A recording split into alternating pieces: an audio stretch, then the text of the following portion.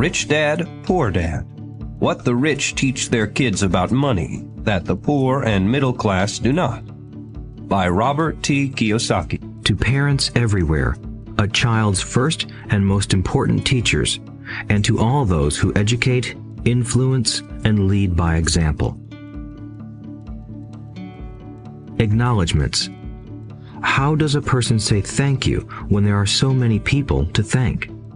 Obviously, this book is a thank you to my two fathers, who were powerful role models, and to my mom, who taught me love and kindness. The person most responsible for this book becoming a reality is my wife, Kim, my partner in marriage, business, and in life. She makes my life complete. Introduction. Rich Dad, Poor Dad. Having two dads offered me the choice of contrasting points of view, one of a rich man and one of a poor man. I had two fathers, a rich one and a poor one. One was highly educated and intelligent. He had a PhD and completed 4 years of undergraduate work in less than 2 years. He then went on to Stanford University, the University of Chicago, and Northwestern University to do his advanced studies, all on full financial scholarships. The other father never finished the 8th grade. Both men were successful in their careers, working hard all their lives. Both earned substantial incomes, yet one always struggled financially. The other would become one of the richest men in Hawaii. One died, leaving tens of millions of dollars to his family, charities, and his church. The other left bills to be paid. Both men were strong, charismatic, and influential. Both men offered me advice, but they did not advise the same things. Both men believed strongly in education, but did not recommend the same course of study. If I had had only one dad, I would have had to accept or reject his advice. Having two dads offered me the choice of contrasting points of view, one of a rich man and one of a poor man.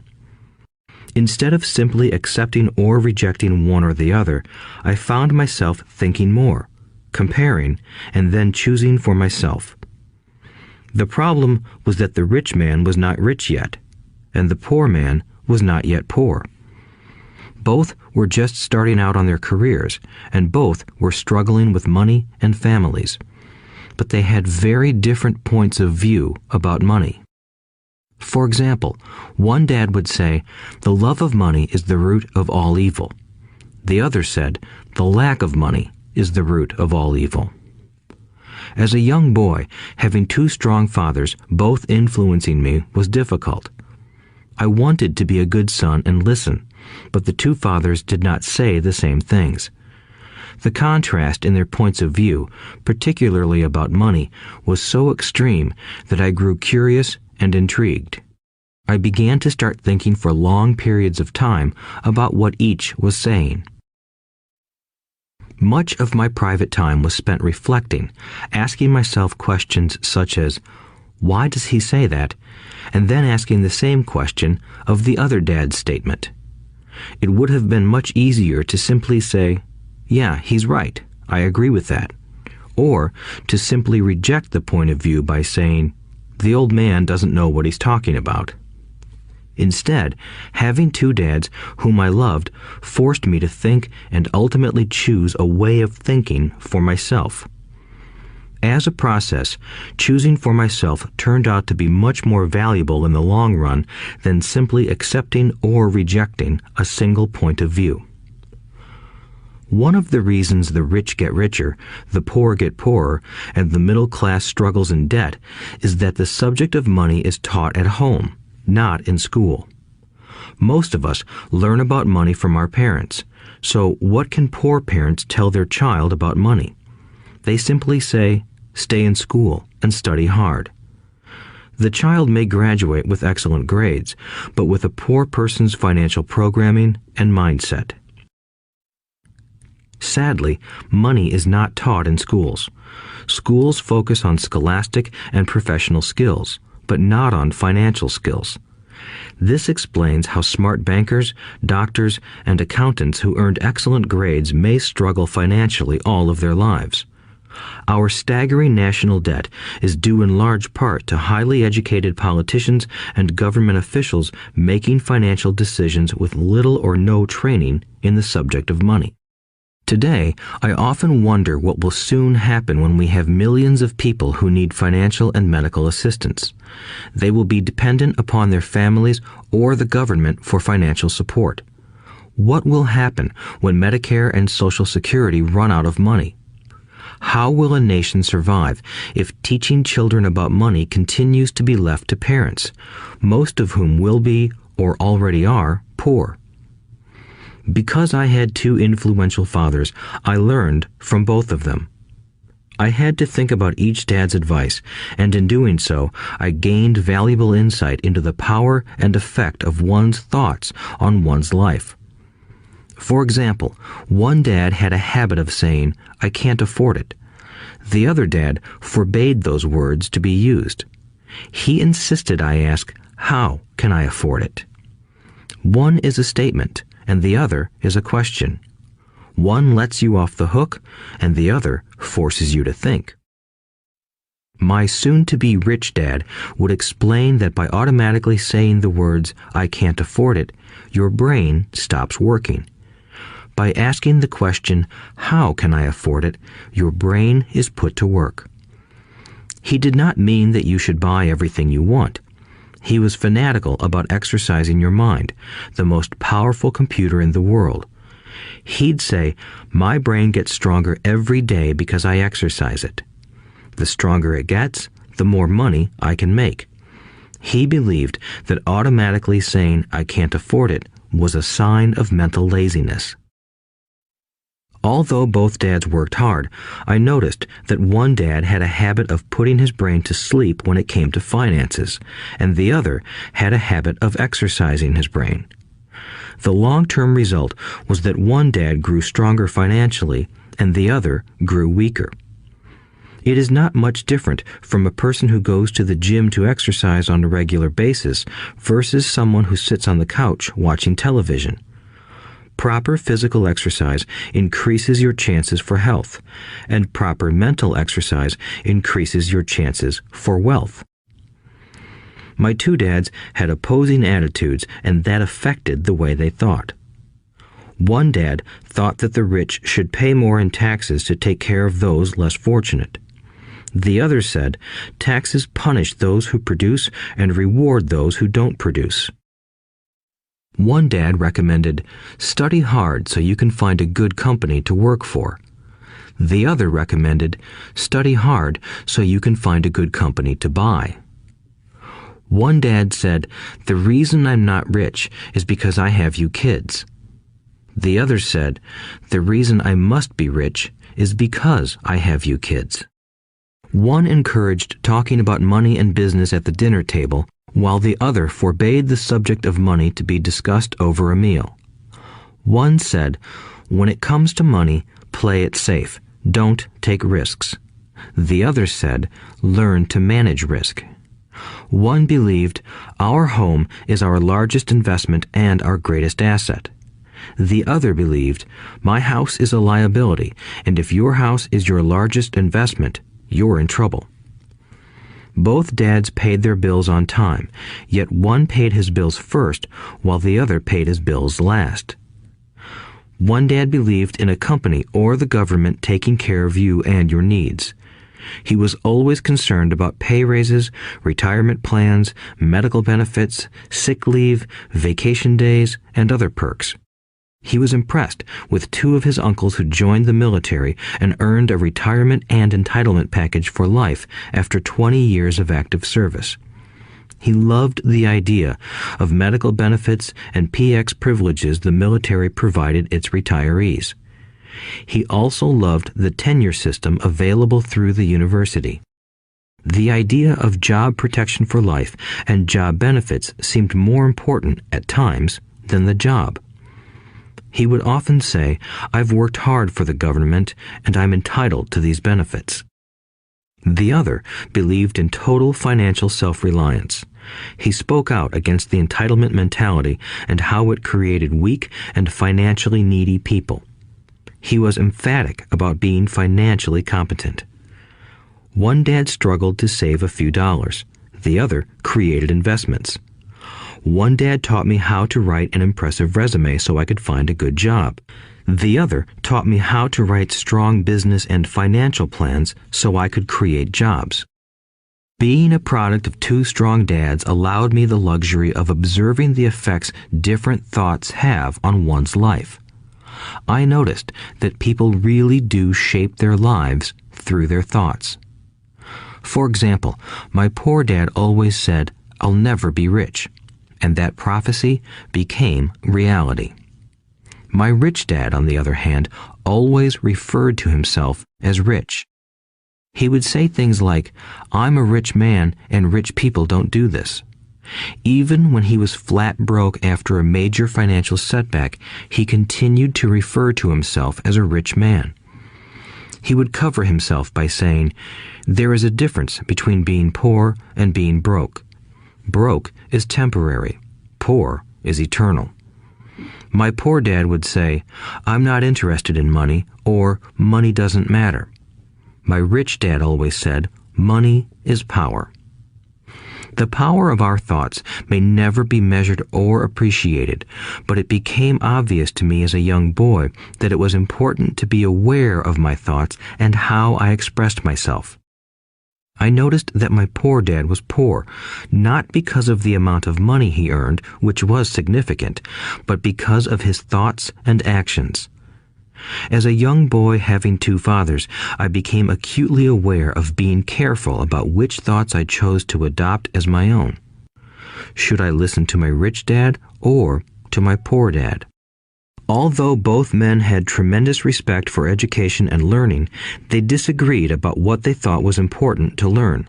One wanted me to study hard, earn a degree, and get a good job to earn money. He wanted me to study to become a professional, an attorney or an accountant, and to go to business school for my MBA. The other encouraged me to study to be rich, to understand how money works, and to learn how to have it work for me. "I don't work for money" were words he would repeat over and over. "Money works for me." At the age of 9, I decided to listen to and learn from my rich dad about money. In doing so, I chose not to listen to my poor dad, even though he was the one with all the college degrees. A lesson from Robert Frost. Robert Frost is my favorite poet. Although I love many of his poems, my favorite is "The Road Not Taken." I use its lesson almost daily. The Road Not Taken. Two roads diverged in a yellow wood, and sorry I could not travel both. And be one traveler long I stood, and looked down one as far as I could, to where it bent in the undergrowth, then took the other as just as fair, and having perhaps the better claim, because it was grassy and wanted wear. Though as for that the passing there had worn them really about the same, and both that morning equally lay in leaves no step had trodden black. Oh, I kept the first for another day, yet knowing how way leads on to way, I doubted if I should ever come back. I shall be telling this with a sigh, somewhere ages and ages hence. Two roads diverged in a wood, and I took the one less traveled by, and that has made all the difference. And that has made all the difference. Over the years, I have often reflected upon Robert Frost's poem. Choosing not to listen to my highly educated dad's advice and attitude about money was a painful decision, but it was a decision that shaped the rest of my life. Once I made up my mind about whom to listen to, my education about money began. My rich dad taught me over a period of 30 years until I was 39 years old. He stopped once he realized that I knew and fully understood what he had been trying to drum into my often thick skull. Money is one form of power. But what is more powerful is financial education. Money comes and goes, but if you have the education about how money works, you gain power over it and can begin building wealth. The reason positive thinking alone does not work is because most people went to school and never learned how money works, so they spend their lives working for money. Because I was only 9 years old when I started, the lessons my rich dad taught me were simple. And when it was all said and done, there were only 6 main lessons, repeated over 30 years. This audiobook is about those 6 lessons, put as simply as possible, just as simply as my rich dad put forth those lessons to me. The lessons are meant not to be answers, but guideposts that will assist you and your children to grow wealthier no matter what happens in a world of increasing change and uncertainty. Chapter 1. Lesson 1. The rich don't work for money. The poor and the middle class work for money. The rich have money work for them. Dad, can you tell me how to get rich? My dad put down the evening paper. Why do you want to get rich, son? Because today Jimmy's mom drove up in their new Cadillac and they were going to their beach house for the weekend. He took 3 of his friends, but Mike and I weren't invited. They told us we weren't invited because we were poor kids. They did? My dad asked incredulously. Yeah, they did, I replied in a hurt tone. My dad silently shook his head, pushed his glasses up the bridge of his nose, and went back to reading the paper. I stood waiting for an answer. The year was 1956. I was 9 years old. By some twist of fate, I attended the same public school where the rich people sent their kids. We were primarily a sugar plantation town. The managers of the plantation and the other affluent people, such as doctors, business owners, and bankers, sent their children to this elementary school. After grade 6, their children were generally sent off to private schools. Because my family lived on one side of the street, I went to this school. Had I lived on the other side of the street, I would have gone to a different school with kids from families more like mine. After grade 6, these kids and I would go on to the public intermediate and high school. There was no private school for them or for me. My dad finally put down the paper. I could tell he was thinking. Well, son, he began slowly, if you want to be rich, you have to learn to make money. How do I make money? I asked. Well, use your head, son, he said, smiling.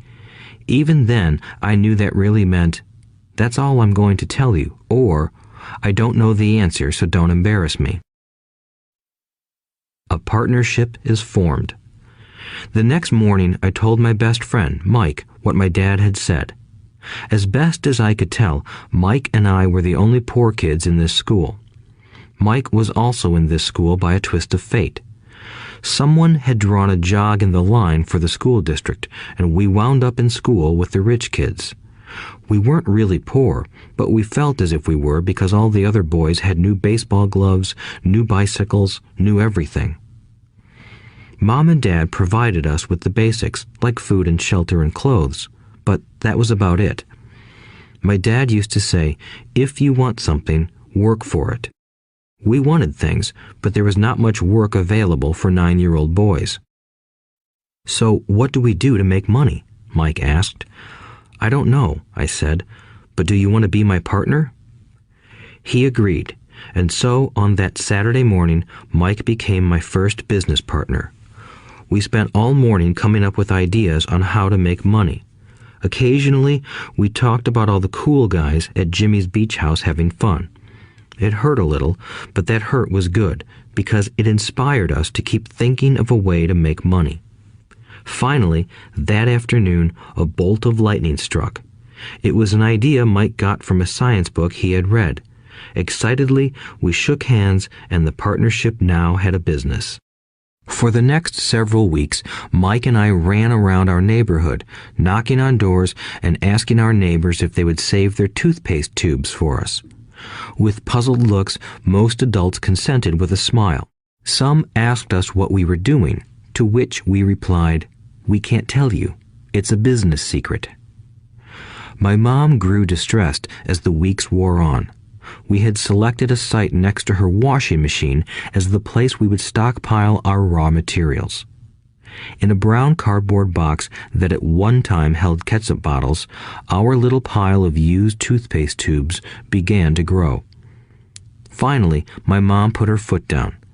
The sight of her neighbor's messy, crumpled used toothpaste tubes had gotten to her. "What are you boys doing?" she asked, "and I don't want to hear again that it's a business secret. Do something with this mess or I'm going to throw it out." Mike and I pleaded and begged, explaining that we would soon have enough and then we would begin production. We informed her that we were waiting on a couple of neighbors to finish their toothpaste so we could have their tubes. Mom granted us a 1-week extension. The date to begin production was moved up, and the pressure was on. My first partnership was already being threatened with an eviction notice by my own mom. It became Mike's job to tell the neighbors to quickly use up their toothpaste, saying their dentist wanted them to brush more often anyway. I began to put together the production line. One day, my dad drove up with a friend to see 2 9-year-old boys in the driveway with a production line operating at full speed. There was fine white powder everywhere. On a long table were small milk cartons from school, and our family's hibachi grill was glowing with red-hot coals at maximum heat. Dad walked up cautiously, having to park the car at the base of the driveway since the production line blocked the carport. As he and his friend got closer, they saw a steel pot sitting on top of the coals in which the toothpaste tubes were being melted down. In those days, toothpaste did not come in plastic tubes. The tubes were made of lead, so once the paint was burned off, the tubes were dropped in the small steel pot. They melted until they became liquid, and with my mom's pot holders, we poured the lead through a small hole in the top of the milk cartons. The milk cartons were filled with plaster of Paris. White powder was everywhere. In my haste, I had knocked the bag over, and the entire area looked like it had been hit by a snowstorm. The milk cartons were the outer containers for plaster of Paris molds. My dad and his friend watched as we carefully poured the molten lead through a small hole in the top of the plaster of Paris cube. "Careful," my dad said. I nodded without looking up. Finally, once the pouring was through, I put the steel pot down and smiled at my dad. "What are you boys doing?" he asked with a cautious smile. "We're doing what you told me to do. We're going to be rich," I said. "Yup," said Mike, grinning and nodding his head. "We're partners." "And what is in those plaster molds?" my dad asked. "Watch," I said.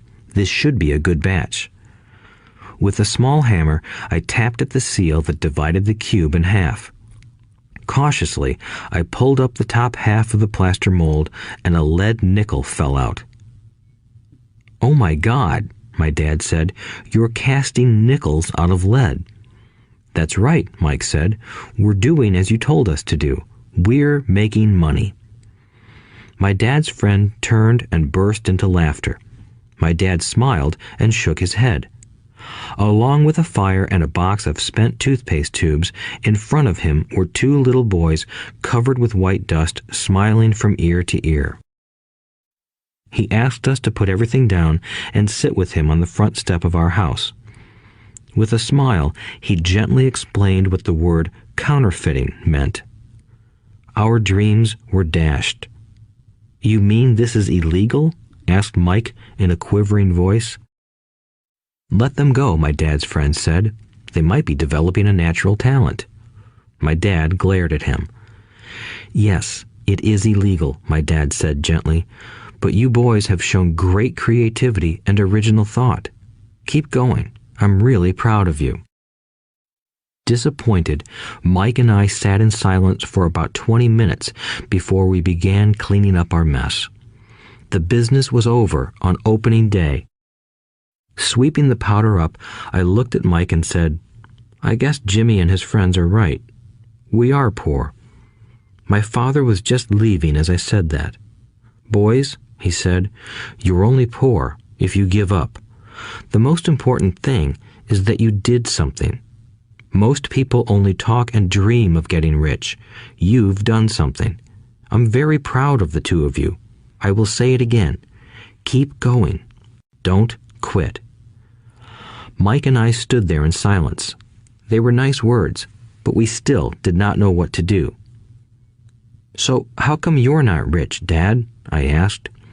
"Because I chose to be a school teacher. School teachers really don't think about being rich. We just like to teach. I wish I could help you, but I really don't know how to make money." Mike and I turned and continued our cleanup. "I know," said my dad. "If you boys want to learn how to be rich, don't ask me. Talk to your dad, Mike." "My dad?" asked Mike with a scrunched-up face. "Yeah, your dad," repeated my dad with a smile.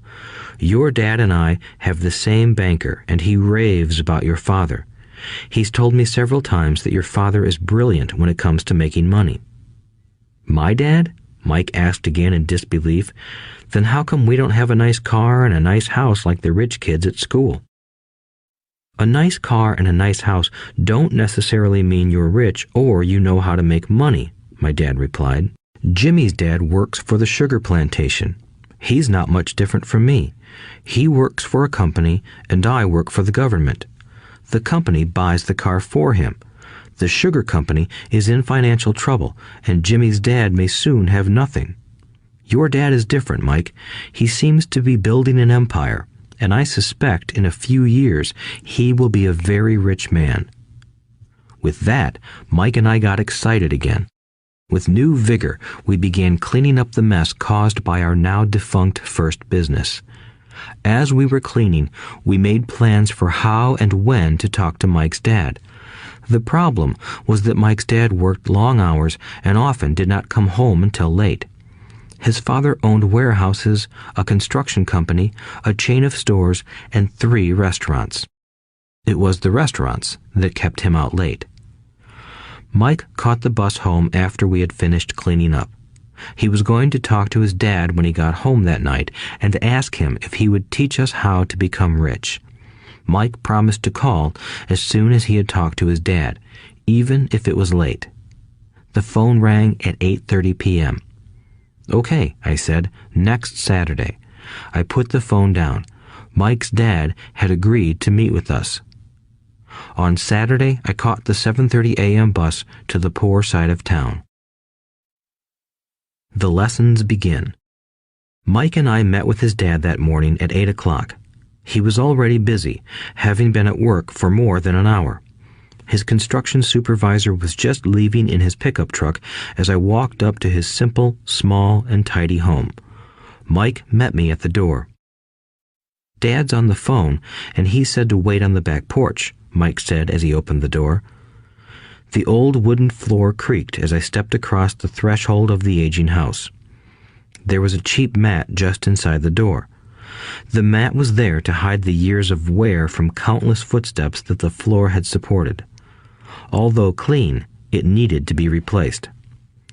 I felt claustrophobic as I entered the narrow living room that was filled with old, musty, overstuffed furniture that today would be collector's items. Sitting on the couch were 2 women, both a little older than my mom. Across from the women sat a man in workman's clothes. He wore khaki slacks and a khaki shirt, neatly pressed but without starch, and polished work boots. He was about 10 years older than my dad. They smiled as Mike and I walked past them toward the back porch. I smiled back shyly. "Who are those people?" I asked. "Oh, they work for my dad. The older man runs his warehouses, and the women are the managers of the restaurants. And as you arrived, you saw the construction supervisor who was working on a road project about 50 miles from here. His other supervisor, who was building a track of houses, left before you got here." "Does this go on all the time?" I asked. "Not always, but quite often," said Mike, smiling as he pulled up a chair to sit down next to me. "I asked my dad if he would teach us to make money," Mike said. "Oh, and what did he say to that?" I asked with cautious curiosity. "Well, he had a funny look on his face at first, and then he said he would make us an offer." "Oh, I said, rocking my chair back against the wall. I sat there, perched on two rear legs of the chair. Mike did the same thing. "Do you know what the offer is?" I asked. "No, but we'll soon find out." Suddenly, Mike's dad burst through the rickety screen door and onto the porch. Mike and I jumped to our feet, not out of respect, but because we were startled. "Ready, boys?" he asked as he pulled up a chair to sit down with us. We nodded our heads as we pulled our chairs away from the wall to sit in front of him. He was a big man, about 6 feet tall and 200 pounds. My dad was taller, about the same weight, and 5 years older than Mike's dad. They sort of looked alike, though not of the same ethnic makeup. Maybe their energy was similar. "Mike says you want to learn to make money. Is that correct, Robert?" I nodded my head quickly, but with a little trepidation. He had a lot of power behind his words and smile. "Okay, here's my offer. I'll teach you, but I won't do it classroom style. You work for me, I'll teach you. You don't work for me, I won't teach you. I can teach you faster if you work, and I'm wasting my time if you just want to sit and listen like you do in school. That's my offer. Take it or leave it." May I ask a question first?" I asked. "No. Take it or leave it. I've got too much work to do to waste my time. If you can't make up your mind decisively, then you'll never learn to make money anyway. Opportunities come and go. Being able to know when to make quick decisions is an important skill. You have the opportunity that you asked for. School is beginning, or it's over in 10 seconds, Mike's dad said with a teasing smile. "Take it," I said. "Take it," said Mike. "Good," said Mike's dad. "Mrs. Martin will be by in 10 minutes. After I'm through with her, you'll ride with her to my superette and you can begin working. I'll pay you 10 cents an hour and you'll work 3 hours every Saturday." "But I have a softball game today," I said. Mike's dad lowered his voice to a stern tone. "Take it or leave it," he said. "I'll take it," I replied, choosing to work and learn instead of playing. 30 cents later. By 9 a.m. that day, Mike and I were working for Mrs. Martin. She was a kind and patient woman. She always said that Mike and I reminded her of her 2 grown sons. Although kind, she believed in hard work and kept us moving. We spent 3 hours taking canned goods off the shelves, brushing each can with a feather duster to get the dust off, and then restacking them neatly. It was excruciatingly boring work. Mike's dad, whom I called my rich dad, owned 9 of these little superettes, each with a large parking lot. They were the early version of the 7-Eleven convenience stores, little neighborhood grocery stores where people bought items such as milk, bread, butter, and cigarettes. The problem was that this was Hawaii before air conditioning was widely used, and the stores could not close their doors because of the heat. On 2 sides of the store, the doors had to be wide open to the road and parking lot. Every time a car drove by or pulled into the parking lot, dust would swirl and settle in the store. We knew we had a job as long as there was no air conditioning. For 3 weeks, Mike and I reported to Mrs. Martin and worked our 3 hours. By noon, our work was over, and she dropped 3 little dimes in each of our hands. Now, even at the age of 9 in the mid-1950s, 30 cents was not too exciting. Comic books cost 10 cents back then, so I usually spent my money on comic books and went home. By Wednesday of the 4th week, I was ready to quit. I had agreed to work only because I wanted to learn to make money from Mike's dad, and now I was a slave for 10 cents an hour. On top of that, I had not seen Mike's dad since that first Saturday. "I'm quitting," I told Mike at lunchtime. School was boring, and now I did not even have my Saturdays to look forward to. But it was the 30 cents that really got to me. This time, Mike smiled. "What are you laughing at?" I asked with anger and frustration. "Dad said this would happen. He said to meet with him when you were ready to quit." "What?" I said indignantly. "He's been waiting for me to get fed up?" Sort of, Mike said. Dad's kind of different. He doesn't teach like your dad. Your mom and dad lecture a lot. My dad is quiet and a man of few words. You just wait till this Saturday. I'll tell him you're ready. You mean I've been set up? No, not really. But maybe. Dad will explain on Saturday. Waiting in line on Saturday. I was ready to face Mike's dad. Even my real dad was angry with him. My real dad, the one I called the poor one, thought that my rich dad was violating child labor laws and should be investigated. My educated poor dad told me to demand what I deserve, at least 25 cents an hour. My poor dad told me that if I did not get a raise, I was to quit immediately. You don't need that damn job anyway, said my poor dad with indignation. At 8 o'clock Saturday morning, I walked through the door of Mike's house when Mike's dad opened it. Take a seat and wait in line, he said as I entered.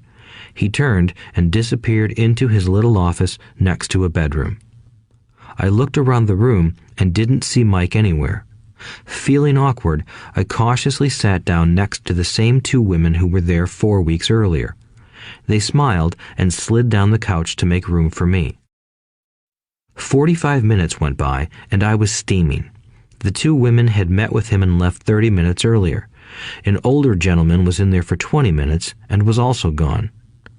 The house was empty, and here I sat in a musty, dark living room on a beautiful, sunny Hawaiian day, waiting to talk to a cheapskate who exploited children. I could hear him rustling around the office, talking on the phone, and ignoring me. I was ready to walk out, but for some reason, I stayed. Finally, 15 minutes later, at exactly 9 o'clock, Rich Dad walked out of his office, said nothing, and signaled with his hand for me to enter. I understand you want a raise or you're going to quit, Rich Dad said as he swiveled in his office chair.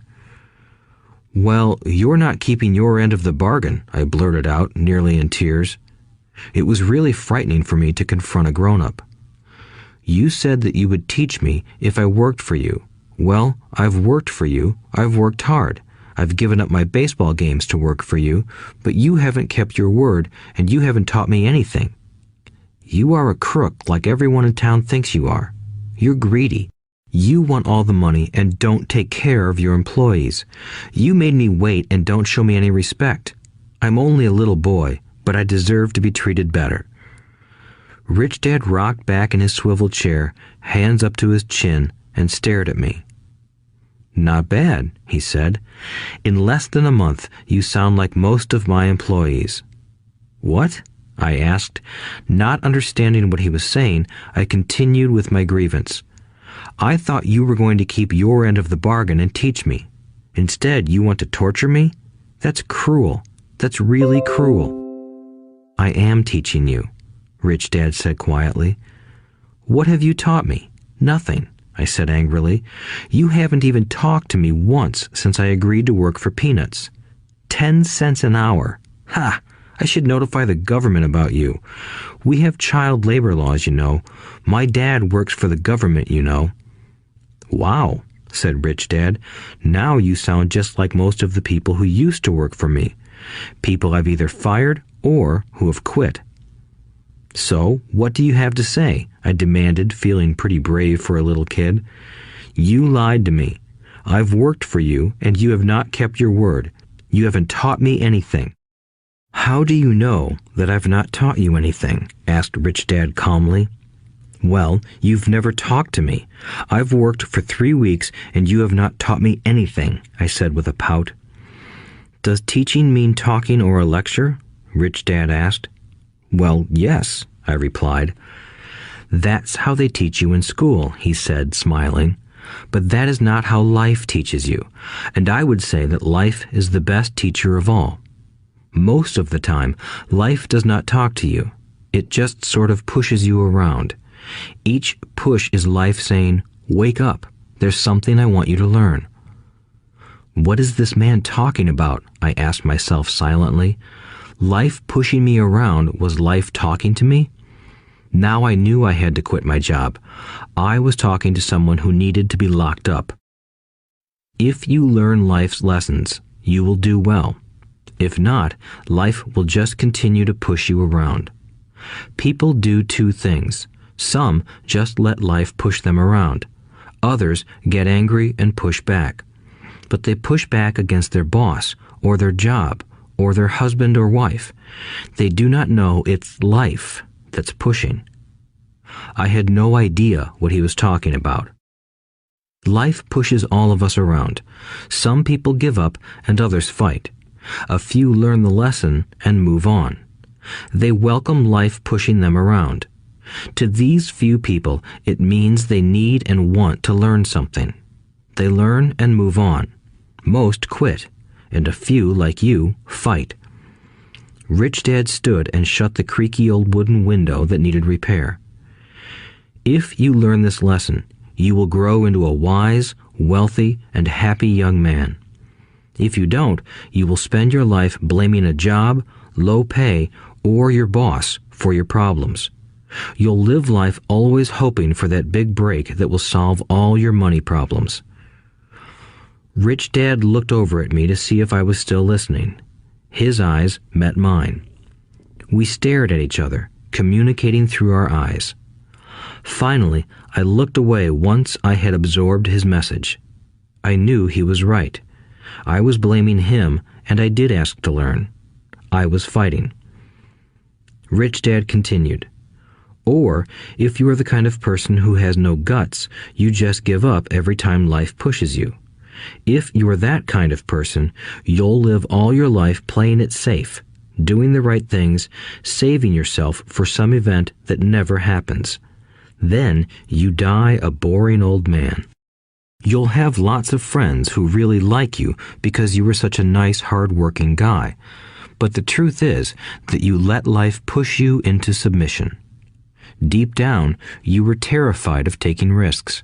You really wanted to win, but the fear of losing was greater than the excitement of winning. Deep inside, you and only you will know you didn't go for it. You chose to play it safe. Our eyes met again. "You've been pushing me around?" I asked. "Some people might say that," smiled Rich Dad. "I would say that I just gave you a taste of life." "What taste of life?" I asked, still angry, but now curious and ready to learn. "You boys are the first people that have ever asked me to teach them how to make money. I have more than 150 employees, and not one of them has asked me what I know about money. They ask me for a job and a paycheck, but never to teach them about money. So most will spend the best years of their lives working for money, not really understanding what it is they are working for." I sat there listening intently. "So when Mike told me you wanted to learn how to make money, I decided to design a course that mirrored real life. I could talk until I was blue in the face, but you wouldn't hear a thing. So I decided to let life push you around a bit so you could hear me. That's why I only paid you 10 cents. "So what is the lesson I learned from working for only 10 cents an hour?" I asked. "That you're cheap and exploit your workers?" Rich Dad rocked back and laughed heartily. Finally, he said, "You'd best change your point of view. Stop blaming me and thinking I'm the problem. If you think I'm the problem, then you have to change me. If you realize that you're the problem, then you can change yourself, learn something, and grow wiser. Most people want everyone else in the world to change but themselves. Let me tell you, it's easier to change yourself than everyone else." "I don't understand," I said. "Don't blame me for your problems," Rich Dad said, growing impatient. "But you only pay me 10 cents. "So what are you learning?" Rich Dad asked, smiling. "That you're cheap," I said with a sly grin. "See, you think I'm the problem," said Rich Dad. "But you are. Well, keep that attitude and you'll learn nothing. Keep the attitude that I'm the problem, and what choices do you have?" "Well, if you don't pay me more or show me more respect and teach me, I'll quit." "Well put," Rich Dad said, "and that's exactly what most people do. They quit and go looking for another job, a better opportunity and higher pay, actually thinking that this will solve the problem. In most cases, it won't. So what should I do? I asked. Just take this measly 10 cents an hour and smile? Rich Dad smiled. That's what the other people do. But that's all they do, waiting for a raise, thinking that more money will solve their problems.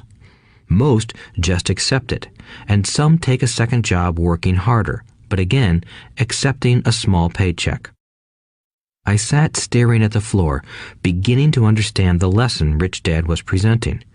I could sense it was a taste of life. Finally, I looked up and asked, "So what will solve the problem?" "This," he said, leaning forward in his chair and tapping me gently on the head. "This stuff between your ears." It was at that moment that Rich Dad shared the pivotal point of view that separated him from his employees and my poor dad, and led him to eventually become one of the richest men in Hawaii, while my highly educated but poor dad struggled financially all his life. It was a singular point of view that made all the difference over a lifetime. Rich Dad said this point of view over and over, which I call lesson number 1. The poor and the middle class work for money. The rich have money work for them. On that bright Saturday morning, I learned a completely different point of view from what I had been taught by my poor dad. At the age of 9, I understood that both dads wanted me to learn. Both dads encouraged me to study, but not the same things. My highly educated dad recommended that I do what he did. "Son, I want you to study hard, get good grades so you can find a safe, secure job with a big company, and make sure it has excellent benefits." My rich dad wanted me to learn how money works so I could make it work for me. These lessons I would learn through life with his guidance, not because of a classroom. My rich dad continued my first lesson. "I'm glad you got angry about working for 10 cents an hour.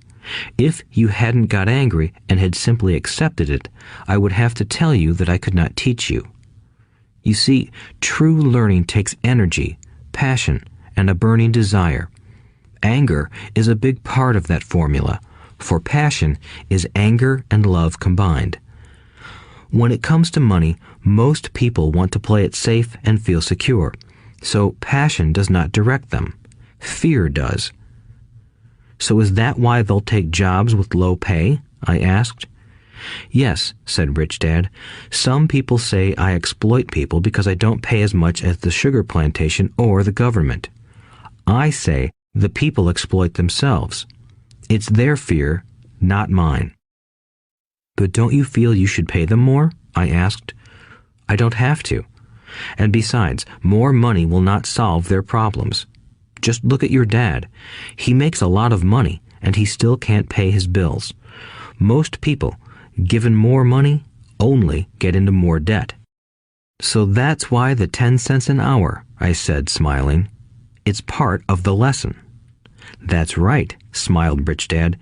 "You see, your dad went to school and got an excellent education so he could get a high-paying job. But he still has money problems because he never learned anything about money in school. On top of that, he believes in working for money." "And you don't?" I asked. "No, not really," said Rich Dad. "If you want to learn to work for money, then stay in school. That is a great place to learn to do that. But if you want to learn how to have money work for you, then I will teach you that. But only if you want to learn." "Wouldn't everyone want to learn that?" I asked. "No," said Rich Dad, "simply because it's easier to learn to work for money, especially if fear is your primary emotion when the subject of money is discussed." "I don't understand," I said with a frown. "Don't worry about that for now. Just know that it's fear that keeps most people working at a job. The fear of not paying their bills, the fear of being fired, the fear of not having enough money, and the fear of starting over. That's the price of studying to learn a profession or trade and then working for money. Most people become a slave to money and then get angry at their boss. Learning to have money work for you is a completely different course of study? I asked. Absolutely, Rich Dad answered. Absolutely. We sat in the silence on that beautiful Hawaiian Saturday morning. My friends had just started their Little League baseball game, but for some reason I was now thankful I had decided to work for 10 cents an hour. I sensed that I was about to learn something my friends wouldn't learn in school. Ready to learn? Asked Rich Dad. Absolutely, I said with a grin. I have kept my promise. I've been teaching you from afar, my Rich Dad said. At 9 years old, you've gotten a taste of what it feels like to work for money. Just multiply your last month by 50 years, and you will have an idea of what most people spend their life doing. I don't understand, I said. How did you feel waiting in line to see me, once to get hired and once to ask for more money? Terrible, I said.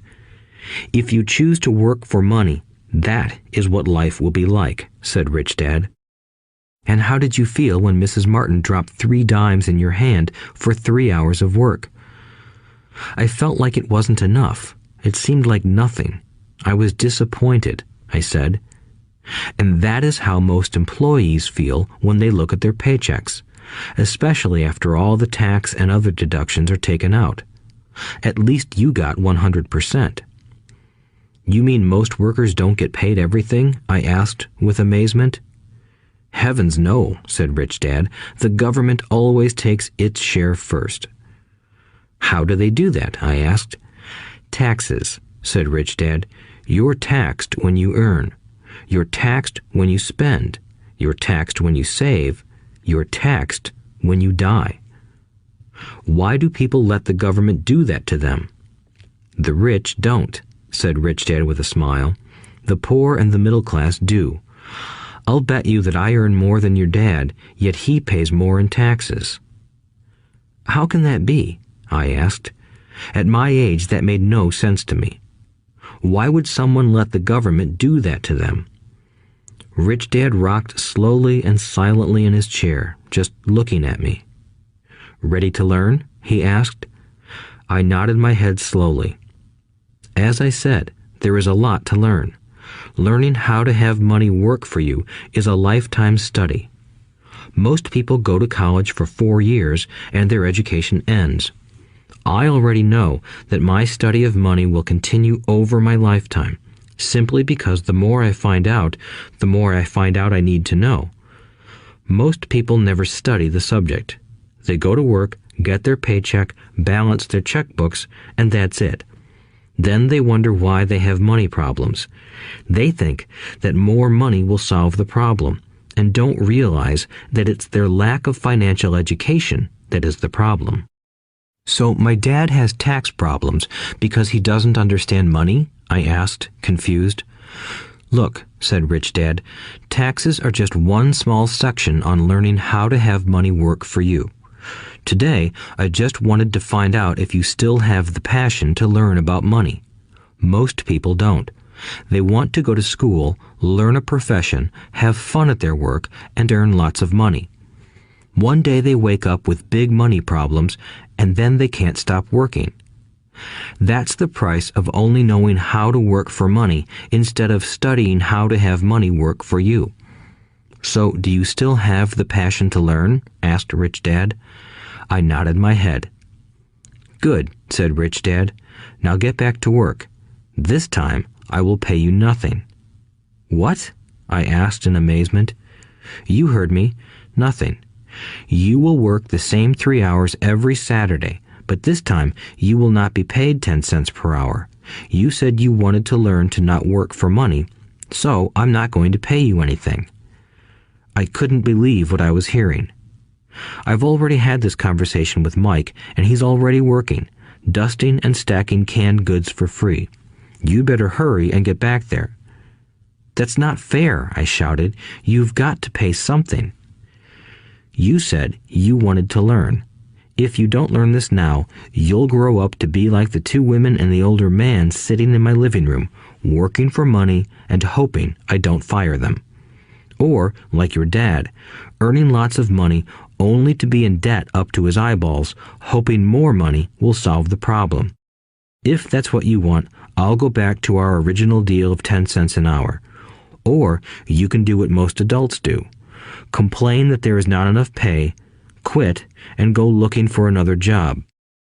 But what do I do? I asked. Rich Dad tapped me on the head.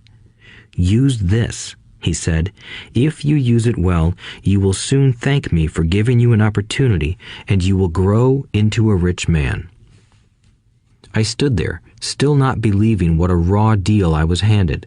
I came to ask for a raise, and somehow I was instead working for nothing. Rich Dad tapped me on the head again and said, "Use this. Now, get out of here and get back to work."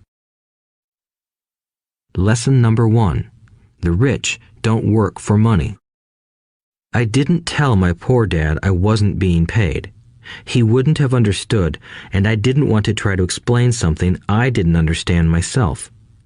For 3 more weeks, Mike and I worked 3 hours every Saturday for nothing. The work didn't bother me, and the routine got easier. But it was the missed baseball games and not being able to afford to buy a few comic books that got to me. Rich Dad stopped by at noon on the 3rd week. We heard his truck pull up in the parking lot and sputter when the engine was turned off. He entered the store and greeted Mrs. Martin with a hug. After finding out how things were going in the store, he reached into the ice cream freezer, pulled out 2 bars, paid for them, and signaled to Mike and me. "Let's go for a walk, boys." We crossed the street, dodging a few cars, and walked across a large grassy field where a few adults were playing softball. Sitting down at a lone picnic table, he handed Mike and me the treats. "How's it going, boys?" "Okay," Mike said. I nodded in agreement. "Learn anything yet?" Rich Dad asked. Mike and I looked at each other, shrugged our shoulders, and shook our heads in unison. Avoiding one of life's biggest traps. Well, you boys had better start thinking. You're staring at one of life's biggest lessons. If you learn it, you'll enjoy a life of great freedom and security. If you don't, you'll wind up like Mrs. Martin and most of the people playing softball in this park. They work very hard for little money, clinging to the illusion of job security and looking forward to a 3-week vacation each year and maybe a skimpy pension after 45 years of service. If that excites you, I'll give you a raise to 25 cents an hour. But these are good, hard-working people. Are you making fun of them? I demanded. A smile came over Rich Dad's face. Mrs. Martin is like a mother to me. I would never be that cruel. I may sound unkind because I'm doing my best to point something out to the two of you. I want to expand your point of view so you can see something most people never have the benefit of seeing because their vision is too narrow. Most people never see the trap they are in. Mike and I sat there, uncertain of his message. He sounded cruel, yet we could sense he was trying to drive home a point. With a smile, Rich Dad said, "Doesn't that 25 cents an hour sound good? Doesn't it make your heart beat a little faster?" I shook my head no, but it really did. 25 cents an hour would be big bucks to me. "Okay, I'll pay you $1 an hour," Rich Dad said, with a sly grin. Now my heart started to race. My brain was screaming, "Take it, take it." I could not believe what I was hearing. Still, I said nothing. "Okay, $2 an hour." My little brain and heart nearly exploded. After all, it was 1956, and being paid $2 an hour would have made me the richest kid in the world. I couldn't imagine earning that kind of money. I wanted to say yes. I wanted the deal. I could picture a new bicycle, new baseball glove, and the adoration of my friends when I flashed some cash. On top of that, Jimmy and his rich friends could never call me poor again. But somehow, my mouth stayed shut. The ice cream had melted and was running down my hand. Rich Dad was looking at two boys staring back at him, eyes wide open and brains empty. He was testing us, and he knew there was a part of our emotions that wanted to take the deal. He understood that every person has a weak and needy part of their soul that can be bought, and he knew that every individual also had a part of their soul that was resilient and could never be bought. It was only a question of which one was stronger. Okay, $5 an hour. Suddenly, I was silent. Something had changed. The offer was too big and ridiculous. Not many grown-ups in 1956 made more than that, but quickly my temptation disappeared and calm set in. Slowly, I turned to my left to look at Mike. He looked back at me. The part of my soul that was weak and needy was silenced. The part of me that had no price took over. I knew Mike had gotten to that point too. "Good," said Rich Dad softly. "Most people have a price, and they have a price because of human emotions named fear and greed. First, the fear of being without money motivates us to work hard, and then, once we get that paycheck, greed or desire starts us thinking about all the wonderful things money can buy. The pattern is then set." "What pattern?" I asked. "The pattern of get up, go to work, pay bills, get up, go to work, pay bills." People's lives are forever controlled by two emotions, fear and greed. Offer them more money, and they continue the cycle by increasing their spending. This is what I call the rat race. "There is another way?" Mike asked. "Yes," said Rich Dad slowly, "but only a few people find it." "And what is that way?" Mike asked. "That's what I hope you boys will learn as you work and study with me. That is why I took away all forms of pay." "Any hints?" Mike asked. "We're kind of tired of working hard, especially for nothing." "Well, the first step is telling the truth," said Rich Dad. "We haven't been lying," I said. "I did not say you were lying. I said to tell the truth," Rich Dad retorted. "The truth about what?" I asked. "How you're feeling," Rich Dad said. "You don't have to say it to anyone else. Just admit it to yourself." "You mean the people in this park, the people who work for you, Mrs. Martin, they don't do that?" I asked. "I doubt it," said Rich Dad. "Instead, they feel the fear of not having money. They don't confront it logically. They react emotionally instead of using their heads," Rich Dad said. "Then they get a few bucks in their hands, and again, the emotions of joy, desire, and greed take over. And again they react instead of think." "So their emotions control their brain," Mike said. "That's correct," said Rich Dad. "Instead of admitting the truth about how they feel, they react to their feelings and fail to think. They feel the fear, so they go to work, hoping that money will soothe the fear, but it doesn't. It continues to haunt them, and they return to work, hoping again that money will calm their fears, and again it doesn't. Fear keeps them in this trap of working, earning money, hoping the fear will go away. But every day they get up, and that old fear wakes up with them. For millions of people, that old fear keeps them awake all night, causing a night of turmoil and worry. So they get up and go to work, hoping that a paycheck will kill that fear gnawing at their souls. Money is running their lives, and they refuse to tell the truth about that. Money is in control of their emotions and their souls." Rich Dad sat quietly, letting his words sink in. Mike and I had heard what he said, but didn't understand fully what he was talking about. I just knew that I often wondered why grown-ups hurried off to work. It did not seem like much fun, and they never looked that happy, but something kept them going.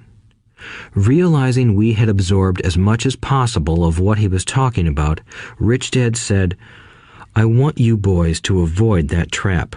That is really what I want to teach you. Not just to be rich, because being rich does not solve the problem." "It doesn't?" I asked, surprised. No, it doesn't. Let me explain the other emotion, desire.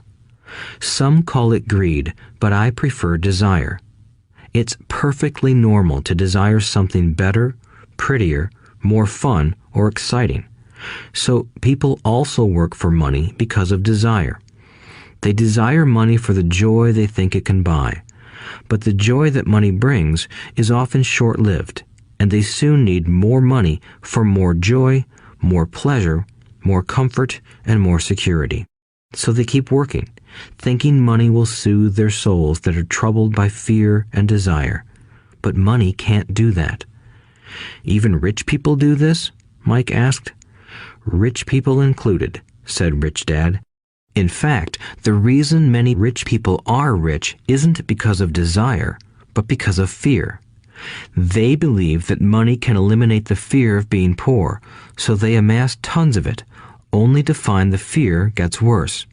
Now they fear losing the money. I have friends who keep working even though they have plenty.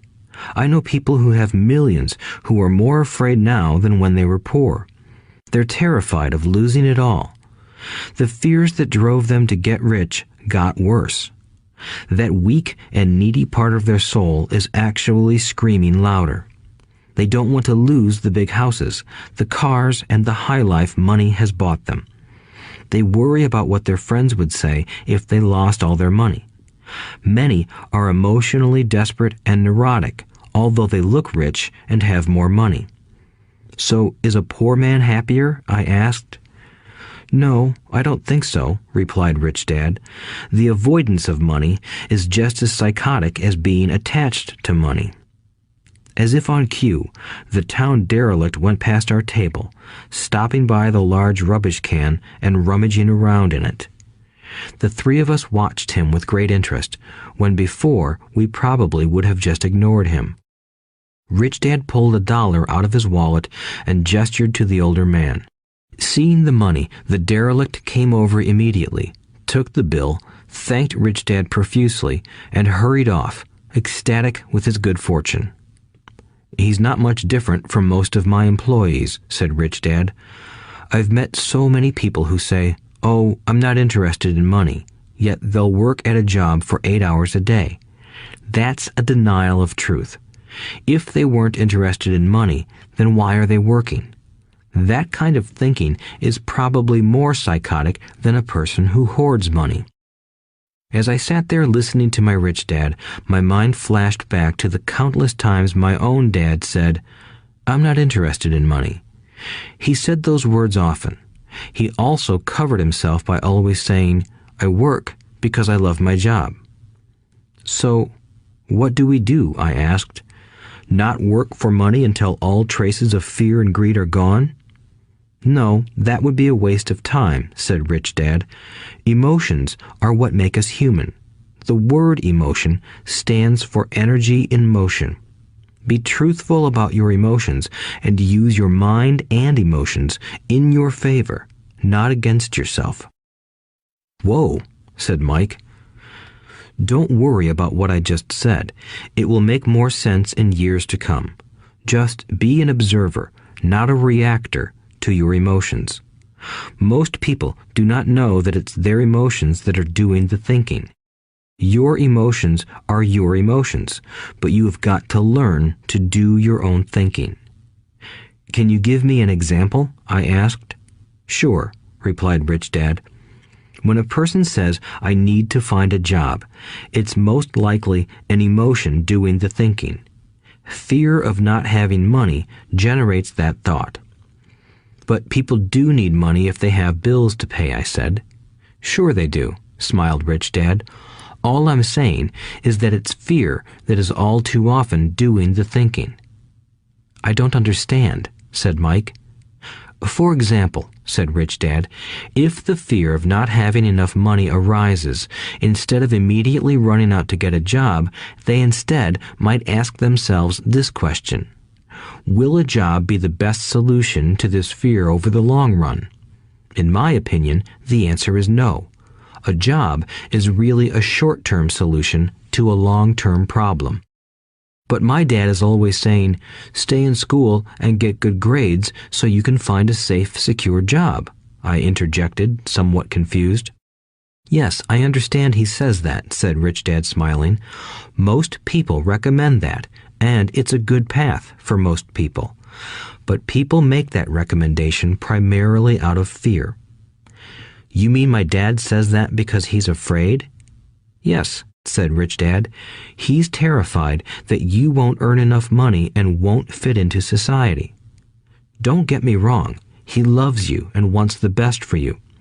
I, too, believe an education and a job are important, but it won't handle the fear. You see, that same fear that makes him get up in the morning to earn a few bucks is the fear that is causing him to be so fanatical about your going to school. So what do you recommend? I asked. I want to teach you to master the power of money instead of being afraid of it. They don't teach that in school, and if you don't learn it, you become a slave to money. It was finally making sense. He wanted us to widen our views and to see what the Mrs. Martins of this world couldn't see. He used examples that sounded cruel at the time, but I've never forgotten them. My vision widened that day, and I began to see the trap that lay ahead for most people. You see, we're all employees ultimately. We just work at different levels, said Rich Dad. I just want you boys to have a chance to avoid the trap caused by those two emotions, fear and desire. Use them in your favor, not against you. That's what I want to teach you. I'm not interested in just teaching you to make a pile of money. That won't handle the fear or desire. If you don't first handle fear and desire, and you get rich, you'll only be a highly paid slave. So how do we avoid the trap? I asked. The main cause of poverty or financial struggle is fear and ignorance, not the economy or the government or the rich. It's self-inflicted fear and ignorance that keep people trapped. So you boys go to school and get your college degrees, and I'll teach you how to stay out of the trap. The pieces of the puzzle were appearing. My highly educated dad had a great education and a great career, but school never told him how to handle money or his fear of it. It became clear that I could learn different and important things from two fathers. So you've been talking about the fear of not having money. How does the desire for money affect our thinking? Mike asked. How did you feel when I tempted you with a pay raise? Did you notice your desires rising? We nodded our heads. By not giving in to your emotions, you were able to delay your reactions and think. That is important. We will always have emotions of fear and greed. From here on in, it's imperative for you to use those emotions to your advantage, and for the long term to not let your emotions control your thinking. Most people use fear and greed against themselves. That's the start of ignorance. Most people live their lives chasing paychecks, pay raises, and job security because of the emotions of desire and fear, not really questioning where those emotion-driven thoughts are leading them. It's just like the picture of a donkey dragging a cart with its owner dangling a carrot just in front of its nose. The donkey's owner may be going where he wants to, but the donkey is chasing an illusion. Tomorrow, there will only be another carrot for the donkey. You mean the moment I pictured a new baseball glove, candy, and toys, that's like a carrot to a donkey? Mike asked. Yes, and as you get older, your toys get more expensive. A new car, a boat, and a big house to impress your friends, said Rich Dad with a smile. Fear pushes you out the door, and desire calls to you. That's the trap. So what's the answer? Mike asked. What intensifies fear and desire is ignorance. That is why rich people with lots of money often have more fear the richer they get. Money is the carrot, the illusion. If the donkey could see the whole picture, it might rethink its choice to chase the carrot.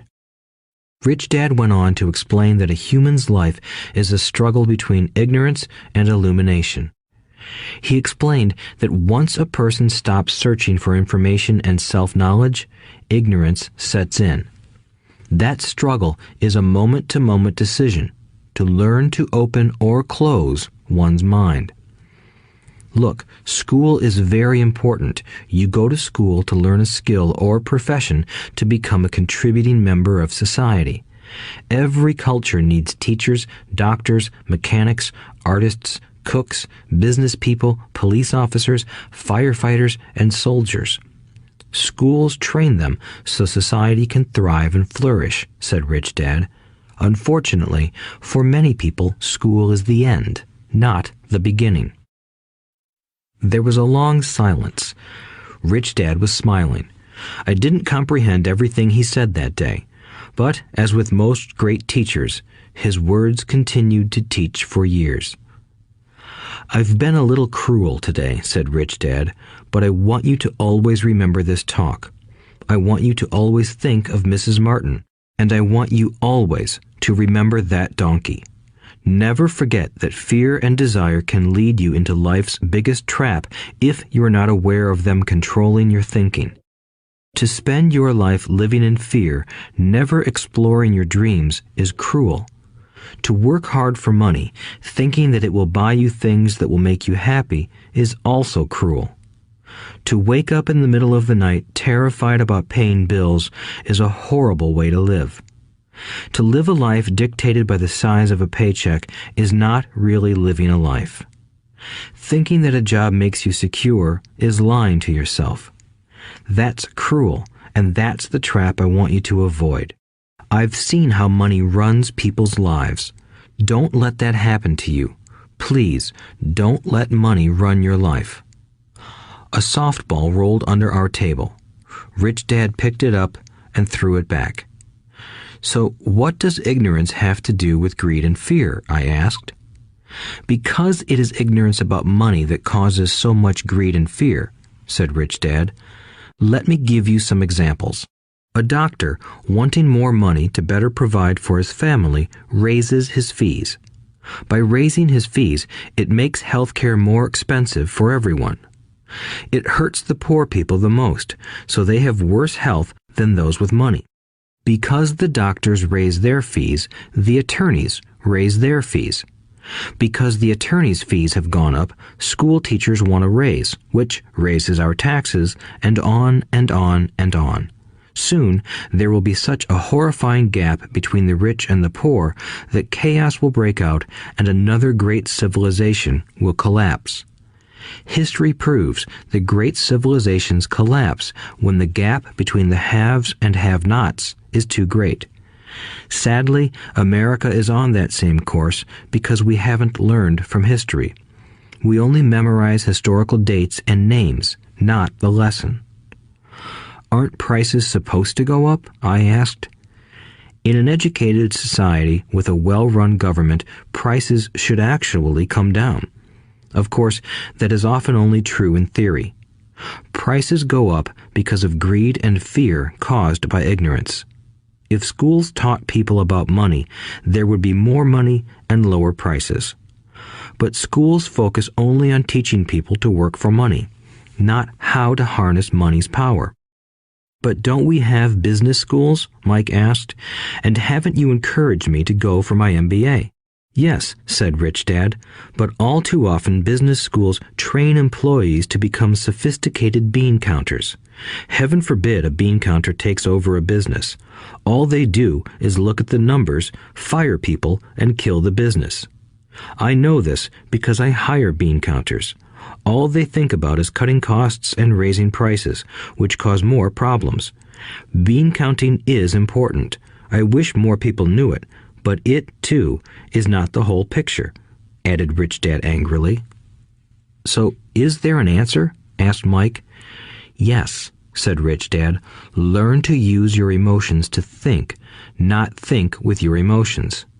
When you boys mastered your emotions by agreeing to work for free, I knew there was hope. When you again resisted your emotions when I tempted you with more money, you were again learning to think in spite of being emotionally charged. That's the first step. Why is that step so important? I asked. Well, that's up to you to find out. If you want to learn, I'll take you boys into the briar patch, a place almost everyone else avoids.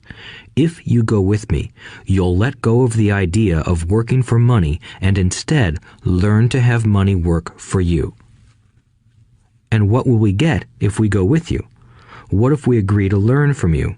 What will we get? I asked. The same thing Brer Rabbit got, said Rich Dad, referring to the classic children's story. Is there a briar patch? I asked. Yes, said Rich Dad. The briar patch is our fear and greed. Confronting fear, weaknesses, and neediness by choosing our own thoughts is the way out. Choosing our thoughts? Mike asked, puzzled. Yes, choosing what we think rather than reacting to our emotions. Instead of just getting up and going to work because not having the money to pay your bills is scaring you, ask yourself, is working harder at this the best solution to this problem?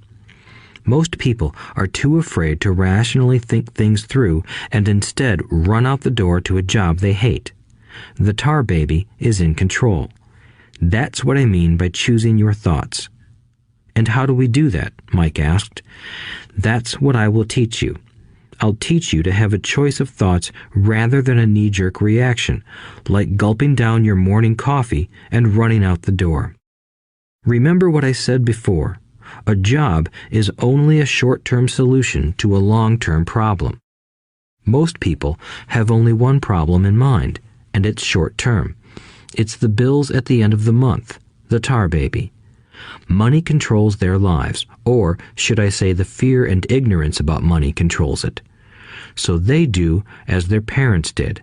They get up every day and go work for money, not taking the time to ask the question, is there another way? Their emotions now control their thinking, not their heads. Can you tell the difference between emotions thinking and the head thinking? Mike asked. Oh yes, I hear it all the time, said Rich Dad. I hear things like, well, everyone has to work, or the rich are crooks, or I'll get another job, I deserve this raise, you can't push me around, or I like this job because it's secure. No one asks, is there something I'm missing here? Which would break through the emotional thought and give you time to think clearly. As we headed back to the store, Rich Dad explained that the rich really did make money. They did not work for it. He went on to explain that when Mike and I were casting 5-cent pieces out of lead, thinking we were making money, we were very close to thinking the way the rich think. The problem was that creating money is legal for the government and banks to do, but illegal for us to do. There are legal ways to create money from nothing, he told us. Rich Dad went on to explain that the rich know that money is an illusion, truly like the carrot for the donkey. It's only out of fear and greed that the illusion of money is held together by billions of people who believe that money is real. It's not. Money is really made up. It is only because of the illusion of confidence and the ignorance of the masses that this house of cards stands. He talked about the gold standard that America was on, and that each dollar bill was actually a silver certificate. What concerned him was the rumor that we would someday go off the gold standard and our dollars would no longer be backed by something tangible. If that happens, boys, all hell will break loose. The poor, the middle class, and the ignorant will have their lives ruined simply because they will continue to believe that money is real and that the company they work for, or the government, will look after them. We really did not understand what he was saying that day, but over the years, it made more and more sense. Seeing what others miss. As he climbed into his pickup truck outside his convenience store, Rich Dad said, "Keep working, boys, but the sooner you forget about needing a paycheck, the easier your adult life will be. Keep using your brain, work for free, and soon your mind will show you ways of making money far beyond what I could ever pay you. You will see things that other people never see. Most people never see these opportunities because they're looking for money and security, so that's all they get. The moment you see one opportunity, you'll see them for the rest of your life. The moment you do that, I'll teach you something else. Learn this, and you'll avoid one of life's biggest traps. Mike and I picked up our things from the store and waved goodbye to Mrs. Martin. We went back to the park, to the same picnic bench, and spent several more hours thinking and talking. We spent the next week at school thinking and talking too. For 2 more weeks, we kept thinking, talking, and working for free. At the end of the second Saturday, I was again saying goodbye to Mrs. Martin and looking at the comic book stand with a longing gaze. The hard thing about not even getting 30 cents every Saturday was that I didn't have any money to buy comic books. Suddenly, as Mrs. Martin said goodbye to Mike and me, I saw her do something I'd never seen her do before.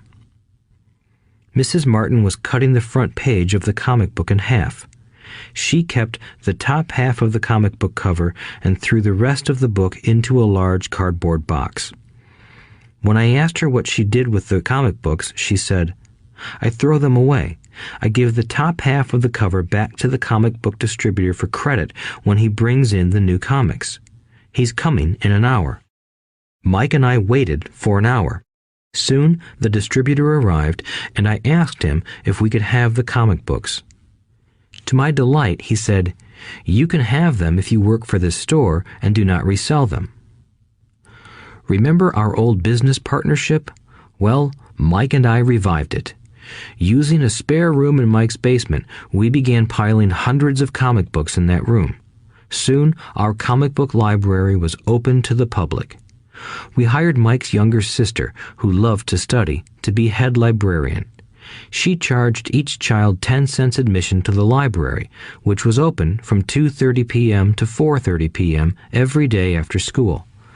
The customers, the children of the neighborhood, could read as many comics as they wanted in 2 hours.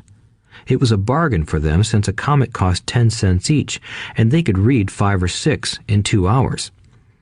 Mike's sister would check the kids as they left to make sure they weren't borrowing any comic books. She also kept the books, logging in how many kids showed up each day, who they were, and any comments they might have.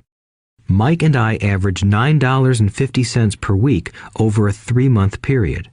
We paid his sister $1 a week and allowed her to read the comics for free, which she rarely did since she was always studying. Mike and I kept our agreement by working in the store every Saturday and collecting all the comic books from the different stores. We kept our agreement to the distributor by not selling any comic books. We burned them once they got too tattered. We tried opening a branch office, but we could never quite find someone as trustworthy and dedicated as Mike's sister. At an early age, we found out how hard it was to find good staff. 3 months after the library first opened, a fight broke out in the room. Some bullies from another neighborhood pushed their way in, and Mike's dad suggested we shut down the business. So our comic book business shut down, and we stopped working on Saturdays at the convenience store. But Rich Dad was excited because he had new things he wanted to teach us. He was happy because we had learned our first lessons so well. We learned to make money work for us. By not getting paid for our work at the store, we were forced to use our imaginations to identify an opportunity to make money. By starting our own business, the comic book library, we were in control of our own finances, not dependent on an employer. The best part was that our business generated money for us even when we weren't physically there. Our money worked for us. Instead of paying us money, Rich Dad had given us so much more. Chapter 2. Lesson 2. Why teach financial literacy? It's not how much money you make, it's how much money you keep. In 1990, Mike took over his father's empire and is, in fact, doing a better job than his dad did. We see each other once or twice a year on the golf course. He and his wife are wealthier than you can imagine. Rich Dad's empire is in great hands, and Mike is now grooming his son to take his place, as his dad had groomed us. In 1994, I retired at the age of 47, and my wife Kim was 37. Retirement does not mean not working. For us, it means that, barring unforeseen cataclysmic changes, we can work or not work, and our wealth grows automatically, staying ahead of inflation. Our assets are large enough to grow by themselves. It's like planting a tree. You water it for years, and then one day it doesn't need you anymore. Its roots are implanted deep enough. Then the tree provides shade for your enjoyment. Mike chose to run the empire, and I chose to retire. Whenever I speak to groups of people, they often ask what I would recommend that they do. How do I get started? Is there a book you would recommend? What should I do to prepare my children? What is your secret to success? How do I make millions? Whenever I hear one of these questions, I'm reminded of the following story. The Richest Businessmen. In 1923, a group of our greatest leaders and richest businessmen held a meeting at the Edgewater Beach Hotel in Chicago. Among them were Charles Schwab, head of the largest independent steel company; Samuel Insull, president of the world's largest utility; Howard Hobson, head of the largest gas company; Ivar Kruger, president of International Match Company, one of the world's largest companies at that time; Leon Fraser, president of the Bank of International Settlements; Richard Whitney, president of the New York Stock Exchange; Arthur Cotton and Jesse Livermore, two of the biggest stock speculators; and Albert Fall, a member of President Harding's cabinet. 25 years later, 9 of these titans ended their lives as follows. Schwab died penniless after living for 5 years on borrowed money. Insull died broke in a foreign land, and Kruger and Cotton also died broke. Hobson went insane.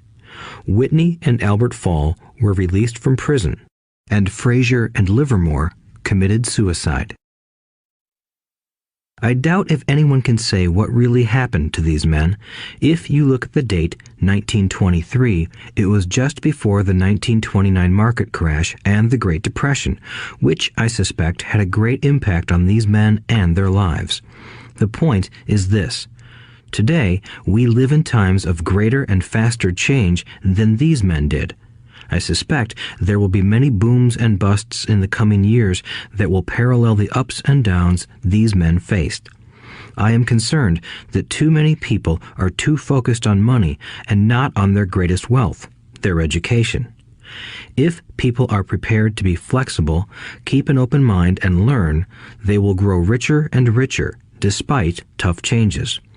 If they think money will solve problems, they will have a rough ride. Intelligence solves problems and produces money. Money without financial intelligence is money soon gone. Most people fail to realize that in life, it's not how much money you make, it's how much money you keep. We've all heard stories of lottery winners who are poor, then suddenly rich, and then poor again. They win millions, yet are soon back where they started. Or stories of professional athletes who at the age of 24 are earning millions but are sleeping under a bridge 10 years later. I remember a story of a young basketball player who a year ago had millions. Today, at just 29, he claims his friends, attorney, and accountant took his money and he was forced to work at a car wash for minimum wage. He was fired from the car wash because he refused to take off his championship ring as he was wiping off the cars.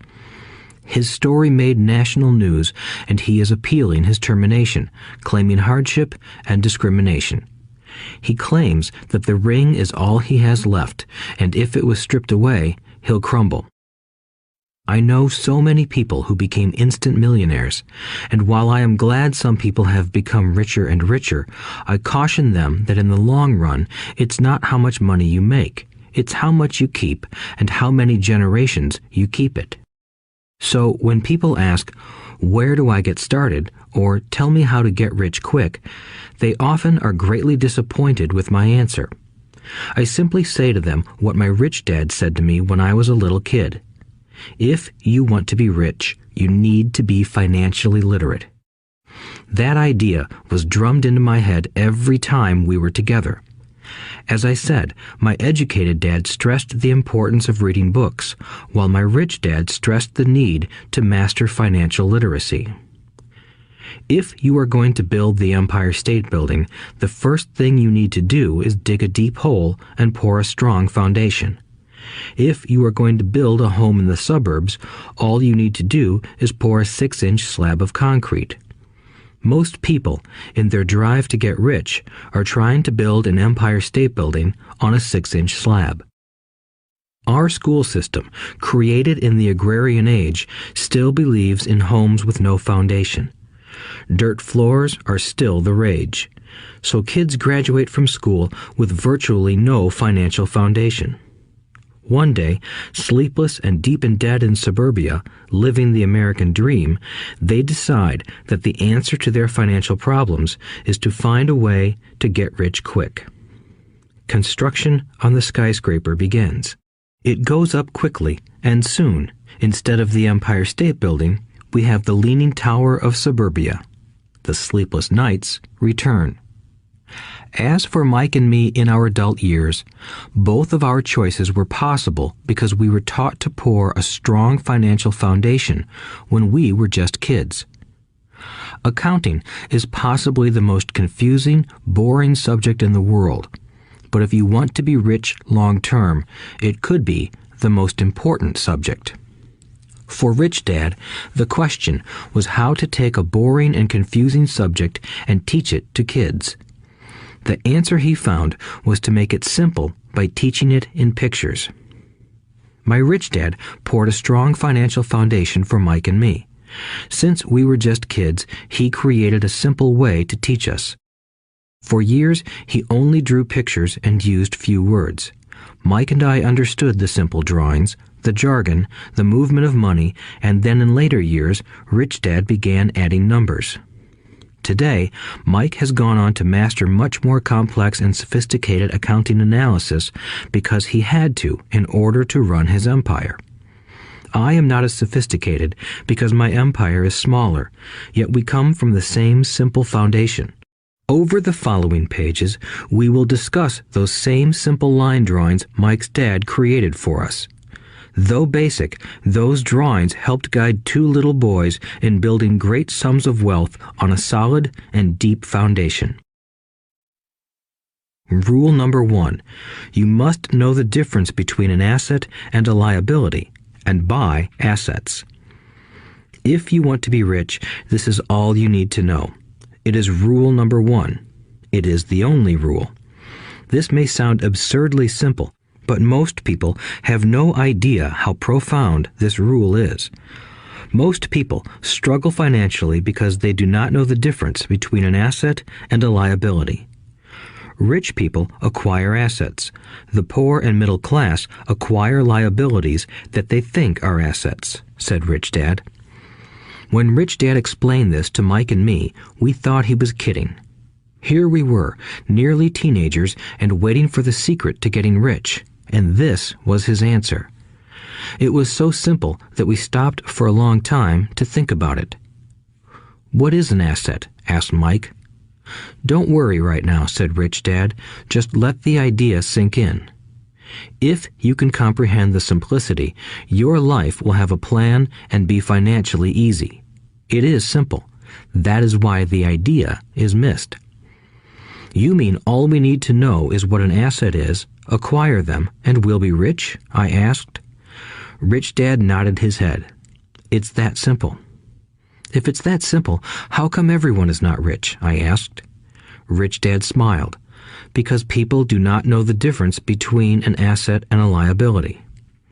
I remember asking, how could adults be so misguided? If it is that simple, if it is that important, why would everyone not want to find out? It took Rich Dad only a few minutes to explain what assets and liabilities were. As an adult, I have difficulty explaining it to other adults. The simplicity of the idea escapes them because they have been educated differently. They were taught by other educated professionals, such as bankers, accountants, real estate agents, financial planners, and so forth. The difficulty comes in asking adults to unlearn or become children again. An intelligent adult often feels it is demeaning to pay attention to simplistic definitions. Rich Dad believed in the KISS principle. Keep it simple, stupid, or keep it super simple. So he kept it simple for us, and that made our financial foundation strong. So what causes the confusion? How could something so simple be so screwed up? Why would someone buy an asset that was really a liability? The answer is found in basic education. We focus on the word literacy and not financial literacy. What defines something to be an asset or a liability are not words. In fact, if you really want to be confused, look up the words asset and liability in the dictionary. I know the definition may sound good to a trained accountant, but for the average person, it makes no sense. But we adults are often too proud to admit that something does not make sense. To us young boys, Rich Dad said, "What defines an asset are not words, but numbers. And if you can't read the numbers, you can't tell an asset from a hole in the ground." In accounting, Rich Dad would say, it's not the numbers, but what the numbers are telling you. It's just like words. It's not the words, but the story the words are telling you. If you want to be rich, you've got to read and understand numbers. If I heard that once, I heard it 1,000 times from my rich dad. And I also heard the rich acquire assets and the poor and middle class acquire liabilities. Here is how to tell the difference between an asset and a liability. Most accountants and financial professionals do not agree with the definitions, but these simple drawings were the start of strong financial foundations for two young boys. An asset is something that puts money in my pocket. A liability is something that takes money out of my pocket. This is really all you need to know. If you want to be rich, simply spend your life buying assets. If you want to be poor or middle class, spend your life buying liabilities. Illiteracy, both in words and numbers, is the foundation of financial struggle. If people are having difficulties financially, there is something that they don't understand, either in words or numbers. The rich are rich because they are more literate in different areas than people who struggle financially. So if you want to be rich and maintain your wealth, it's important to be financially literate in words as well as numbers. Numbers alone mean little, just as words out of context mean little. It's the story that counts. In financial reporting, reading numbers is looking for the plot, the story of where the cash is flowing. In 80% of most families, the financial story paints a picture of hard work to get ahead. However, this effort is for naught because they spend their lives buying liabilities instead of assets. Everyone has living expenses, the need for food, shelter, and clothing. It is the cash flow that tells the story of how a person handles their money. The reason I started with the story of the richest men in America is to illustrate the flaw in believing that money will solve all problems. That is why I cringe whenever I hear people ask me how to get rich quicker or where they should start. I often hear, "I'm in debt, so I need to make more money." But more money will often not solve the problem. In fact, it may compound the problem. Money often makes obvious our tragic human flaws, putting a spotlight on what we don't know. That is why, all too often, a person who comes into a sudden windfall of cash, let's say an inheritance, a pay raise, or lottery winnings, soon returns to the same financial mess, if not worse than the mess they were in before. Money only accentuates the cash flow pattern running in your head. If your pattern is to spend everything you get, most likely an increase in cash will just result in an increase in spending. Thus the saying, "A fool and his money is one big party." I have said many times that we go to school to gain scholastic and professional skills, both of which are important. We learn to make money with our professional skills.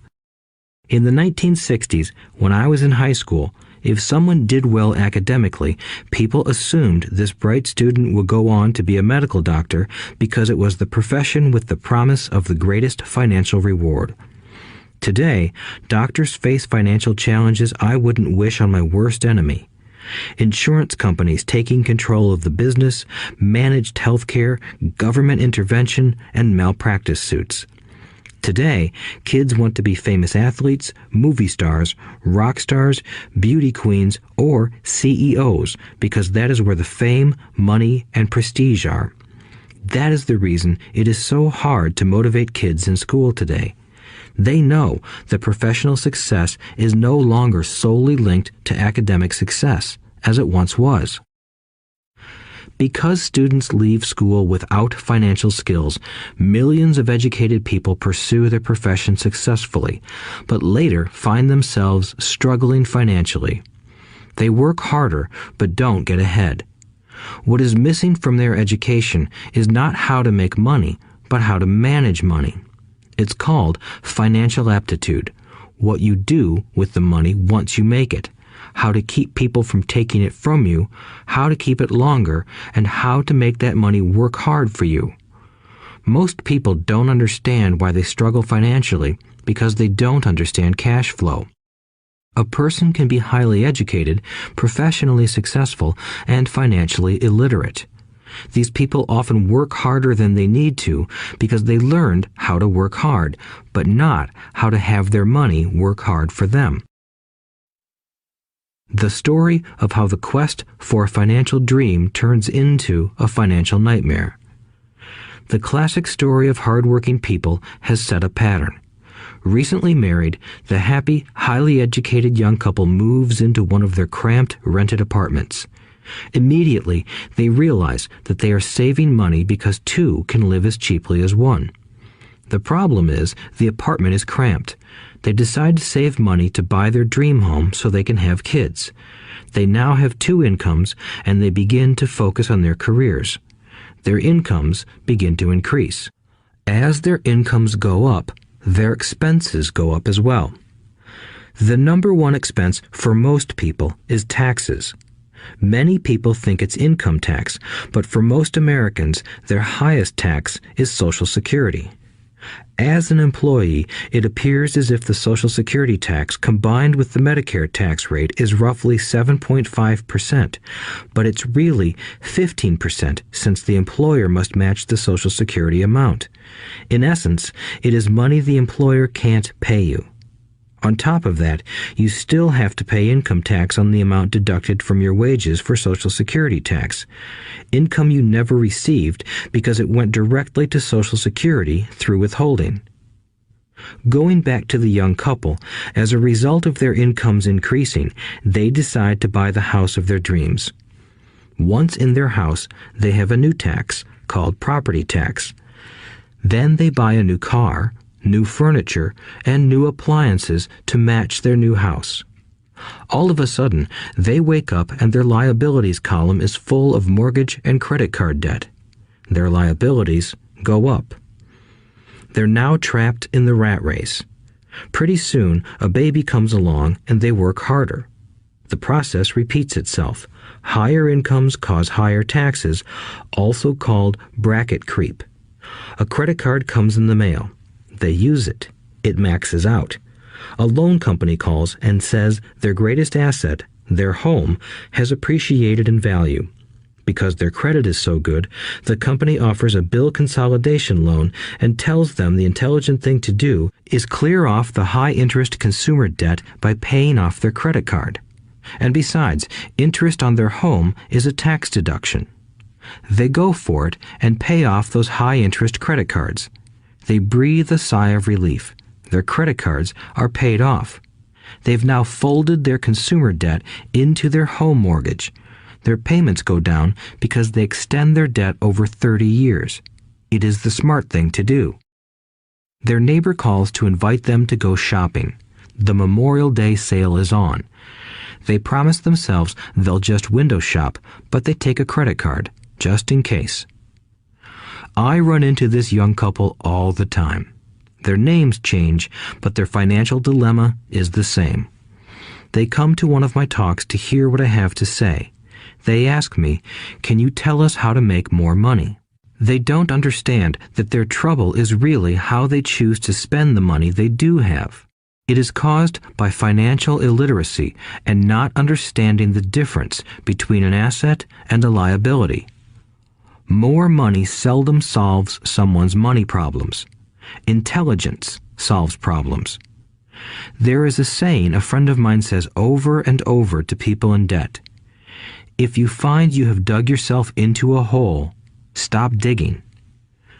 As a child, my dad often told us that the Japanese were aware of 3 powers: the power of the sword, the jewel, and the mirror. The sword symbolizes the power of weapons. America has spent trillions of dollars on weapons, and because of this, is a powerful military presence in the world. The jewel symbolizes the power of money. There is some degree of truth to the saying, "Remember the golden rule. He who has the gold makes the rules." The mirror symbolizes the power of self-knowledge. This self-knowledge, according to Japanese legend, was the most treasured of the 3. All too often, the poor and middle class allow the power of money to control them. By simply getting up and working harder, failing to ask themselves if what they do makes sense, they shoot themselves in the foot as they leave for work every morning. By not fully understanding money, the vast majority of people allow its awesome power to control them. If they used the power of the mirror, they would have asked themselves, "Does this make sense?" All too often, instead of trusting their inner wisdom, that genius inside, most people follow the crowd. They do things because everybody else does them. They conform rather than question. Often, they mindlessly repeat what they have been told. Diversify. Your home is an asset. Your home is your biggest investment. You get a tax break for going into greater debt. Get a safe job. Don't make mistakes. Don't take risks. It is said that the fear of public speaking is a fear greater than death for most people. According to psychiatrists, the fear of public speaking is caused by the fear of ostracism, the fear of standing out, the fear of criticism, the fear of ridicule, and the fear of being an outcast. The fear of being different prevents most people from seeking new ways to solve their problems. That is why my educated dad said the Japanese valued the power of the mirror the most, for it is only when we look into it that we find truth. Fear is the main reason that people say, "Play it safe." That goes for anything, be it sports, relationships, careers, or money. It is that same fear, the fear of ostracism, that causes people to conform to, and not question, commonly accepted opinions or popular trends. Your home is an asset. Get a bill consolidation loan and get out of debt. Work harder. It's a promotion. Someday I'll be a vice president. Save money. When I get a raise, I'll buy us a bigger house. Mutual funds are safe. Many financial problems are caused by trying to keep up with the Joneses. Occasionally, we all need to look in the mirror and be true to our inner wisdom rather than our fears. By the time Mike and I were 16 years old, we began to have problems in school. We were not bad kids. We just began to separate from the crowd. We worked for Mike's dad after school and on weekends. Mike and I often spent hours after work just sitting at a table with his dad while he held meetings with his bankers, attorneys, accountants, brokers, investors, managers, and employees. Here was a man who had left school at 13 who was now directing, instructing, ordering, and asking questions of educated people. They came at his beck and call and cringed when he didn't approve of them. Here was a man who had not gone along with the crowd. He was a man who did his own thinking and detested the words, "We have to do it this way because that's the way everyone else does it." He also hated the word can't. If you wanted him to do something, just say, "I don't think you can do it."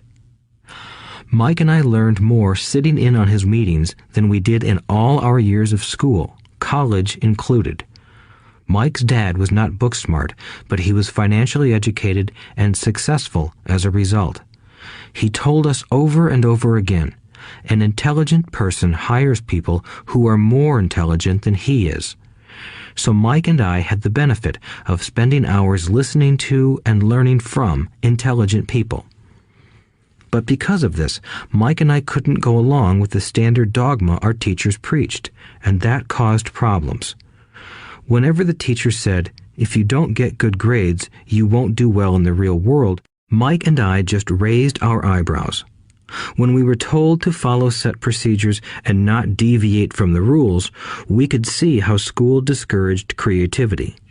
We started to understand why our rich dad told us that schools were designed to produce good employees instead of employers. Occasionally, Mike or I would ask our teachers how what we studied was applicable to the real world, or why we never studied money and how it worked. To the latter question, we often got the answer that money was not important, that if we excelled in our education, the money would follow. The more we knew about the power of money, the more distant we grew from the teachers and our classmates. My highly educated dad never pressured me about my grades, but we did begin to argue about money. By the time I was 16, I probably had a far better foundation with money than both my parents. I could keep books, I listened to tax accountants, corporate attorneys, bankers, real estate brokers, investors, and so forth. By contrast, my dad talked to other teachers. One day, my dad told me that our home was his greatest investment. A not too pleasant argument took place when I showed him why I thought a house was not a good investment. I showed him the ancillary expenses that went along with owning the home. A bigger home meant bigger expenses, and the cash flow kept going out through the expense column. Today, people still challenge me on the idea of a house not being an asset. I know that for many people, it is their dream as well as their largest investment. And owning your own home is better than nothing. I simply offer an alternative way of looking at this popular dogma. If my wife and I were to buy a bigger, flashier house, we realize it wouldn't be an asset. It would be a liability since it would take money out of our pocket. So here is the argument I put forth. I really don't expect most people to agree with it because your home is an emotional thing, and when it comes to money, high emotions tend to lower financial intelligence. I know from personal experience that money has a way of making every decision emotional. 1. When it comes to houses, most people work all their lives paying for a home they never own. In other words, most people buy a new house every few years, each time incurring a new 30-year loan to pay off the previous one. 2. Even though people receive a tax deduction for interest on mortgage payments, they pay for all their other expenses with after-tax dollars, even after they pay off their mortgage. 3. My wife's parents were shocked when the property taxes on their home increased to $1,000 a month.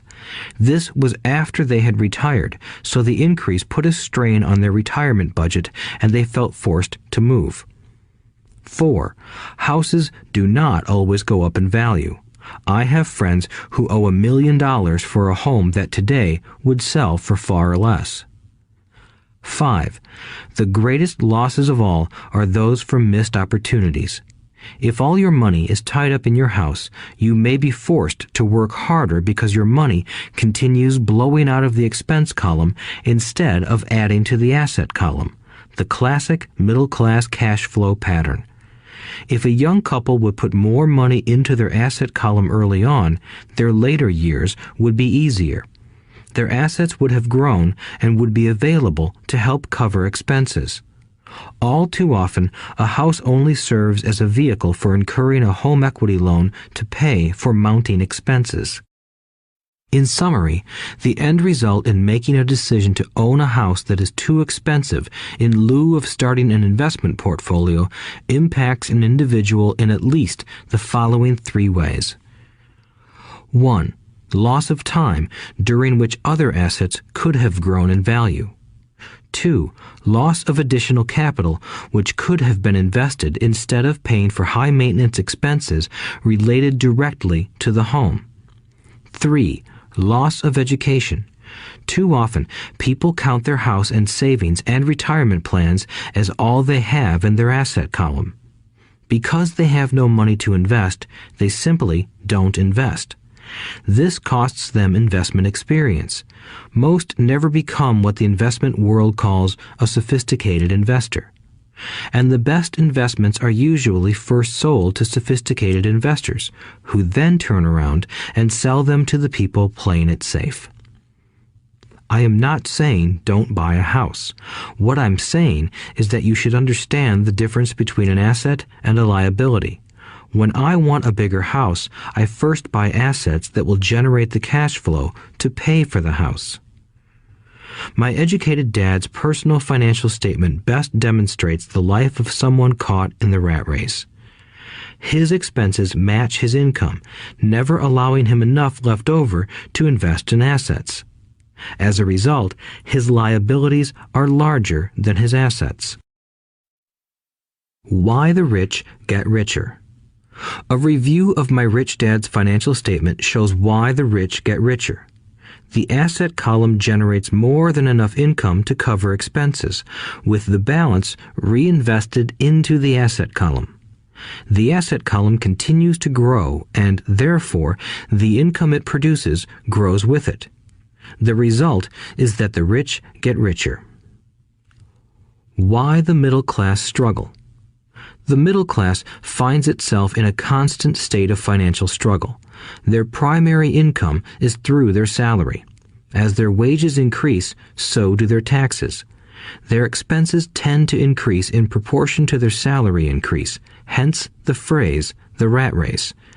They treat their home as their primary asset instead of investing in income-producing assets. This pattern of treating your home as an investment and the philosophy that a pay raise means you can buy a larger home or spend more is the foundation of today's debt-ridden society. Increased spending throws families into greater debt and into more financial uncertainty, even though they may be advancing in their jobs and receiving raises on a regular basis. This is high-risk living caused by weak financial education. The massive loss of jobs in recent times proves how shaky the middle class really is financially. Company pension plans are being replaced by 401k plans. Social Security is obviously in trouble and can't be relied upon as a source for retirement. Panic has set in for the middle class. Today, mutual funds are popular because they supposedly represent safety. Average mutual fund buyers are too busy working to pay taxes and mortgages, save for their children's college, and pay off credit cards. They do not have time to study investing, so they rely on the expertise of the manager of a mutual fund. Also, because the mutual fund includes many different types of investments, they feel their money is safer because it is diversified. This educated middle class subscribes to the dogma put out by mutual fund brokers and financial planners. Play it safe, avoid risk. The real tragedy is that the lack of early financial education is what creates the risk faced by average middle class people. The reason they have to play it safe is because their financial positions are tenuous at best. Their balance sheets are not balanced. Instead, they are loaded with liabilities and have no real assets that generate income. Typically, their only source of income is their paycheck. Their livelihood becomes entirely dependent on their employer.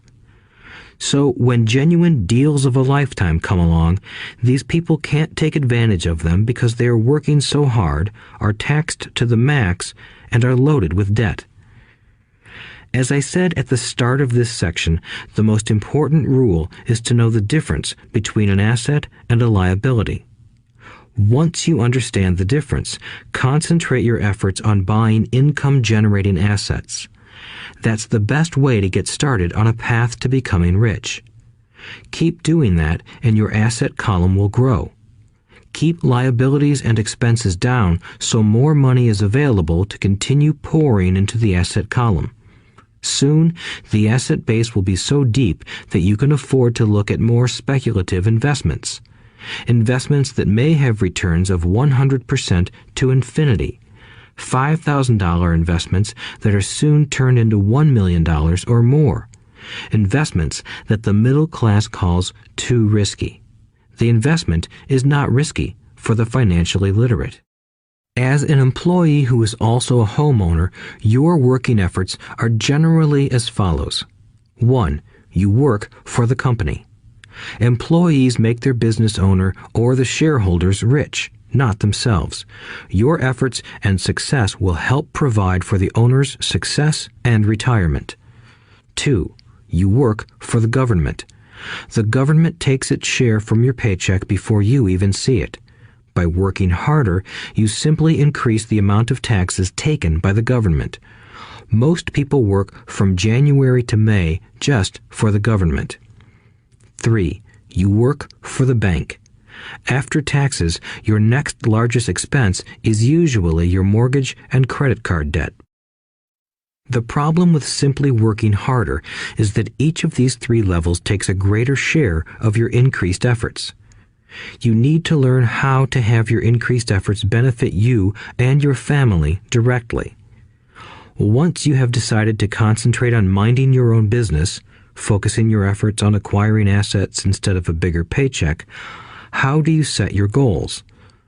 Most people must keep their job and rely on their wages to fund their acquisition of assets. As their assets grow, how do they measure the extent of their success? When does someone know that they are rich, that they have wealth? As well as having my own definitions for assets and liabilities, I also have my own definition for wealth. Actually, I borrowed it from a man named R. Buckminster Fuller. Some call him a quack, and others call him a genius. Years ago, he got architects buzzing because he applied for a patent for something he called a geodesic dome. But in the application, Fuller also said something about wealth. It was pretty confusing at first, but after reading it, it began to make some sense. Wealth is a person's ability to survive so many number of days forward, or, if I stopped working today, how long could I survive? Unlike net worth, the difference between your assets and liabilities, which is often filled with a person's expensive junk and opinions of what things are worth, this definition creates the possibility for developing a truly accurate measurement. I could now measure and know where I was in terms of my goal to become financially independent. Although net worth often includes non-cash producing assets, like stuff you bought that now sits in your garage, wealth measures how much money your money is making and, therefore, your financial survivability. Wealth is the measure of the cash flow from the asset column compared with the expense column. Let's use an example. Let's say I have cash flow from my asset column of $1,000 a month, and I have monthly expenses of $2,000 a month. What is my wealth? Let's go back to Buckminster Fuller's definition. Using his definition, how many days forward can I survive?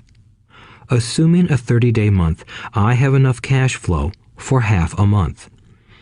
When I achieve $2,000 a month cash flow from my assets, then I will be wealthy. So, while I'm not yet rich, I am wealthy.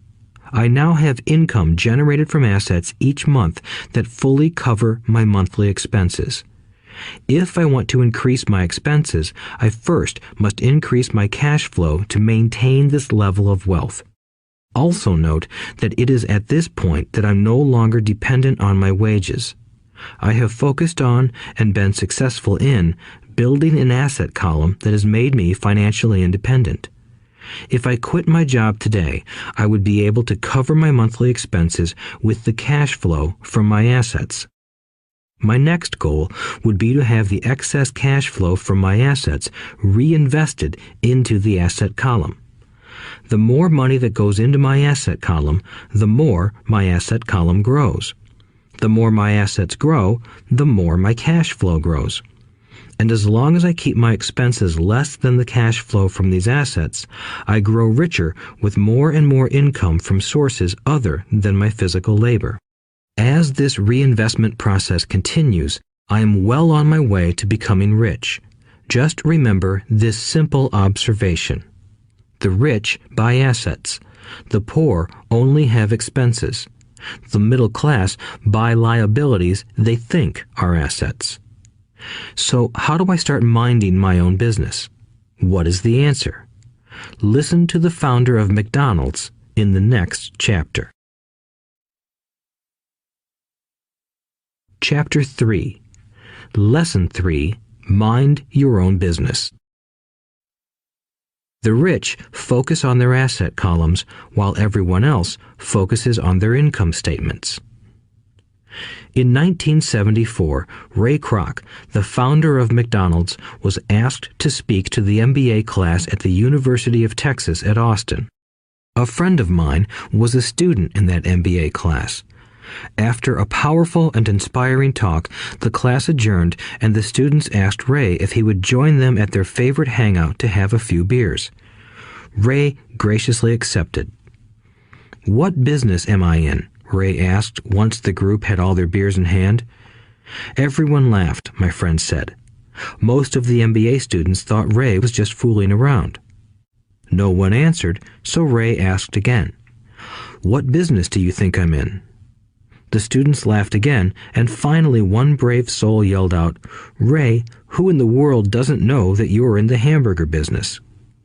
Ray chuckled. "That's what I thought you would say." He paused and then quickly added, "Ladies and gentlemen, I'm not in the hamburger business. My business is real estate." As my friend tells the story, Ray spent a good amount of time explaining his viewpoint. In his business plan, Ray knew that the primary business focus was to sell hamburger franchises, but what he never lost sight of was the location of each franchise. He knew that the land and its location were the most significant factors in the success of each franchise.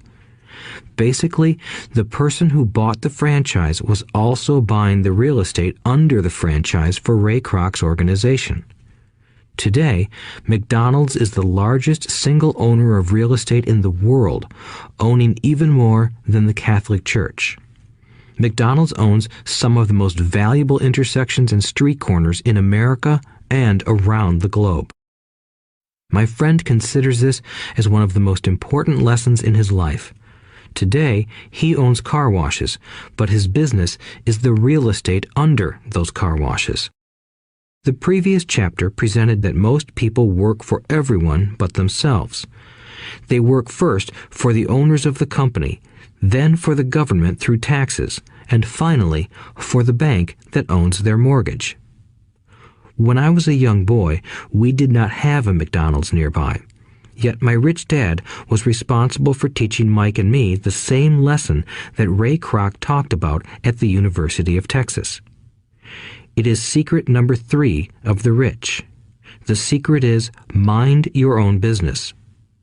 Financial struggle is often directly the result of people working all their lives for someone else. Many people will simply have nothing at the end of their working days to show for their efforts. Our current educational system focuses on preparing today's youth to get good jobs by developing scholastic skills. Their lives will revolve around their wages or, as described earlier, their income column. Many will study further to become engineers, scientists, cooks, police officers, artists, writers, and so on. These professional skills allow them to enter the workforce and work for money. But there is a big difference between your profession and your business. Often I ask people, "What is your business?" And they will say, "Oh, I'm a banker." Then I ask them if they own the bank, and they usually respond, "No, I work there." In that instance, they have confused their profession with their business. Their profession may be a banker, but they still need their own business. A problem with school is that you often become what you study. So if you study cooking, you become a chef. If you study the law, you become an attorney. And a study of auto mechanics makes you a mechanic. The mistake in becoming what you study is that too many people forget to mind their own business. They spend their lives minding someone else's business and making that person rich. To become financially secure, a person needs to mind their own business. Your business revolves around your asset column, not your income column. As stated earlier, the number one rule is to know the difference between an asset and a liability and to buy assets. The rich focus on their asset columns, while everyone else focuses on their income statements. That is why we hear so often, "I need a raise. If only I had a promotion. I am going back to school to get more training so I can get a better job. I am going to work overtime. Maybe I can get a second job." In some circles, these are sensible ideas, but you are still not minding your own business. These ideas all still focus on the income column and will only help a person become more financially secure if the additional money is used to purchase income-generating assets. The primary reason the majority of the poor and middle class are fiscally conservative, which means I can't afford to take risks, is that they have no financial foundation. They have to cling to their jobs and play it safe. When downsizing became the in thing to do, millions of workers found out their largest so-called asset, their home, was eating them alive. Their asset was costing them money every month. Their car, another asset, was eating them alive. The golf clubs in the garage that cost $1,000 were not worth $1,000 anymore. Without job security, they had nothing to fall back on. What they thought were assets could not help them survive in a time of financial crisis. I assume most of us have filled out a credit application to buy a house or a car. It's always interesting to look at the net worth section because of what accepted banking and accounting practices allow a person to count as assets. One day when I wanted a loan, my financial position did not look too good. So I added my new golf clubs, my art collection, books, electronics, Armani suits, wristwatches, shoes, and other personal effects to boost the number in the asset column. But I was turned down because I had too much investment real estate. The loan committee didn't like that I made so much money from rent. They wanted to know why I did not have a normal job with a salary. They did not question the Armani suits, golf clubs, or art collection. Life is sometimes tough when you do not fit the standard profile. I cringe every time I hear someone say to me that their net worth is $1 million or $100,000 or whatever. One of the main reasons net worth is not accurate is simply because the moment you begin selling your assets, you are taxed for any gains. So many people have put themselves in deep financial trouble when they run short of income. To raise cash, they sell their assets, but their personal assets can generally be sold for only a fraction of the value that is listed on their personal balance sheet. Or, if there is a gain on the sale of the assets, they are taxed on the gain. So again, the government takes its share, thus reducing the amount available to help them out of debt. That is why I say someone's net worth is often worth less than they think. Start minding your own business. Keep your daytime job, but start buying real assets, not liabilities or personal effects that have no real value once you get them home. A new car loses nearly 25% of the price you pay for it the moment you drive it off the lot. It is not a true asset even if your banker lets you list it as one. My $400 new titanium driver was worth $150 the moment I teed off. Keep expenses low. reduce liabilities, and diligently build a base of solid assets. For young people who have not yet left home, it is important for parents to teach them the difference between an asset and a liability.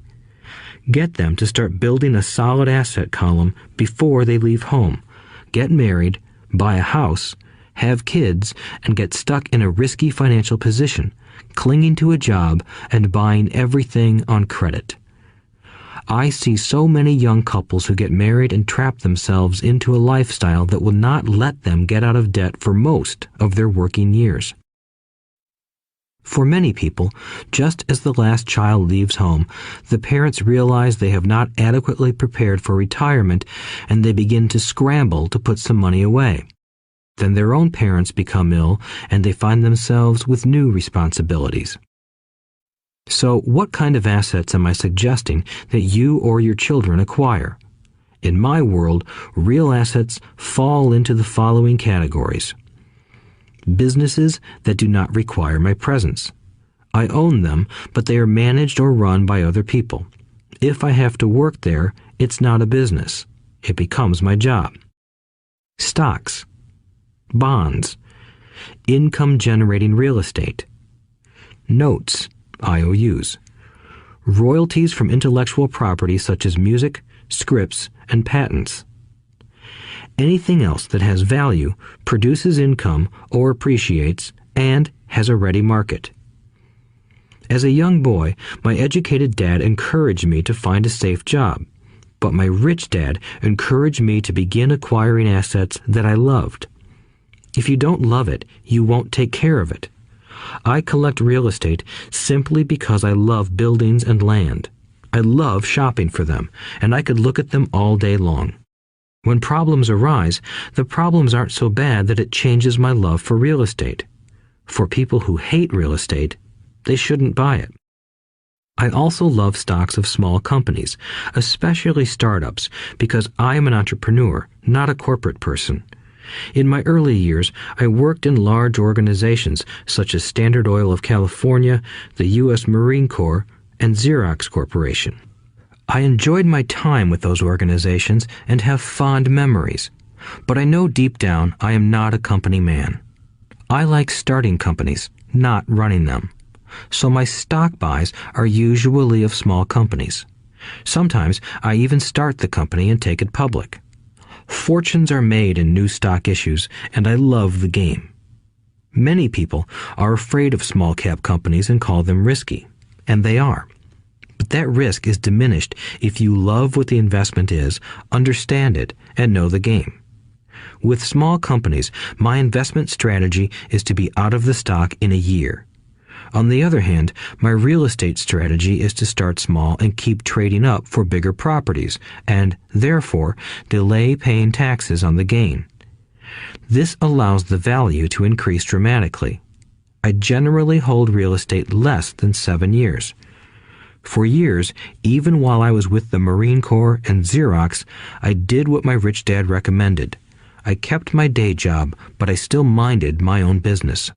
I was active in my asset column trading real estate and small stocks. Rich Dad always stressed the importance of financial literacy. The better I was at understanding the accounting and cash management, the better I would be at analyzing investments and eventually starting and building my own company. I don't encourage anyone to start a company unless they really want to. Knowing what I know about running a company, I wouldn't wish that task on anyone. There are times when people can't find employment and starting a company seems like the best solution. But the odds are against success. 9 out of 10 companies fail in 5 years.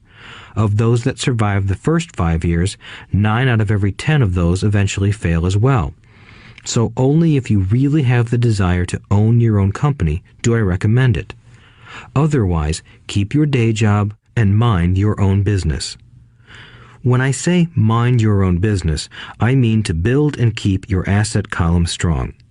Once a dollar goes into it, never let it come out. Think of it this way.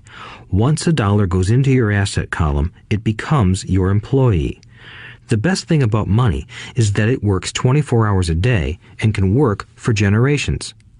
Keep your day job, Be a great hard-working employee, but keep building that asset column. As your cash flow grows, you can indulge in some luxuries. An important distinction is that rich people buy luxuries last, while the poor and middle class tend to buy luxuries first. The poor and the middle class often buy luxury items like big houses, diamonds, furs, jewelry, or boats because they want to look rich. They look rich, but in reality they just get deeper in debt on credit. The old money people, the long-term rich, build their asset column first. Then the income generated from the asset column buys their luxuries. The poor and middle class buy luxuries with their own sweat, blood, and children's inheritance.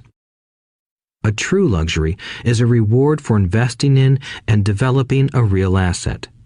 For example, when my wife Kim and I had extra money coming from our apartment houses, she went out and bought her Mercedes. It didn't take any extra work or risk on her part because the apartment house bought the car.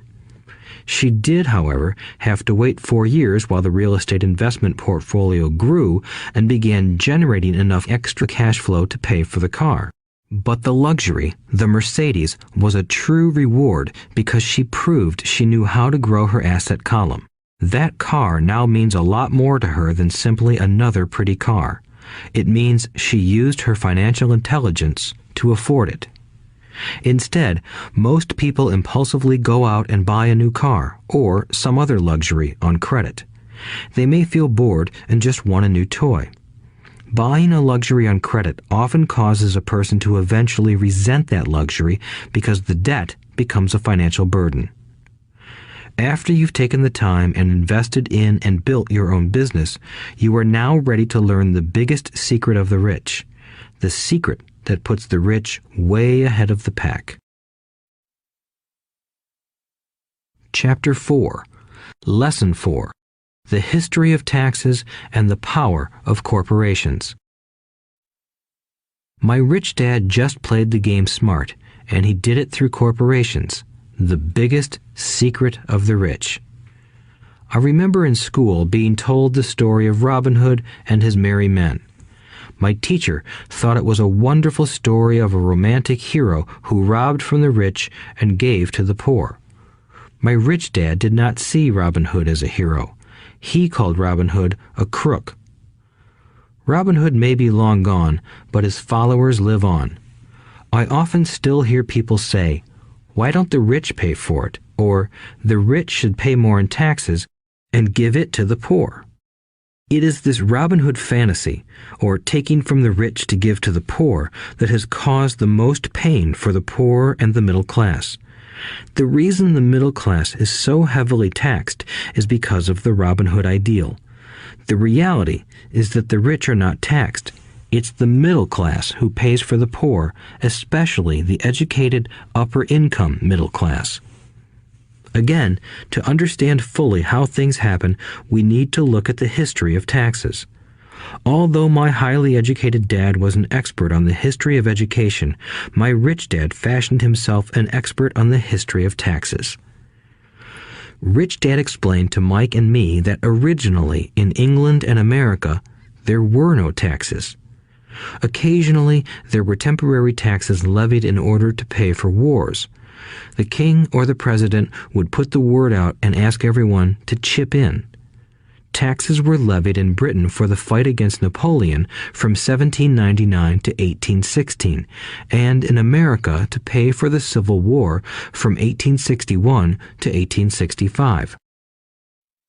In 1874, England made income tax a permanent levy on its citizens.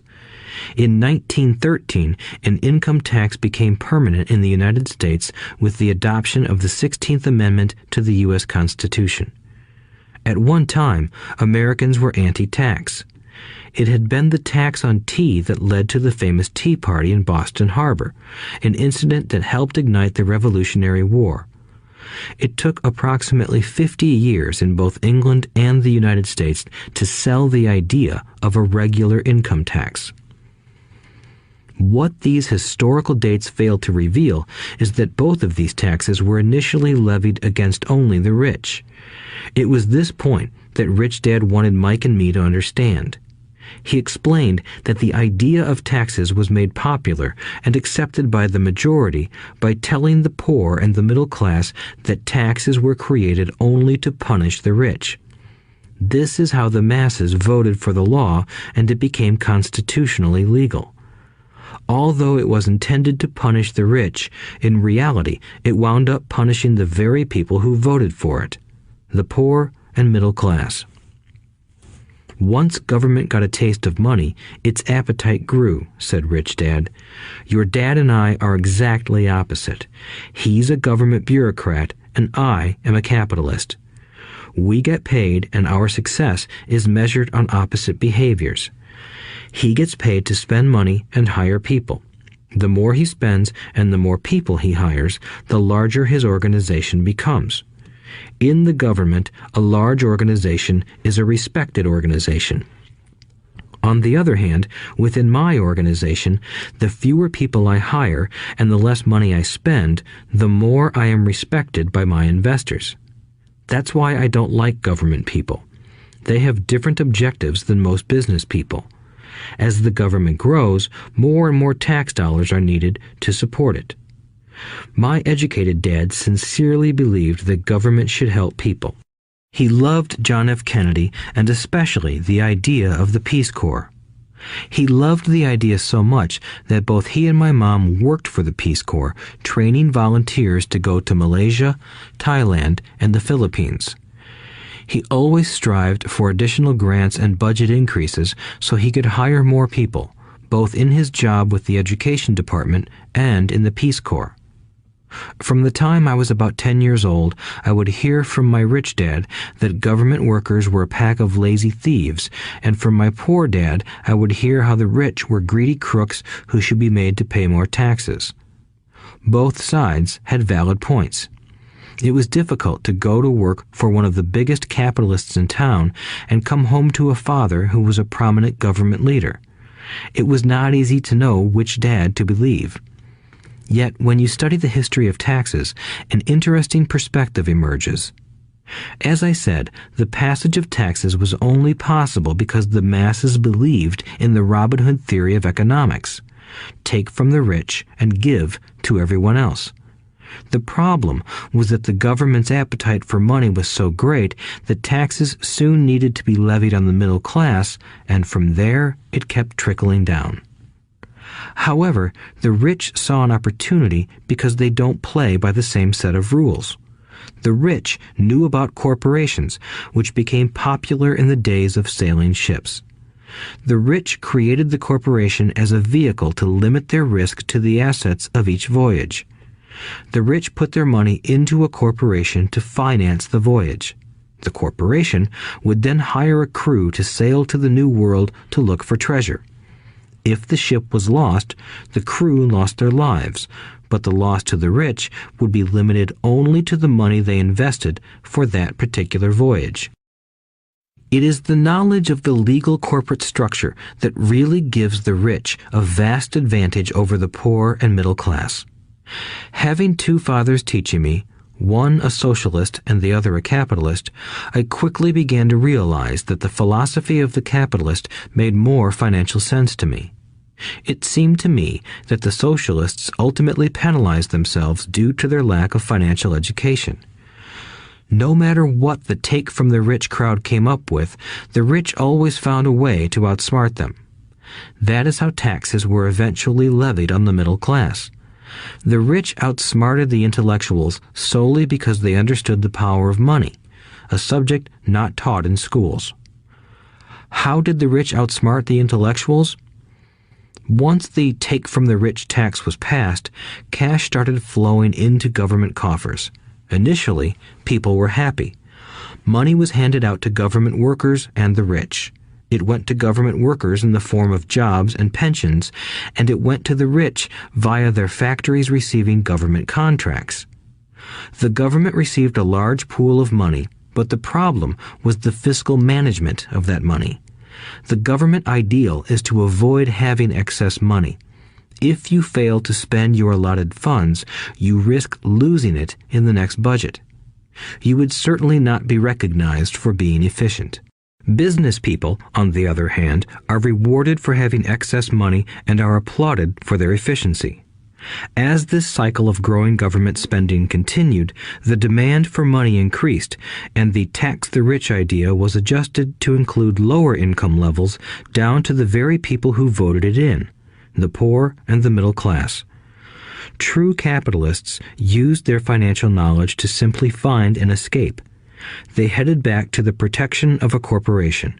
But what many people who have never formed a corporation don't know is that a corporation is not really a thing. A corporation is merely a file folder with some legal documents in it, sitting in some attorney's office and registered with a state government agency. It's not a big building or a factory or a group of people. A corporation is merely a legal document that creates a legal body without a soul. Using it, the wealth of the rich was once again protected. It was popular because the income tax rate of a corporation is less than the individual income tax rates. In addition, certain expenses could be paid by a corporation with pre-tax dollars. This war between the haves and have-nots has raged for hundreds of years. The battle is waged whenever and wherever laws are made, and it will go on forever. The problem is that the people who lose are the uninformed, the ones who get up every day and diligently go to work and pay taxes. If they only understood the way the rich play the game, they could play it too. Then they would be on their way to their own financial independence. This is why I cringe every time I hear a parent advise their children to go to school so they can find a safe, secure job. An employee with a safe, secure job without financial aptitude has no escape. Average Americans today work 5 to 6 months for the government just to cover their taxes. In my opinion, that is simply too long.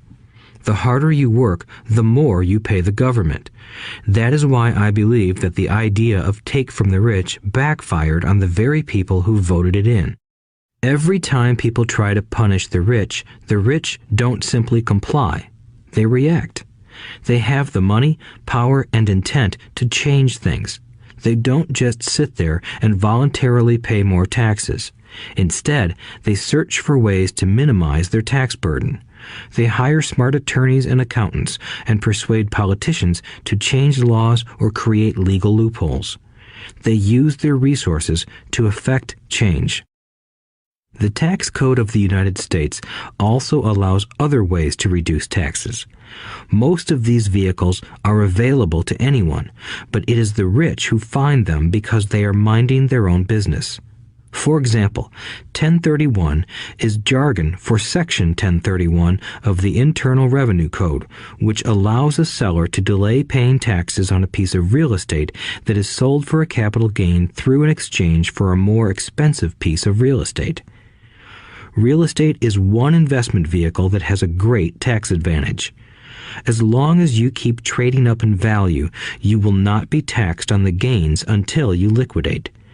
People who don't take advantage of these legal tax savings are missing a great opportunity to build their asset columns.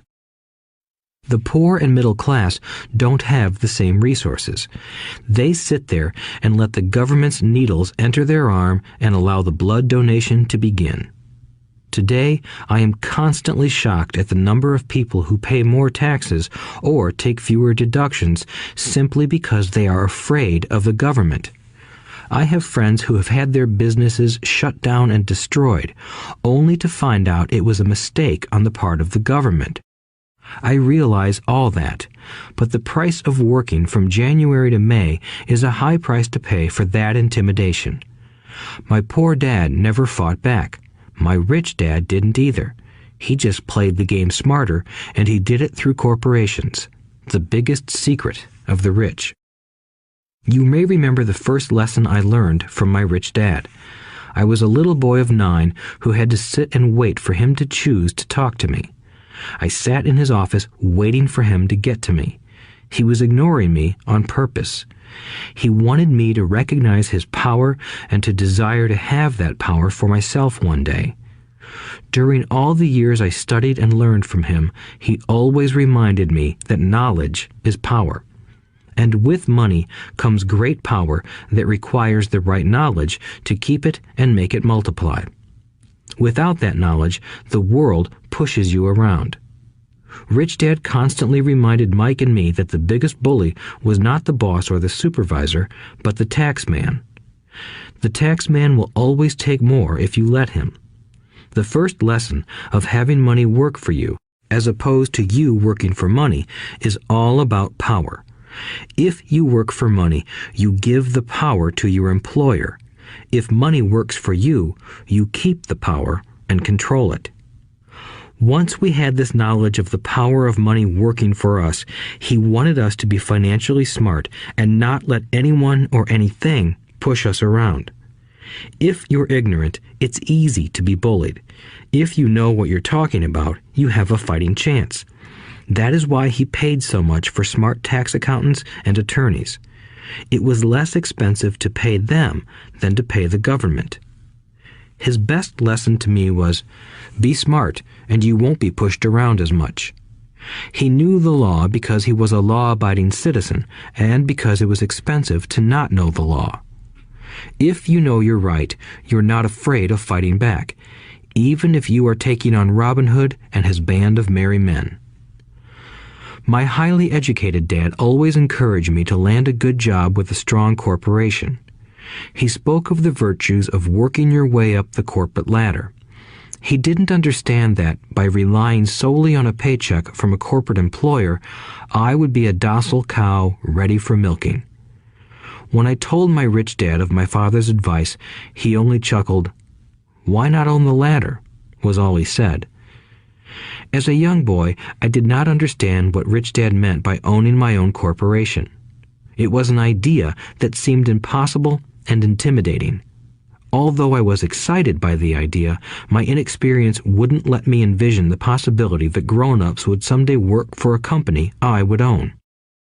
The point is that, if not for my rich dad, I would have probably followed my educated dad's advice. It was merely the occasional reminder of my rich dad that kept the idea of owning my own corporation alive and kept me on a different path. By the time I was 15 or 16, I knew I wasn't going to continue down the path my educated dad recommended. I didn't know how I was going to do it, but I was determined not to head in the direction most of my classmates were heading. That decision changed my life. It was not until my mid-20s that my rich dad's advice began to make more sense to me. I was just out of the Marine Corps and working for Xerox. I was making a lot of money, but every time I looked at my paycheck, I was disappointed. The deductions were so large, and the more I worked, the greater they became. As I became more successful, my bosses talked about promotions and raises. It was flattering, but I could hear my rich dad asking in my ear, "Who are you working for? Who are you making rich?" In 1974, while still an employee for Xerox, I formed my first corporation and began minding my own business. There were already a few assets in my asset column, but now I was determined to focus on making it bigger. Those paychecks, with all the deductions, made all the years of my rich dad's advice make total sense. I could see the future if I followed my educated dad's advice. Many employers feel that advising their workers to mind their own business is bad for business. But for me, focusing on my own business and developing assets made me a better employee because I now had a purpose. I came in early and worked diligently, amassing as much money as possible so I could invest in real estate. Hawaii was just set to boom, and there were fortunes to be made. The more I realized that we were in the beginning stages of a boom, the more Xerox machines I sold. The more I sold, the more money I made, and, of course, the more deductions came out of my paycheck. It was inspiring. I wanted out of the employee trap so badly that I worked even harder so I could invest more. By 1978, I was consistently one of the top 5 salespeople at the company. I badly wanted out of the rat race. In less than 3 years, I was making more in my real estate holding corporation than I was making at Xerox, and the money I was making in my asset column in my own corporation was money working for me, not me pounding on doors selling copiers. My rich dad's advice made much more sense. Soon, the cash flow from my properties were so strong that my company bought me my first Porsche. My fellow Xerox salespeople thought I was spending my commissions. I wasn't. I was investing my commissions in assets. My money was working hard to make more money. Each dollar in my asset column was a great employee, working hard to make more employees and buy the boss a new Porsche with before tax dollars. I began to work harder for Xerox. The plan was working, and my Porsche was the proof. By using the lessons I learned from my rich dad, I was able to get out of the proverbial rat race at an early age. It was made possible because of the strong financial knowledge I had acquired through Rich Dad's lessons. Without this financial knowledge, which I call financial intelligence or financial IQ, my road to financial independence would have been much more difficult. I now teach others in the hope that I may share my knowledge with them. I remind people that financial IQ is made up of knowledge from 4 broad areas of expertise. 1. Accounting. Accounting is financial literacy or the ability to read numbers. This is a vital skill if you want to build an empire. The more money you are responsible for, the more accuracy is required, or the house comes tumbling down. This is the left brain side, or the details. Financial literacy is the ability to read and understand financial statements, which allows you to identify the strengths and weaknesses of any business. 2. Investing. Investing is the science of money making money. This involves strategies and formulas which use the creative right brain side. 3. Understanding markets. Understanding markets is the science of supply and demand. You need to know the technical aspects of the market, which are emotion-driven, in addition to the fundamental or economic aspects of an investment. Does an investment make sense or does it not make sense based on current market conditions? 4. The law. A corporation wrapped around the technical skills of accounting, investing, and markets can contribute to explosive growth. A person who understands the tax advantages and protections provided by a corporation can get rich so much faster than someone who is an employee or a small business sole proprietor. It's like the difference between someone walking and someone flying.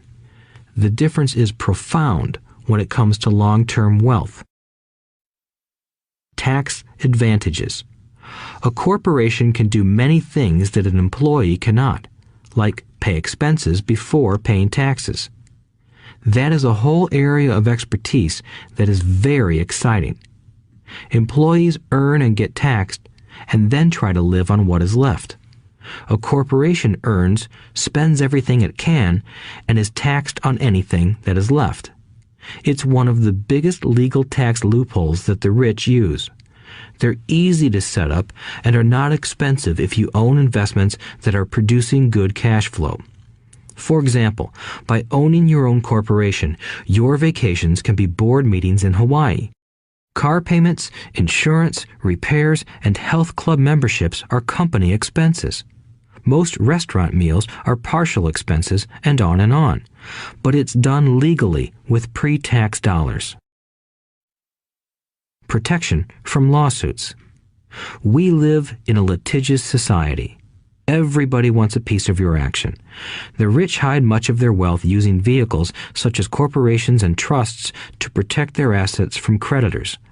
When someone sues a wealthy individual, they are often met with layers of legal protection and often find that the wealthy person actually owns nothing. They control everything, but own nothing. The poor and middle class try to own everything and lose it to the government or to fellow citizens who like to sue the rich.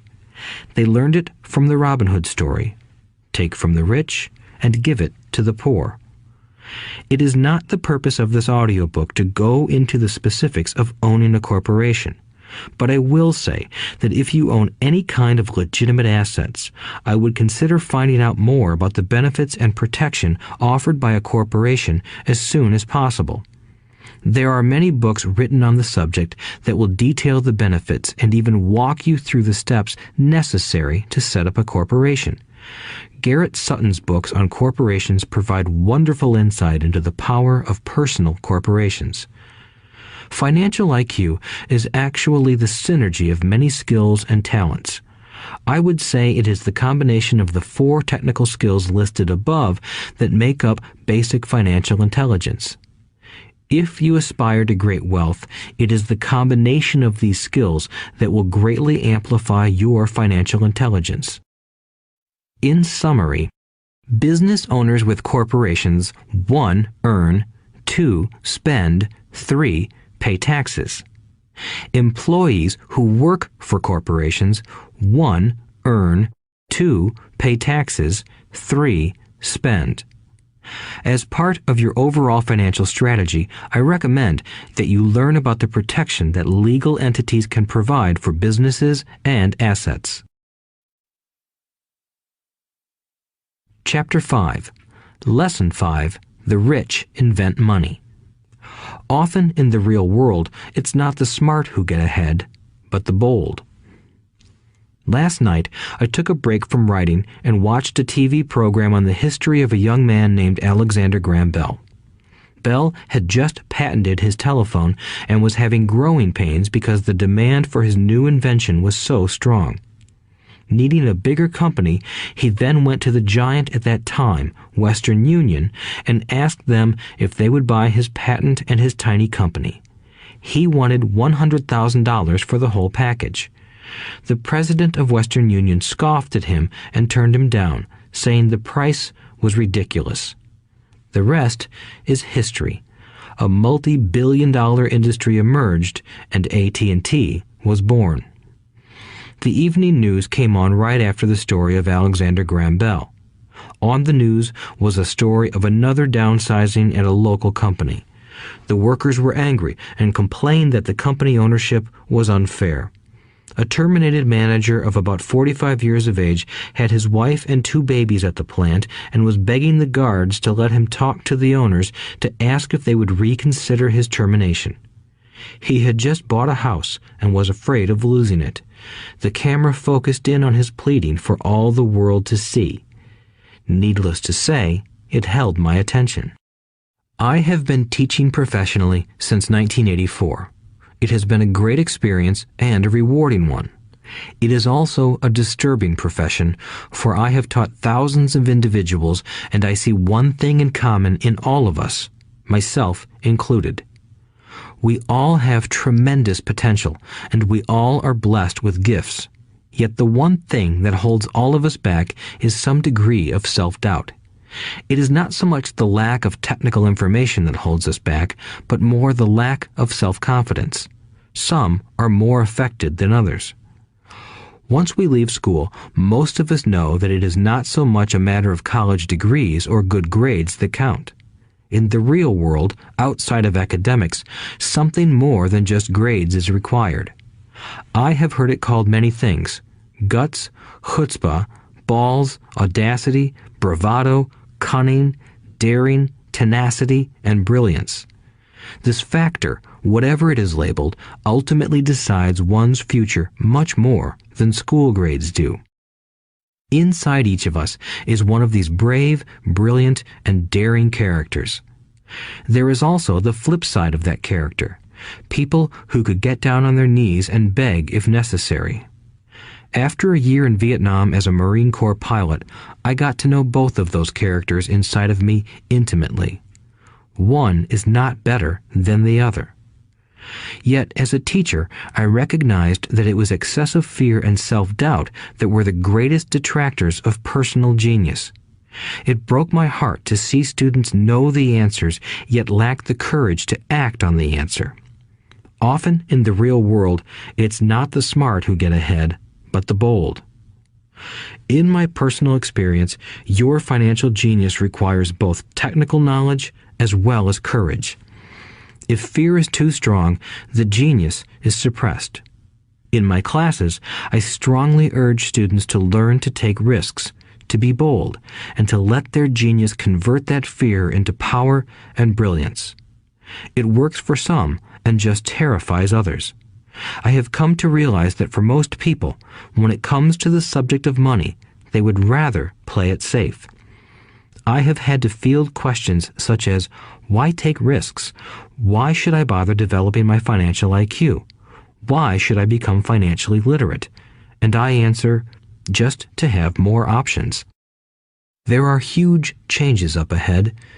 In the coming years, there will be more people just like the young inventor Alexander Graham Bell. There will be 100 people like Bill Gates and hugely successful companies like Microsoft created every year all over the world. And there will also be many more bankruptcies, layoffs, and downsizings. So why bother developing your financial IQ? No one can answer that but you. Yet I can tell you why I myself do it. I do it because it is the most exciting time to be alive. I'd rather be welcoming change than dreading change. I'd rather be excited about making millions than worrying about not getting a raise. This period we are in now is a most exciting time, unprecedented in our world's history. Generations from now, people will look back at this period of time and remark at what an exciting era it must have been. It was the death of the old and birth of the new. It was full of turmoil, and it was exciting. So why bother developing your financial IQ? Because if you do, you will prosper greatly. And if you don't, this period of time will be a frightening one. It will be a time of watching some people move boldly forward while others cling to worn-out life preservers. Land was wealth 300 years ago, so the person who owned the land owned the wealth. Later, wealth was in factories and production, and America rose to dominance. The industrialist owned the wealth. Today, wealth is in information, and the person who has the most timely information owns the wealth. The problem is that information flies around the world at the speed of light. The new wealth cannot be contained by boundaries and borders as land and factories were. The changes will be faster and more dramatic. There will be a dramatic increase in the number of new multimillionaires. There also will be those who are left behind. I find so many people struggling today, often working harder, simply because they cling to old ideas. They want things to be the way they were, and they resist change. I know people who are losing their jobs or their houses, and they blame technology or the economy or their boss. Sadly, they fail to realize that they might be the problem. Old ideas are their biggest liability.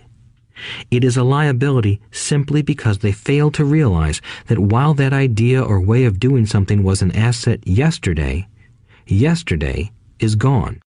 One afternoon, I was teaching how to invest using a board game I had invented, Cash Flow, as a teaching tool. A friend had brought someone along to attend the class. This friend of a friend was recently divorced, had been badly burned in the divorce settlement, and was now searching for some answers. Her friend thought the class might help. The game was designed to help people learn how money works.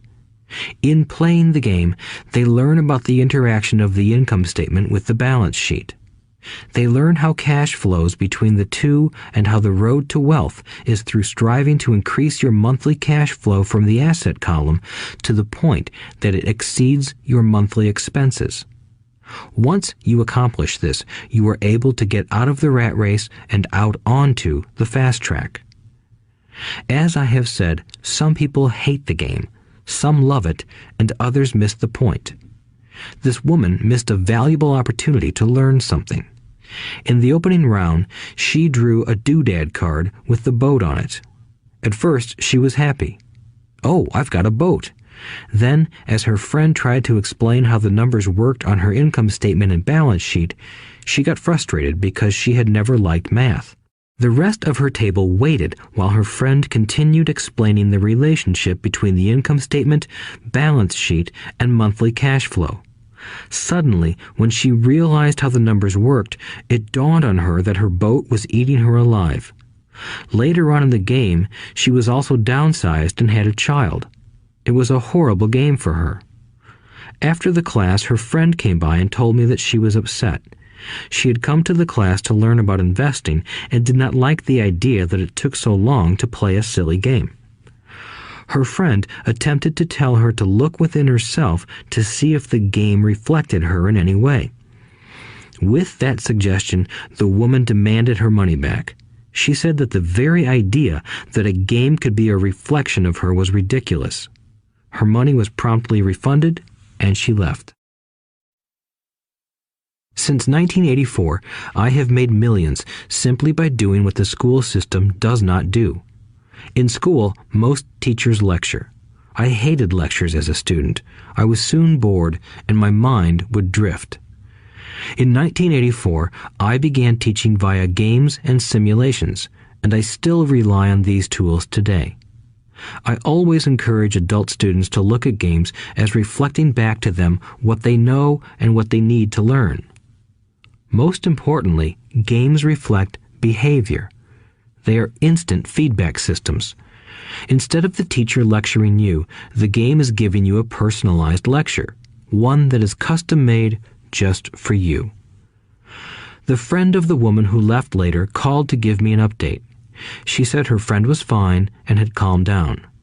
In her cooling off period, she could see some slight relationship between the game and her life. Although she and her husband did not own a boat, they did own everything else imaginable. She was angry after their divorce, both because he had run off with a younger woman and because, after 20 years of marriage, they had accumulated little in the way of assets. There was virtually nothing for them to split. Their 20 years of married life had been incredible fun, but all they had accumulated was a ton of doodads. She realized that her anger at doing the numbers, the income statement and balance sheet, came from her embarrassment about not understanding them. She believed that finances were the man's job.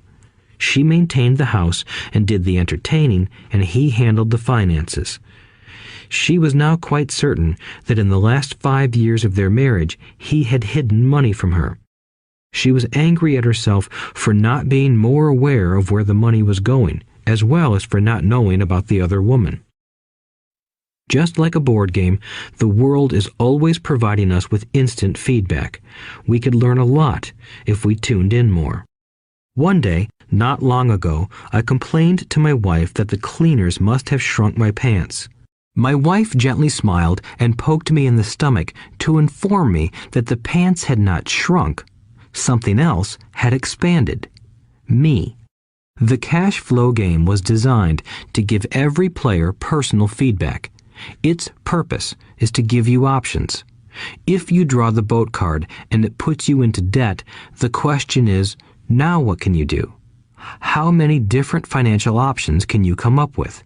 That is the purpose of the game, to teach players to think and create new and various financial options. Thousands of people throughout the world have played this game. The players who get out of the rat race the quickest are the people who understand numbers and have creative financial minds. They recognize different financial options. Rich people are often creative and take calculated risks. People who take the longest are people who are not familiar with numbers and often do not understand the power of investing. Some people playing cash flow gain lots of money in the game, but they don't know what to do with it. Even though they have money, everyone else seems to be getting ahead of them. And that is true in real life. There are a lot of people who have a lot of money and do not get ahead financially. Limiting your options is the same as hanging on to old ideas. I have a friend from high school who now works at 3 jobs. Years ago, he was the richest of all my classmates. When the local sugar plantation closed, the company he worked for went down with the plantation. In his mind, he had but one option, and that was the old option: work hard. The problem was that he couldn't find an equivalent job that recognized his seniority from the old company. As a result, he is overqualified for the jobs he currently has. so his salary is lower. He now works 3 jobs to earn enough to survive. I have watched people playing cash flow complain that the right opportunity cards are not coming their way, so they sit there. I know people who do that in real life. They wait for the right opportunity. I have watched people get the right opportunity card and then not have enough money. Then they complain that they would have gotten out of the rat race if they had had more money. So they sit there. I know people in real life who do that also. They see all the great deals, but they have no money. And I have seen people pull a great opportunity card, read it out loud, and have no idea that it is a great opportunity. They have the money, the time is right, they have the card, but they can't see the opportunity staring them in the face. They fail to see how it fits into their financial plan for escaping the rat race. And I know more people like that than all the others combined. Most people have an opportunity of a lifetime flash right in front of them, and they fail to see it. A year later, they find out about it, after everyone else got rich. Financial intelligence is simply having more options. If the opportunities aren't coming your way, what else can you do to improve your financial position? If an opportunity lands in your lap and you have no money and the bank won't talk to you, what else can you do to get the opportunity to work in your favor? If your hunch is wrong and what you've been counting on doesn't happen, how can you turn a lemon into millions? That is financial intelligence. It is not so much what happens, but how many different financial solutions you can think of to turn a lemon into millions. It is how creative you are in solving financial problems. Most people only know one solution: work hard, save, and borrow. So why would you want to increase your financial intelligence? Because you want to be the kind of person who creates your own luck. You take whatever happens and make it better. Few people realize that luck is created, just as money is. And if you want to be luckier and create money instead of working hard, then your financial intelligence is important. If you are the kind of person who is waiting for the right thing to happen, you might wait for a long time. It's like waiting for all the traffic lights to be green for 5 miles before you'll start your trip. As young boys, Mike and I were constantly told by my rich dad that money is not real. Rich Dad occasionally reminded us of how close we came to the secret of money on that first day we got together and began making money out of plaster of Paris. The poor and middle class work for money, he would say. The rich make money. The more real you think money is, the harder you will work for it. If you can grasp the idea that money is not real, you will grow richer faster. What is it? Was a question Mike and I often came back with. What is money if it is not real? What we agree it is, was all Rich Dad would say. The single most powerful asset we all have is our mind. If it is trained well, it can create enormous wealth seemingly instantaneously. An untrained mind can also create extreme poverty that can crush a family for generations. In the information age, money is increasing exponentially. A few individuals are getting ridiculously rich from nothing, just ideas and agreements. If you ask many people who trade stocks or other investments for a living, they see it done all the time. Often, millions can be made instantaneously from nothing. And by nothing, I mean no money was exchanged. It is done via agreement, a hand signal in a trading pit, a blip on a trader's screen in Lisbon from a trader's screen in Toronto and back to Lisbon, a call to my broker to buy and a moment later to sell. Money did not change hands. Agreements did. So why develop your financial genius? Only you can answer that. I can tell you why I have been developing this area of my intelligence. I do it because I want to make money fast. Not because I need to, but because I want to. It is a fascinating learning process. I develop my financial IQ because I want to participate in the fastest game and biggest game in the world. And, in my own small way, I would like to be part of this unprecedented evolution of humanity, the era where humans work purely with their minds and not with their bodies. Besides, it is where the action is. It is what is happening. It's hip, it's scary, and it's fun. That is why I invest in my financial intelligence, developing the most powerful asset I have. I want to be with people moving boldly forward. I do not want to be with those left behind. I will give you a simple example of creating money. In the early 1990s, the economy of Phoenix, Arizona was horrible. I was watching a TV show when a financial planner came on and began forecasting doom and gloom. His advice was to save money. Put $100 away every month, he said. In 40 years, you will be a multimillionaire. Well, putting money away every month is a sound idea. It is one option, the option most people subscribe to. The problem is this. It blinds the person to what is really going on. It causes them to miss major opportunities for much more significant growth of their money. The world is passing them by. As I said, the economy was terrible at that time. For investors, this is the perfect market condition. A chunk of my money was in the stock market and in apartment houses. I was short of cash. Because people were giving properties away, I was buying. I was not saving money. I was investing. Kim and I had more than $1 million in cash working in a market that was rising fast. It was the best opportunity to invest. The economy was terrible. I just could not pass up these small deals. Houses that were once $100,000 were now $75,000.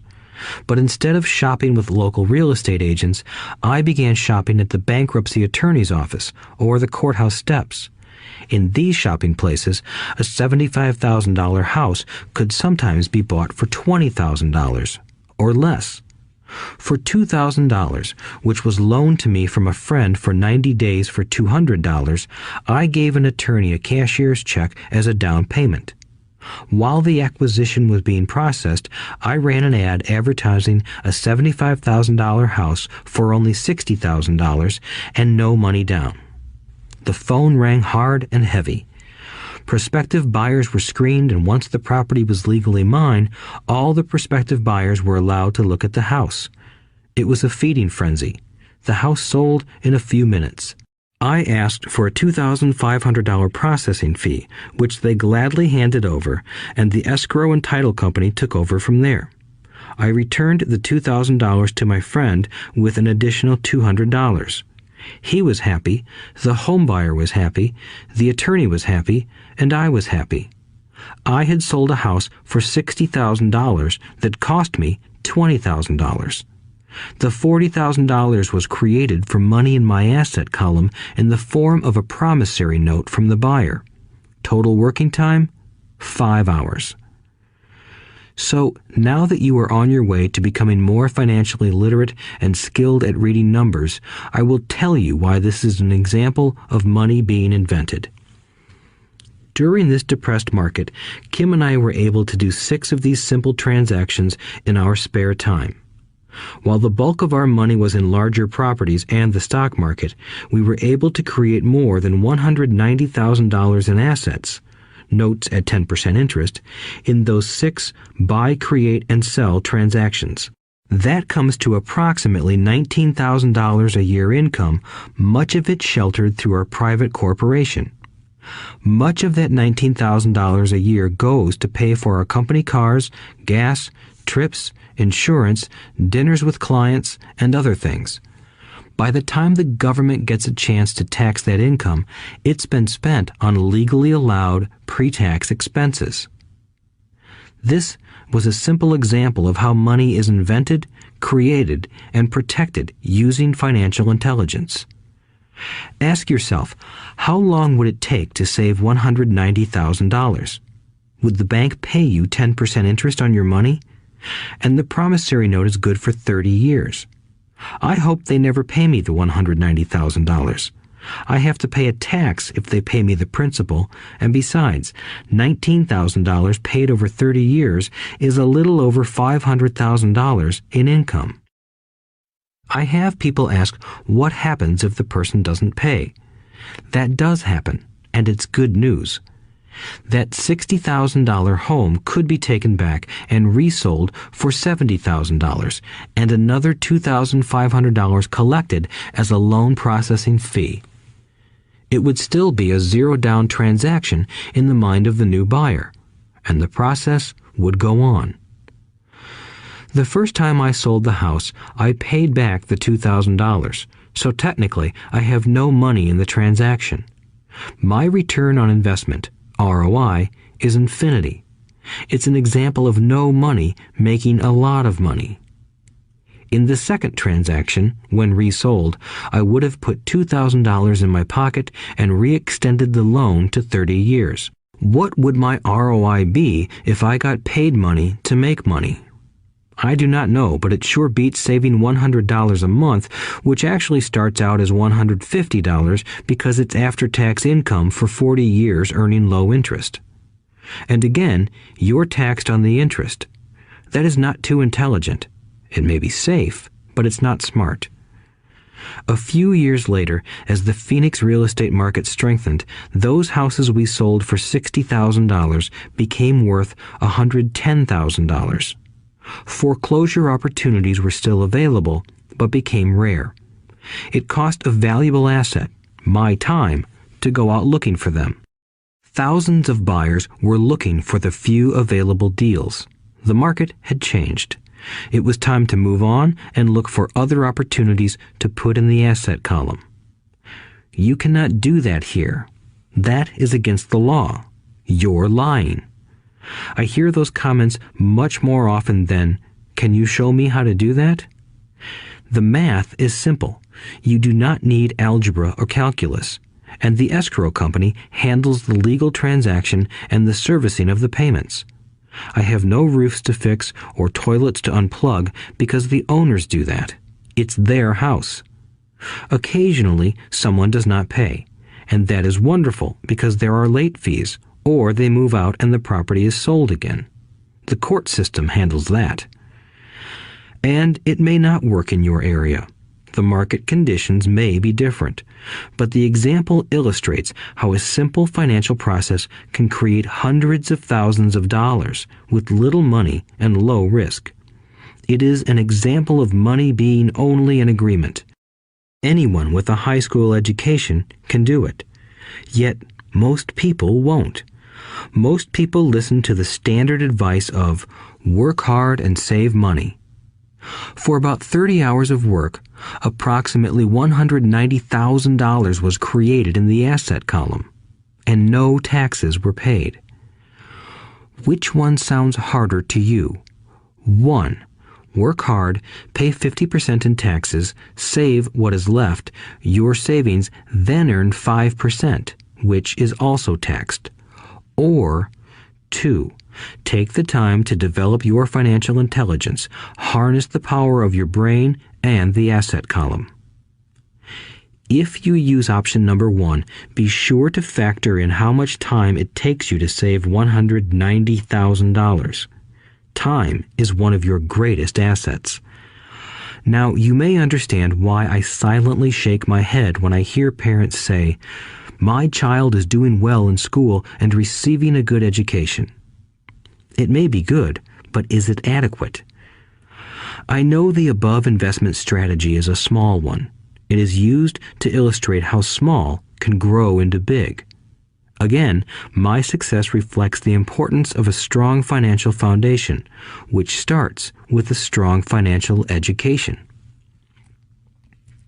I have said it before, but it's worth repeating. Financial intelligence is made up of these 4 main technical skills. 1. Accounting.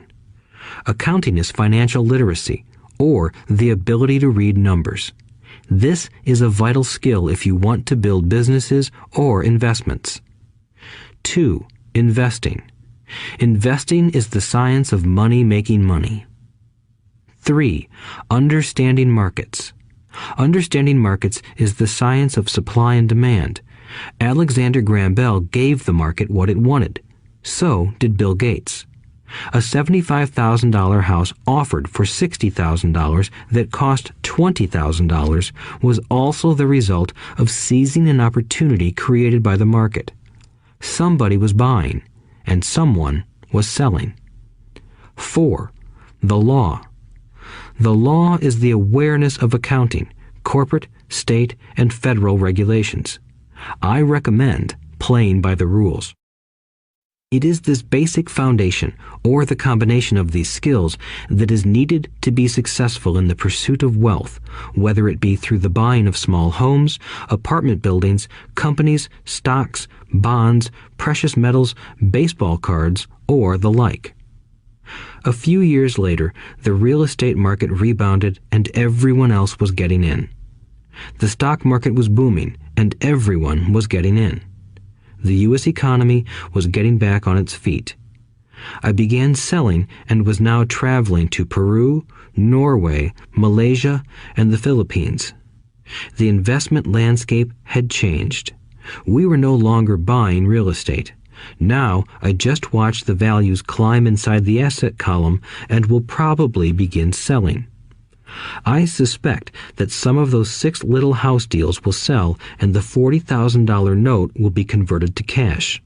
I need to call my accountant to be prepared for cash and seek ways to shelter it. The point I would like to make is that investments come and go. The market goes up and comes down. Economies improve and crash. The world is always handing you opportunities of a lifetime, every day of your life, but all too often we fail to see them. But they are there. And the more the world changes and the more technology changes, the more opportunities there will be to allow you and your family to be financially secure for generations to come. So why bother developing your financial intelligence? Again, only you can answer that. I know why I continue to learn and develop.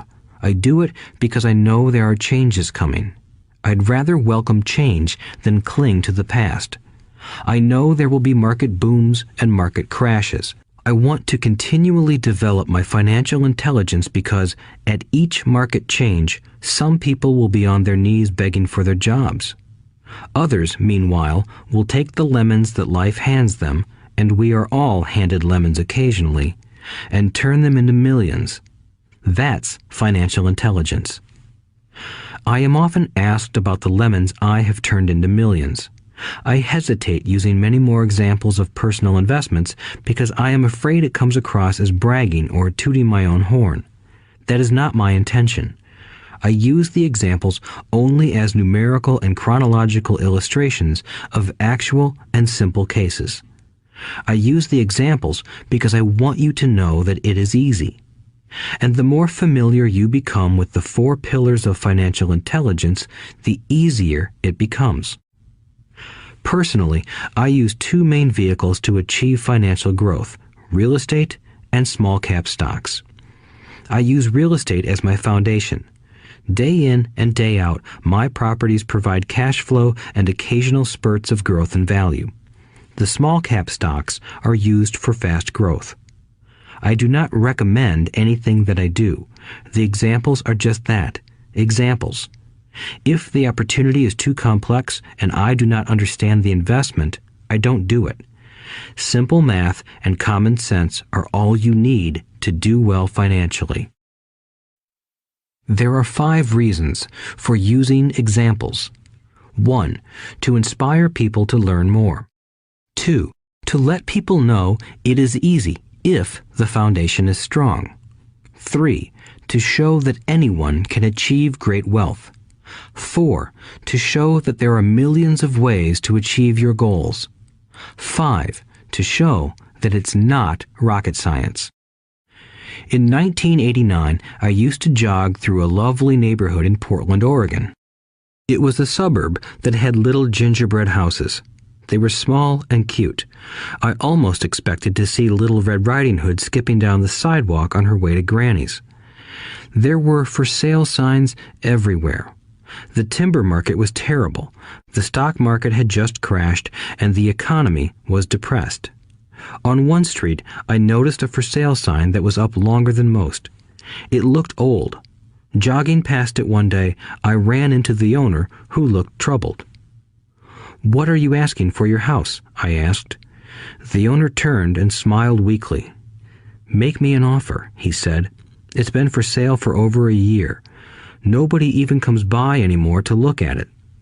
"I'll look," I said, and I bought the house a half hour later for $20,000 less than his asking price. It was a cute little 2-bedroom home with gingerbread trim on all the windows. It was light blue with gray accents and had been built in 1930. Inside, there was a beautiful rock fireplace, as well as 2 tiny bedrooms. It was a perfect rental house.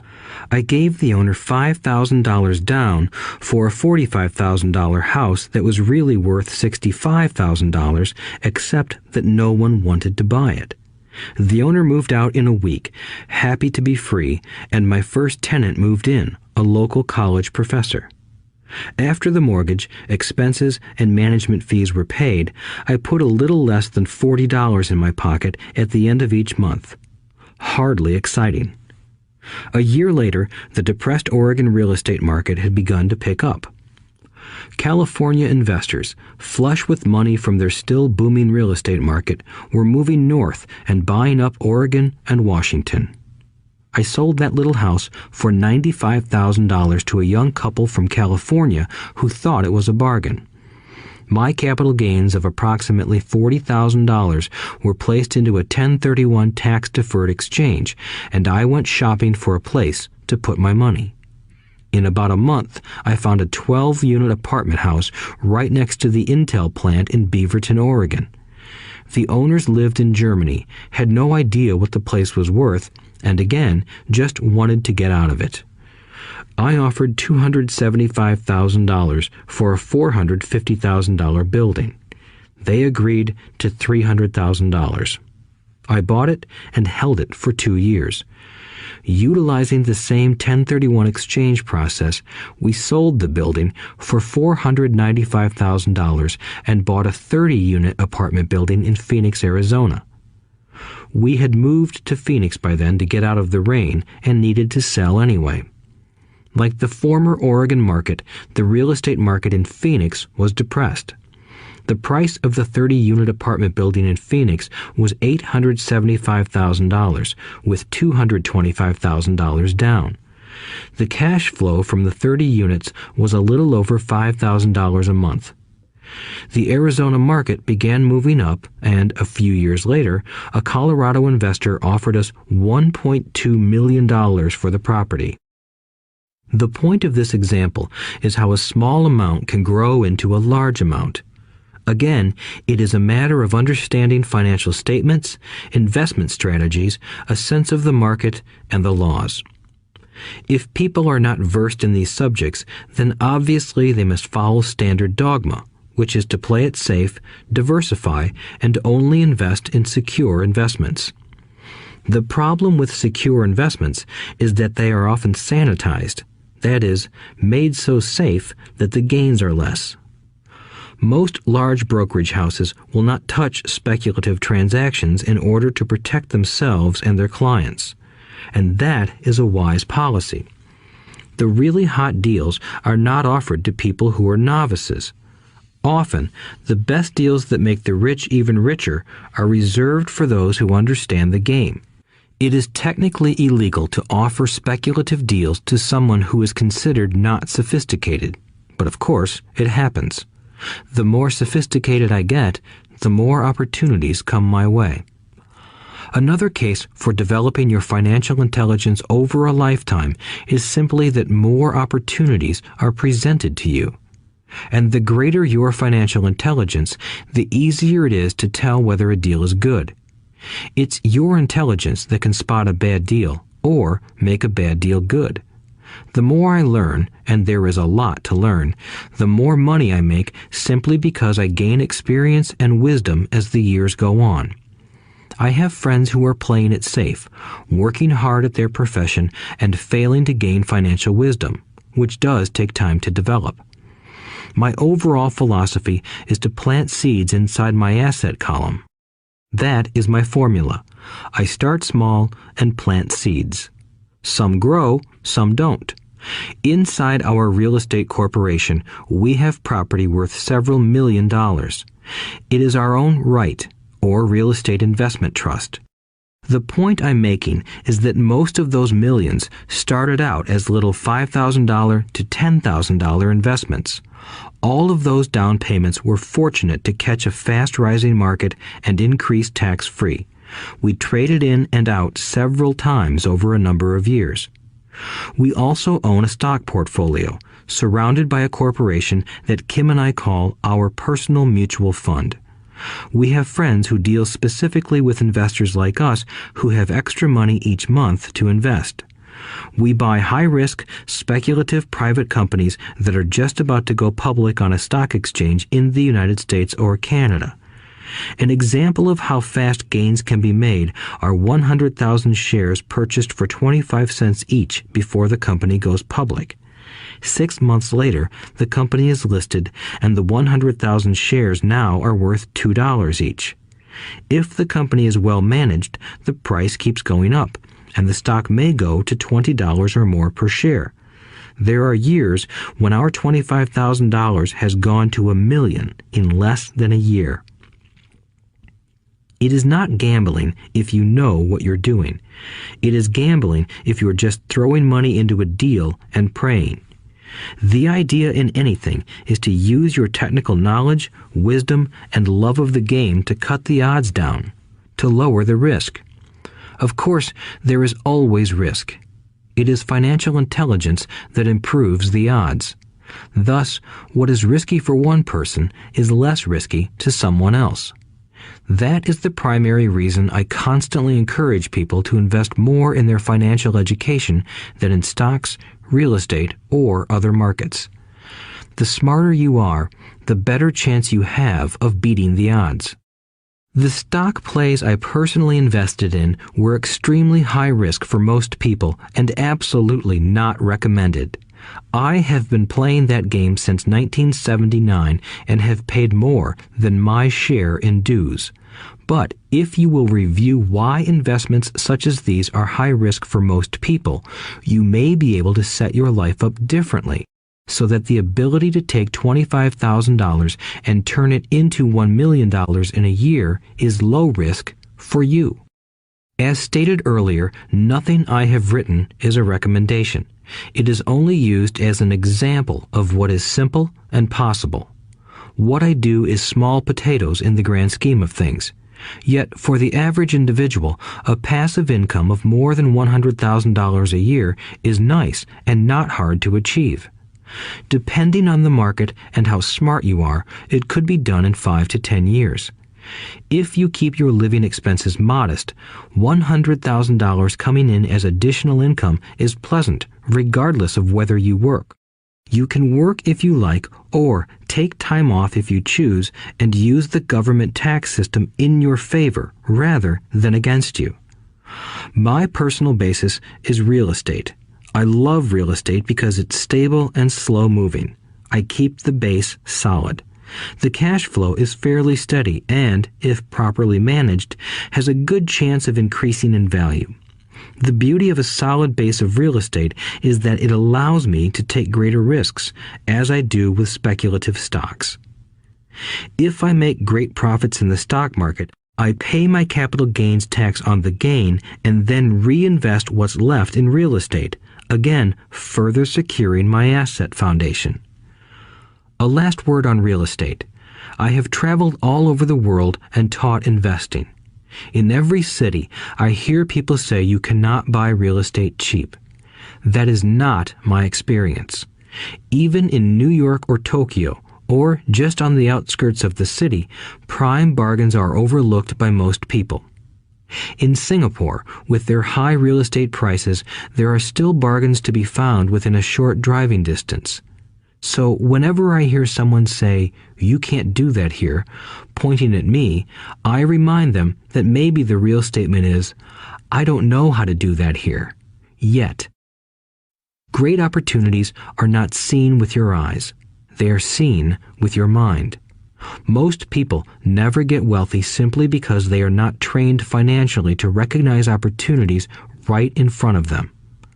I am often asked, how do I start?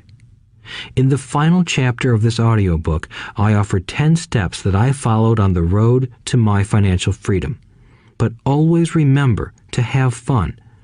When you learn the rules and the vocabulary of investing and begin to build your asset column, I think you'll find that it's as fun a game as you've ever played. Sometimes you win, and sometimes you learn. But have fun. Most people never win because they're more afraid of losing. That is why I found school so silly. In school, we learn that mistakes are bad, and we are punished for making them. Yet if you look at the way humans are designed to learn, we learn by making mistakes. We learn to walk by falling down. If we never fell down, we would never walk. The same is true for learning to ride a bike. I still have scars on my knees, but today I can ride a bike without thinking. The same is true for getting rich. Unfortunately, the main reason most people are not rich is because they are terrified of losing. Winners are not afraid of losing, but losers are. Failure is part of the process of success. People who avoid failure also avoid success. I look at money much like my game of tennis. I play hard, make mistakes, correct, make more mistakes, correct, and I get better. If I lose the game, I reach across the net, shake my opponent's hand, smile, and say, "See you next Saturday." There are two kinds of investors. One, the first and most common type is a person who buys a packaged investment. They call a retail outlet, such as a real estate company, a stockbroker, or a financial planner, and they buy something. It could be a mutual fund, a right, a stock, or bond. It is a clean and simple way of investing. An analogy would be a shopper who goes to a computer store and buys a computer right off the shelf. 2. The second type is an investor who creates investments. This investor usually assembles a deal in the same way a person who buys components builds a computer.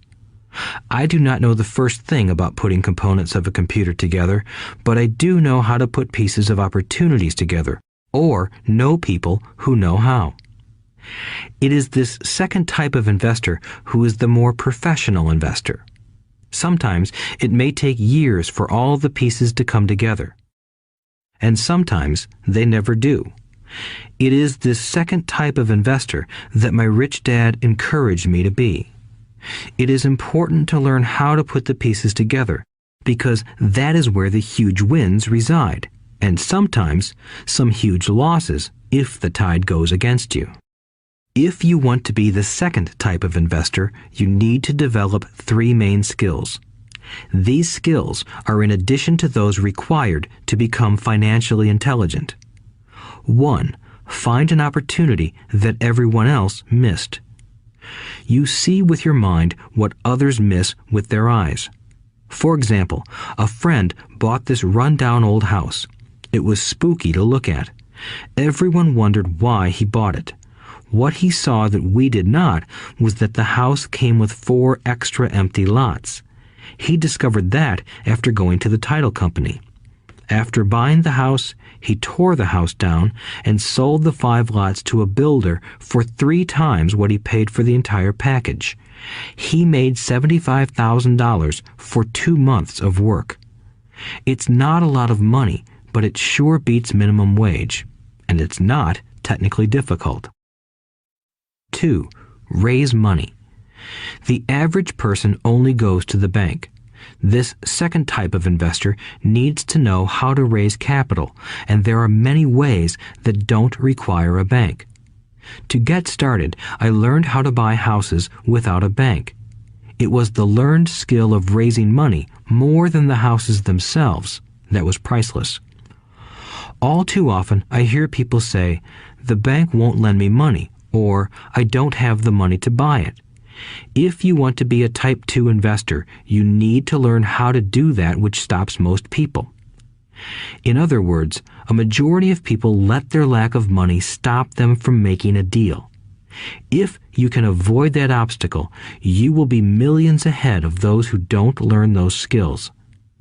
There have been many times I have bought a house, a stock, or an apartment building without a penny in the bank. I once bought an apartment house for $1.2 million. I did what is called tying it up with a written contract between seller and buyer. I then raised the $100,000 deposit, which bought me 90 days to raise the rest of the money. Why did I do it? Simply because I knew it was worth $2 million. I never raised the money. Instead, the person who put up the $100,000 gave me $50,000 for finding the deal, took over my position, and I walked away. Total working time? 3 days. Again, it's what you know more than what you buy. Investing is not buying. It's more a case of knowing. 3. Organize smart people. Intelligent people are those who work with or hire a person who is more intelligent than they are. When you need advice, make sure you choose your advisor wisely. There is a lot to learn, but the rewards can be astronomical. If you do not want to learn those skills, then being a Type 1 investor is highly recommended. It is what you know that is your greatest wealth. It is what you do not know that is your greatest risk. There is always risk, so learn to manage risk instead of avoiding it. Chapter 6. Lesson 6. Work to learn, don't work for money. Job security meant everything to my educated dad. Learning meant everything to my rich dad. A few years ago, I granted an interview with a newspaper in Singapore. The young female reporter was on time, and the interview got underway immediately. We sat in the lobby of a luxurious hotel, sipping coffee and discussing the purpose of my visit to Singapore. I was to share the platform with Zig Ziglar. He was speaking on motivation, and I was speaking on the secrets of the rich. Someday, I would like to be a best-selling author like you, she said. I had seen some of the articles she had written for the paper, and I was impressed. She had a tough, clear style of writing. Her articles held a reader's interest. You have a great style, I said in reply. What holds you back from achieving your dream? My work does not seem to go anywhere, she said quietly. Everyone says that my novels are excellent, but nothing happens. So I keep my job with the paper. At least it pays the bills. Do you have any suggestions? Yes, I do, I said brightly. A friend of mine here in Singapore runs a school that trains people to sell. He runs sales training courses for many of the top corporations here in Singapore, and I think attending one of his courses would greatly enhance your career. She stiffened. Are you saying I should go to school to learn to sell? I nodded. You aren't serious, are you? Again, I nodded. What is wrong with that? I was now backpedaling. She was offended by something, and now I was wishing I had not said anything. In my attempt to be helpful, I found myself defending my suggestion. I have a master's degree in English literature. Why would I go to school to learn to be a salesperson? I am a professional. I went to school to be trained in a profession so I would not have to be a salesperson.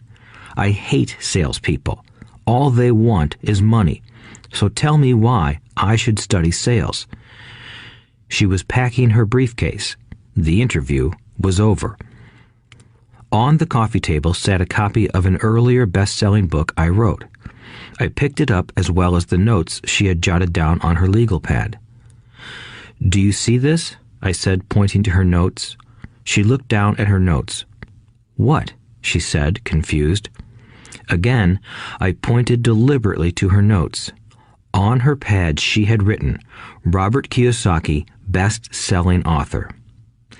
It says best-selling author, not best-writing author, I said quietly.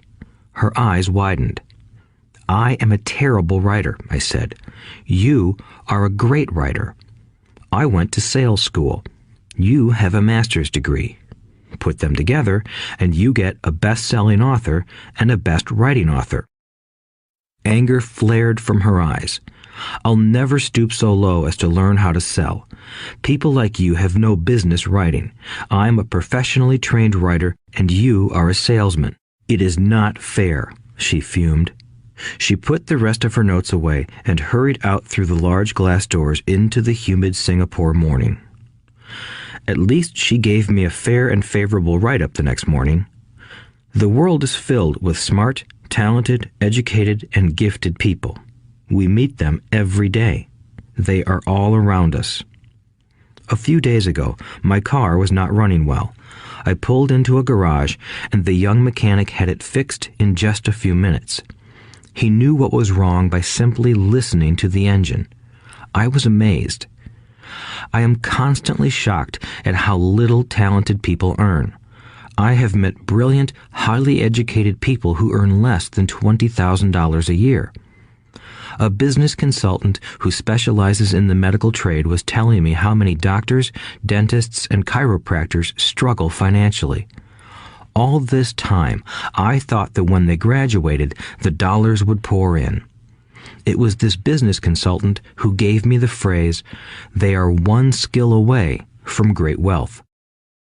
What this phrase means is that most people need only to learn and master one more skill, and their income would jump exponentially. I have mentioned before that financial intelligence is a synergy of accounting, investing, marketing, and law. Combine those 4 technical skills, and making money with money is easier than most people would believe. When it comes to money, the only skill most people know is to work hard. The classic example of a synergy of skills was that young writer for the newspaper. If she diligently learned the skills of sales and marketing, her income would jump dramatically. If I were her, I would take some courses in advertising copywriting as well as sales. Then, instead of working at the newspaper, I would seek a job at an advertising agency. Even if it were a cut in pay, she would learn how to communicate in shortcuts that are used in successful advertising. She also would spend time learning public relations, an important skill. She would learn how to get millions in free publicity. Then, at night and on weekends, she could be writing her great novel. When it was finished, she would be better able to sell her book. Then, in a short while, she could be a best-selling author. When I came out with my first book, If You Want to Be Rich and Happy, Don't Go to School, a publisher suggested I change the title to The Economics of Education. I told the publisher that, with a title like that, I would sell 2 books, one to my family and one to my best friend. The problem is that they would expect it for free. The obnoxious title, If You Want to Be Rich and Happy, Don't Go to School, was chosen because we knew it would get tons of publicity. I am pro-education and believe in education reform. If I were not pro-education, why would I continue to press for changing our antiquated educational system? So I chose a title that would get me on more TV and radio shows simply because I was willing to be controversial. Many people thought I was a fruitcake, but the book sold and sold. When I graduated from the U.S. Merchant Marine Academy in 1969, my educated dad was happy. Standard Oil of California had hired me for its oil tanker fleet as a third mate. The pay was low compared with my classmates, but it was okay for a first real job after college. My starting pay was about $42,000 a year, including overtime, and I only had to work for 7 months. I had 5 months of vacation. If I had wanted to, I could have taken the run to Vietnam with a subsidiary shipping company and easily doubled my pay instead of taking 5 months of vacation. I had a great career ahead of me, yet I resigned after 6 months with the company and joined the Marine Corps to learn how to fly. My educated dad was devastated. Rich Dad congratulated me. In school and in the workplace, the popular opinion is the idea of specialization. That is, in order to make more money or get promoted, you need to specialize. That is why medical doctors immediately begin to seek a specialty such as orthopedics or pediatrics.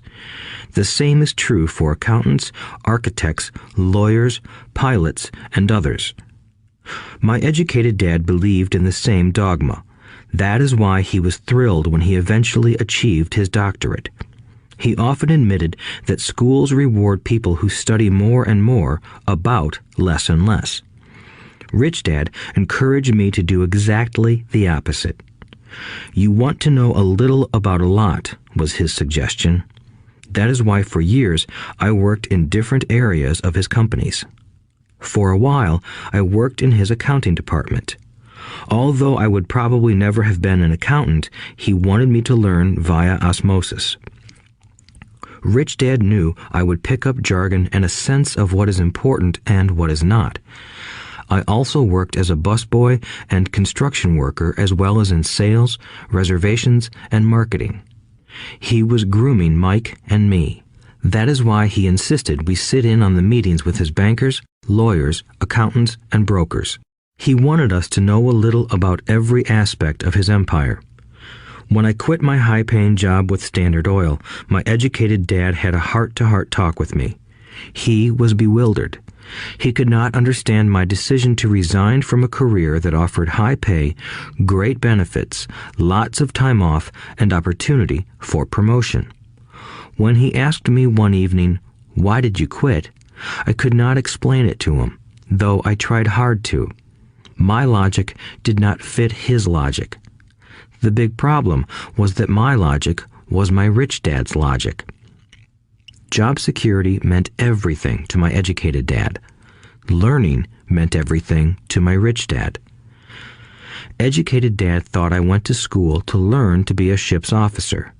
Rich dad knew that I went to school to study international trade. So as a student, I made cargo runs, navigating large freighters, oil tankers, and passenger ships to the Far East and the South Pacific. Rich Dad emphasized that I should stay in the Pacific instead of taking ships to Europe because he knew that the emerging nations were in Asia, not Europe. While most of my classmates, including Mike, were partying at their fraternity houses, I was studying trade, people, business styles, and cultures in Japan, Taiwan, Thailand, Singapore, Hong Kong, Vietnam, Korea, Tahiti, Samoa, and the Philippines. I was partying also, but it was not in any frat house. I grew up rapidly. Educated Dad just could not understand why I decided to quit and join the Marine Corps. I told him I wanted to learn to fly, but really I wanted to learn to lead troops. Rich Dad explained to me that the hardest part of running a company is managing people. He had spent 3 years in the Army. My educated dad was draft exempt. Rich Dad valued learning to lead men into dangerous situations. Leadership is what you need to learn next, he said. If you are not a good leader, you'll get shot in the back, just like they do in business. Returning from Vietnam in 1973, I resigned my commission, even though I loved flying. I found a job with Xerox Corporation. I joined it for one reason, and it was not for the benefits. I was a shy person, and the thought of selling was the most frightening subject in the world. Xerox has one of the best sales training programs in America. Rich Dad was proud of me. My educated dad was ashamed. Being an intellectual, he thought that salespeople were below him. I worked with Xerox for 4 years until I overcame my fear of knocking on doors and being rejected. Once I could consistently be in the top 5 in sales, I again resigned and moved on, leaving behind another great career with an excellent company. In 1977, I formed my first company. Rich Dad had groomed Mike and me to take over companies, so I now had to learn to form them and put them together. My first product, the nylon and Velcro wallet, was manufactured in the Far East and shipped to a warehouse in New York, near where I had gone to school. My formal education was complete, and it was time to test my wings. If I failed, I would go broke. Rich Dad thought it best to go broke before 30. You still have time to recover, was his advice. On the eve of my 30th birthday, my first shipment left Korea for New York. Today, I still do business internationally, and as my rich dad encouraged me to do, I keep seeking the emerging nations. Today, my investment company invests in South American countries and Asian countries, as well as in Norway and Russia. There is an old cliche that goes, "Job is an acronym for just over broke." Unfortunately, I would say that applies to millions of people. Because school does not think financial intelligence is an intelligence, most workers live within their means. They work and they pay bills. There is another horrible management theory that goes, workers work hard enough to not be fired, and owners pay just enough so that workers won't quit. And if you look at the pay scales of most companies, again, I would say there is a degree of truth to that statement. The net result is that most workers never get ahead. They do what they've been taught to do, get a secure job. Most workers focus on working for pay and benefits that reward them in the short term, but are often disastrous in the long run. Instead, I recommend to young people to seek work for what they will learn more than what they will earn. Look down the road at what skills they want to acquire before choosing a specific profession and before getting trapped in the rat race. Once people are trapped in the lifelong process of bill paying, they become like those little hamsters running around in those metal wheels. Their little furry legs are spinning furiously, the wheel is turning furiously, but come tomorrow morning, they'll still be in the same cage. Great job. In the movie Jerry Maguire, starring Tom Cruise, there are many great one-liners. Probably the most memorable is, "Show me the money." But there is one line I thought most truthful. It comes from the scene where Tom Cruise is leaving the firm. He has just been fired, and he is asking the entire company, "Who wants to come with me?" And the whole place is silent and frozen. Only one woman speaks up and says, "I'd like to, but I'm due for a promotion in 3 months." That statement is probably the most truthful statement in the whole movie. It is the type of statement that people use to keep themselves busy, working away to pay bills. I know my educated dad looked forward to his pay raise every year, and every year he was disappointed. So he would go back to school to earn more qualifications so he could get another raise. Then, once again, there would be another disappointment. The question I often ask people is, where is this daily activity taking you?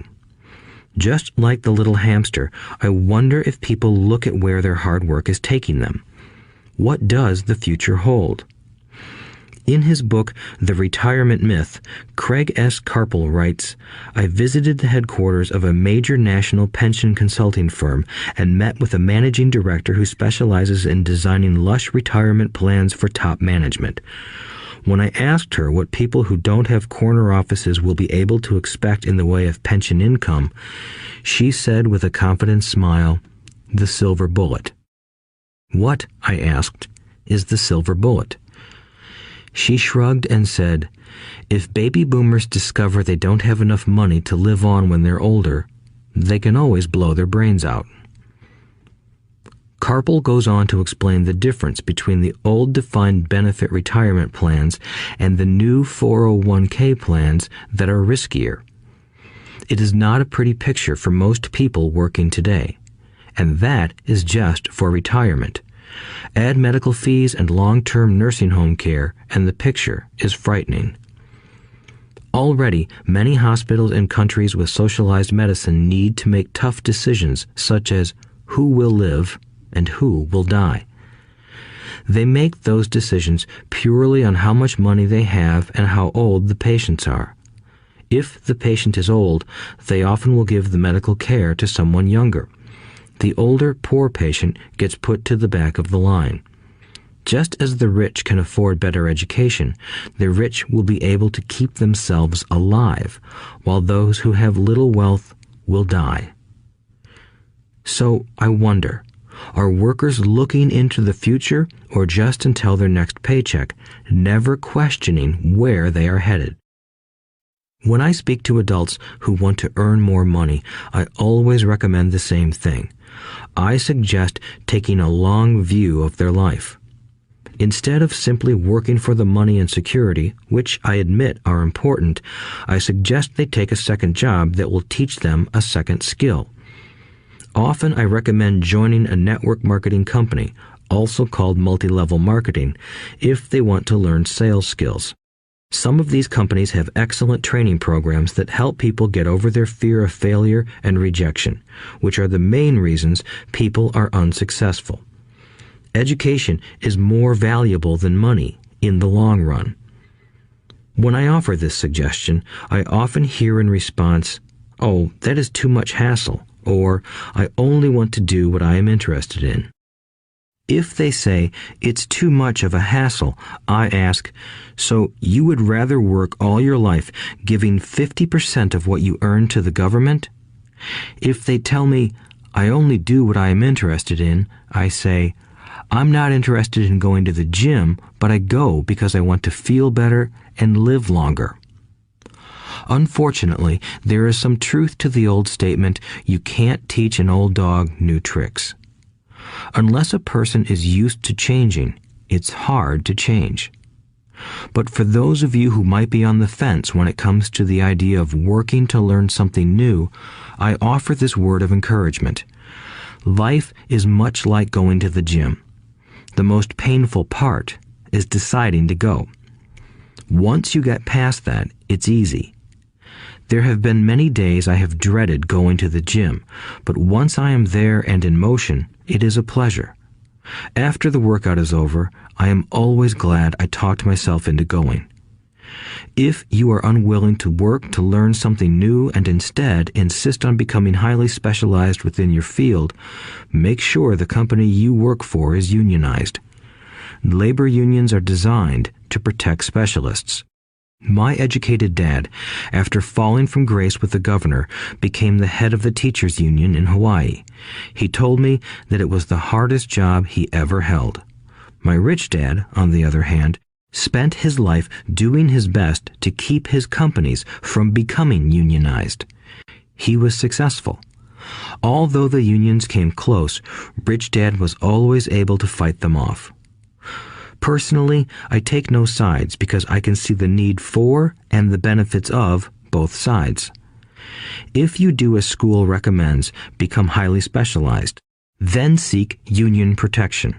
For example, had I continued with my flying career, I would have sought a company that had a strong pilots union. Why? Because my life would be dedicated to learning a skill that was valuable in only one industry. If I were pushed out of that industry, my life's skills would not be as valuable to another industry. A displaced senior pilot with 100,000 hours of heavy airline transport time, earning $150,000 a year, would have a hard time finding an equivalent high-paying job teaching in school. Skills do not necessarily transfer from industry to industry. Skills the pilots are paid for in the airline industry are not as important in, say, the school system. The same is true even for doctors today. With all the changes in medicine, many medical specialists are needing to conform to medical organizations such as HMOs. School teachers definitely need to be union members. Today in America, the teachers' union is the largest and the richest labor union of all. The NEA, the National Education Association, has tremendous political clout. Teachers need the protection of their union because their skills are also of limited value to an industry outside of education. So the rule of thumb is, highly specialized, then unionize. It's the smart thing to do. When I ask the classes I teach, how many of you can cook a better hamburger than McDonald's, almost all the students raise their hands.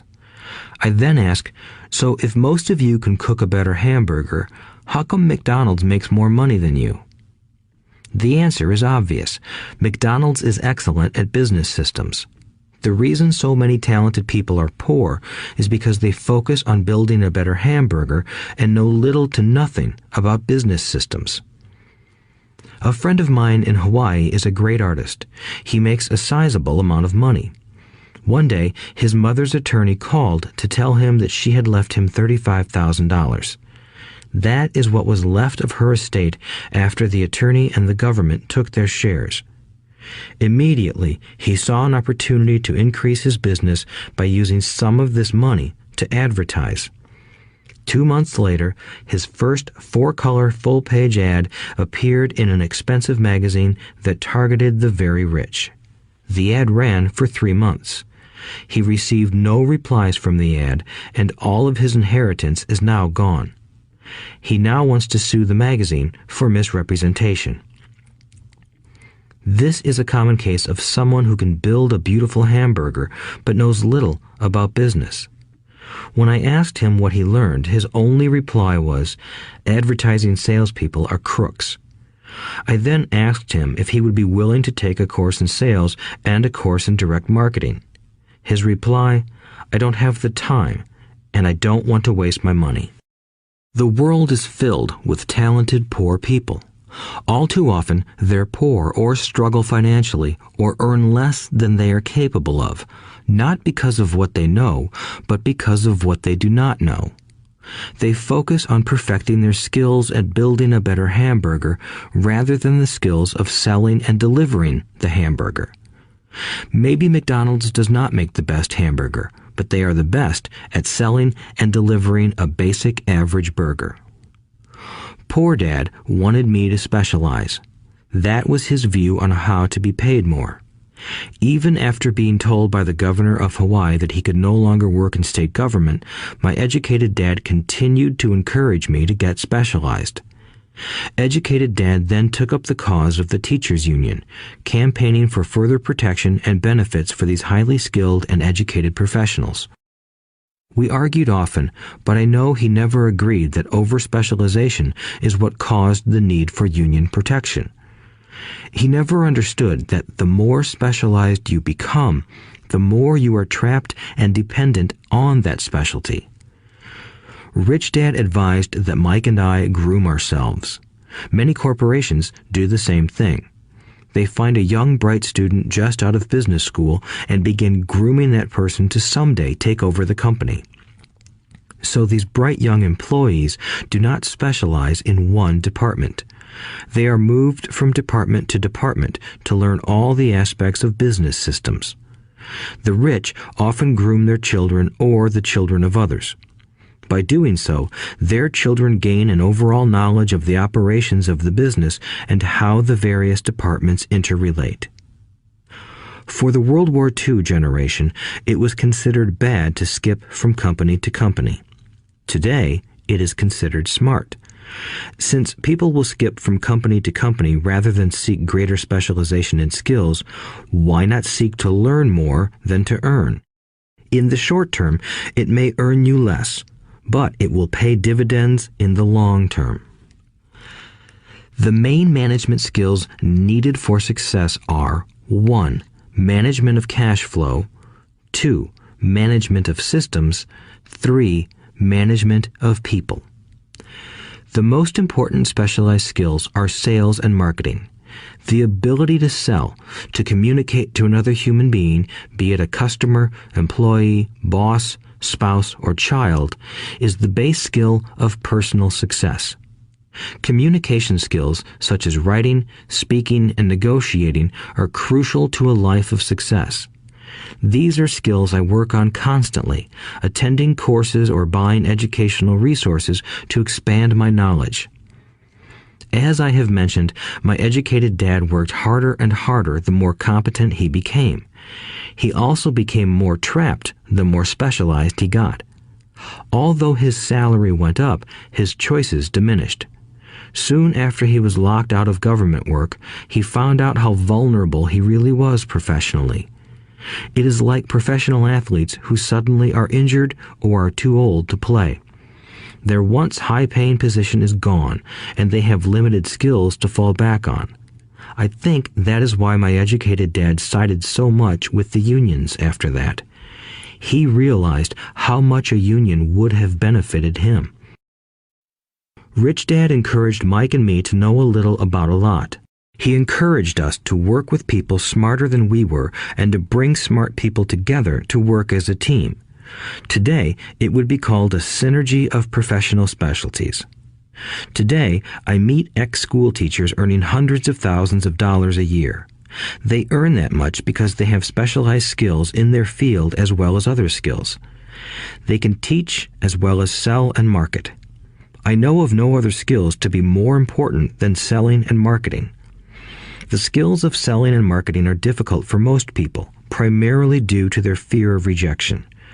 The better you are at communicating, negotiating, and handling your fear of rejection, the easier life is. Just as I advise that newspaper writer who wanted to become a best-selling author, I advise anyone else today. Being technically specialized has its strengths as well as its weaknesses. I have friends who are geniuses, but they cannot communicate effectively with other human beings, and, as a result, their earnings are pitiful. I advise them to just spend a year learning to sell. Even if they earn nothing, their communication skills will improve, and that is priceless. In addition to being good learners, sellers, and marketers, we need to be good teachers as well as good students. To be truly rich, we need to be able to give as well as to receive. In cases of financial or professional struggle, there is often a lack of giving and receiving. I know many people who are poor because they are neither good students nor good teachers. Both of my dads were generous men. Both made it a practice to give first. Teaching was one of their ways of giving. The more they gave, the more they received. One glaring difference was in the giving of money. My rich dad gave lots of money away. He gave to his church, to charities, and to his foundation. He knew that to receive money, you had to give money. Giving money is the secret to most great wealthy families. That is why there are organizations like the Rockefeller Foundation and the Ford Foundation. These are organizations designed to take their wealth and increase it, as well as give it away in perpetuity. My educated dad always said, "When I have some extra money, I'll give it." The problem was that there was never any extra. So he worked harder to draw more money in rather than focus on the most important law of money. Give and you shall receive. Instead, he believed in receive and then you give. In conclusion, I became both dads. One part of me is a hardcore capitalist who loves the game of money making money. The other part is a socially responsible teacher who is deeply concerned with this ever-widening gap between the haves and have-nots. I personally hold the archaic educational system primarily responsible for this growing gap. Chapter 7. Overcoming Obstacles. The primary difference between a rich person and a poor person is how they manage fear. Once people have studied and become financially literate, they may still face roadblocks to becoming financially independent. There are 5 main reasons why financially literate people may still not develop abundant asset columns that could produce a large cash flow. The 5 reasons are: 1. Fear. 2. Cynicism. 3. Laziness. 4. Bad habits. 5. Arrogance. Overcoming fear. I have never met anyone who really likes losing money. And in all my years, I have never met a rich person who has never lost money. But I have met a lot of poor people who have never lost a dime. Investing, that is. The fear of losing money is real. Everyone has it, even the rich. But it's not having fear that is the problem. It's how you handle fear. It's how you handle losing. It's how you handle failure that makes the difference in one's life. The primary difference between a rich person and a poor person is how they manage that fear. It's okay to be fearful. It's okay to be a coward when it comes to money. You can still be rich. We're all heroes at something and cowards at something else. My friend's wife is an emergency room nurse. When she sees blood, she flies into action. When I mention investing, she runs away. When I see blood, I don't run. I pass out. My rich dad understood phobias about money. Some people are terrified of snakes. Some people are terrified about losing money. Both are phobias, he would say. So his solution to the phobia of losing money was this little rhyme.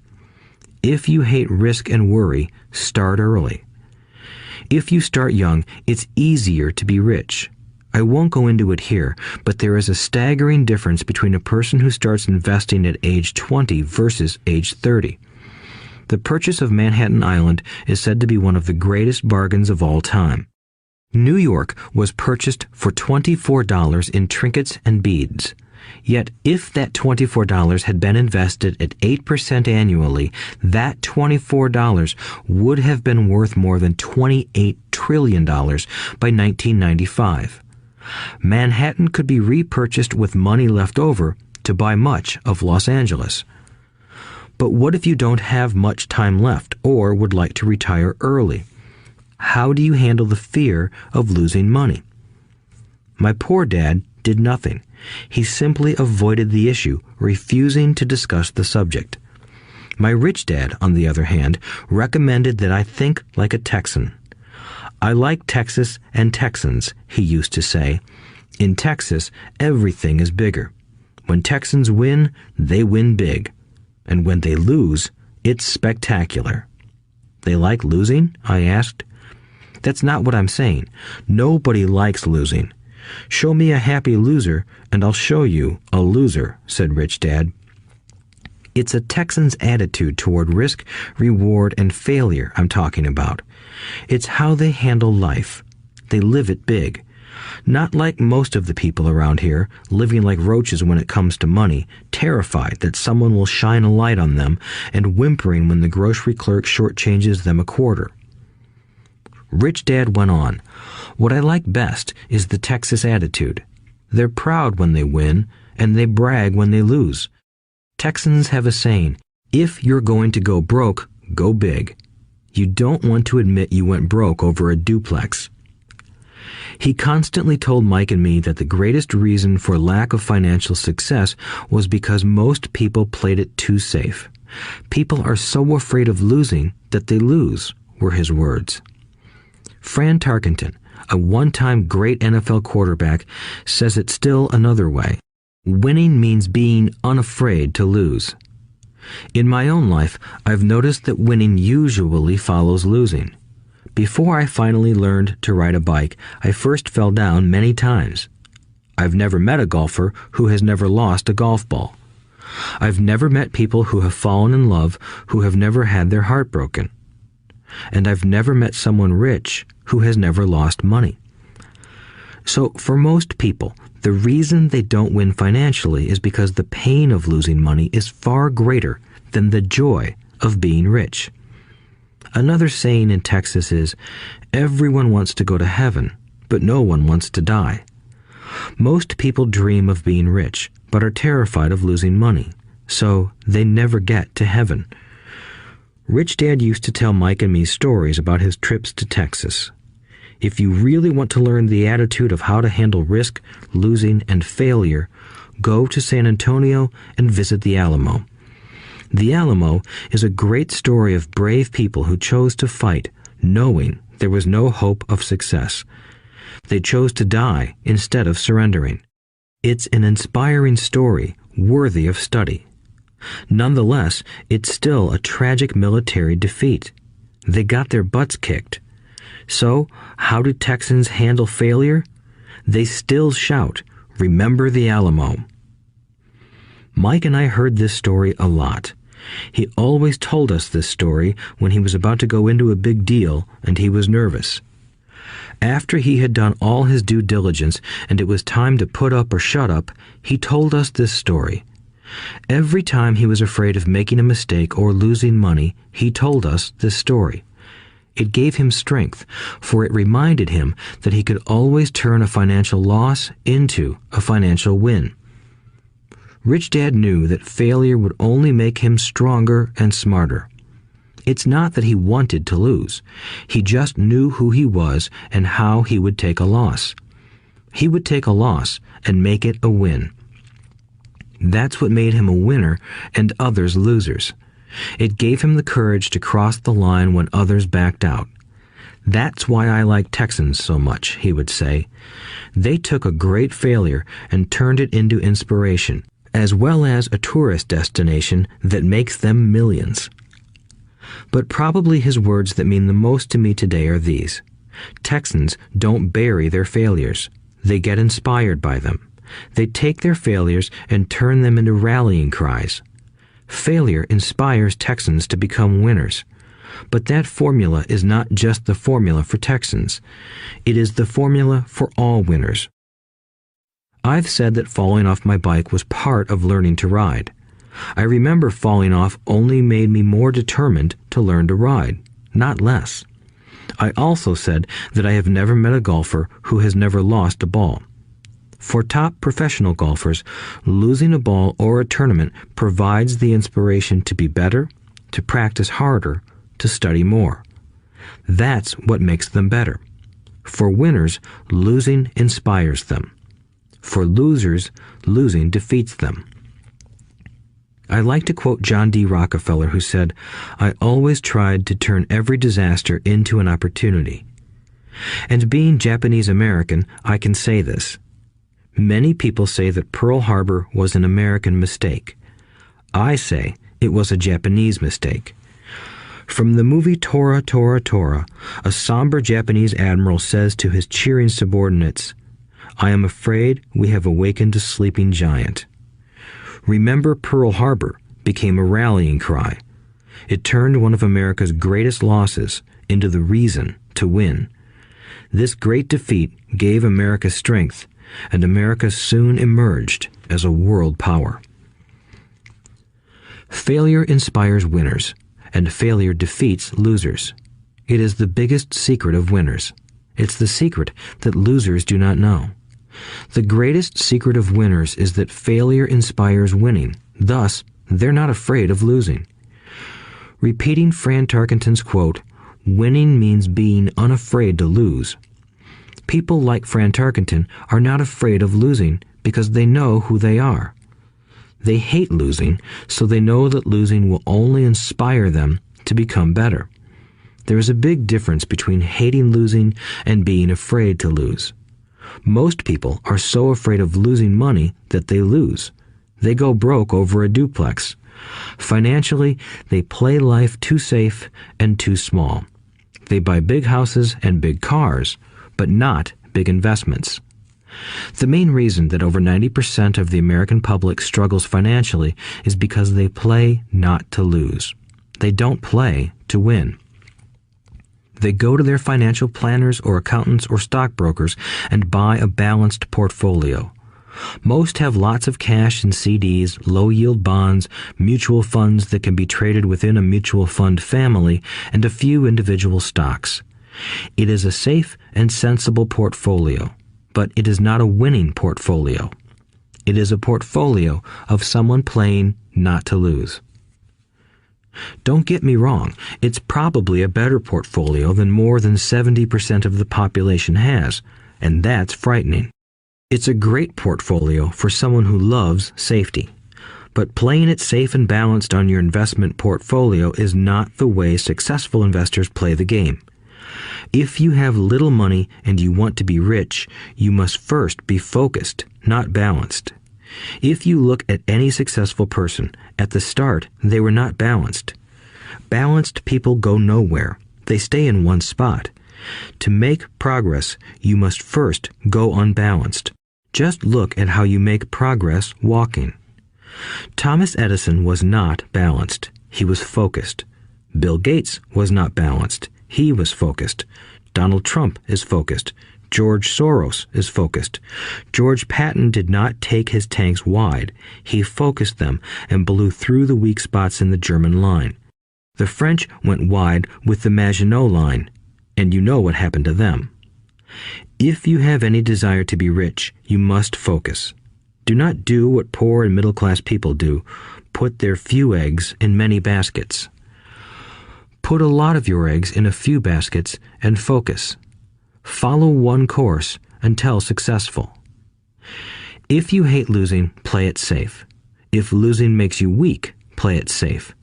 Go with balanced investments. If you're over 25 years old and are terrified of taking risks, don't change. Play it safe, but start early. Start accumulating your nest egg early because it will take time. But if you have dreams of freedom, of getting out of the rat race, the first question to ask yourself is, how do I respond to failure? If failure inspires you to win, maybe you should go for it, but only maybe. If failure makes you weak or causes you to throw temper tantrums, like spoiled brats who call attorneys to file lawsuits every time something doesn't go their way, then play it safe. Keep your daytime job, or buy bonds or mutual funds. But remember, there is risk in those financial instruments also, even though they may appear safe. I say all this, mentioning Texas and Fran Tarkenton, because stacking the asset column is easy. It's really a low-aptitude game. It doesn't take much education. 5th grade math will do. But building your asset column is a game in which attitude plays a major role. It takes guts, patience, and a great attitude toward failure.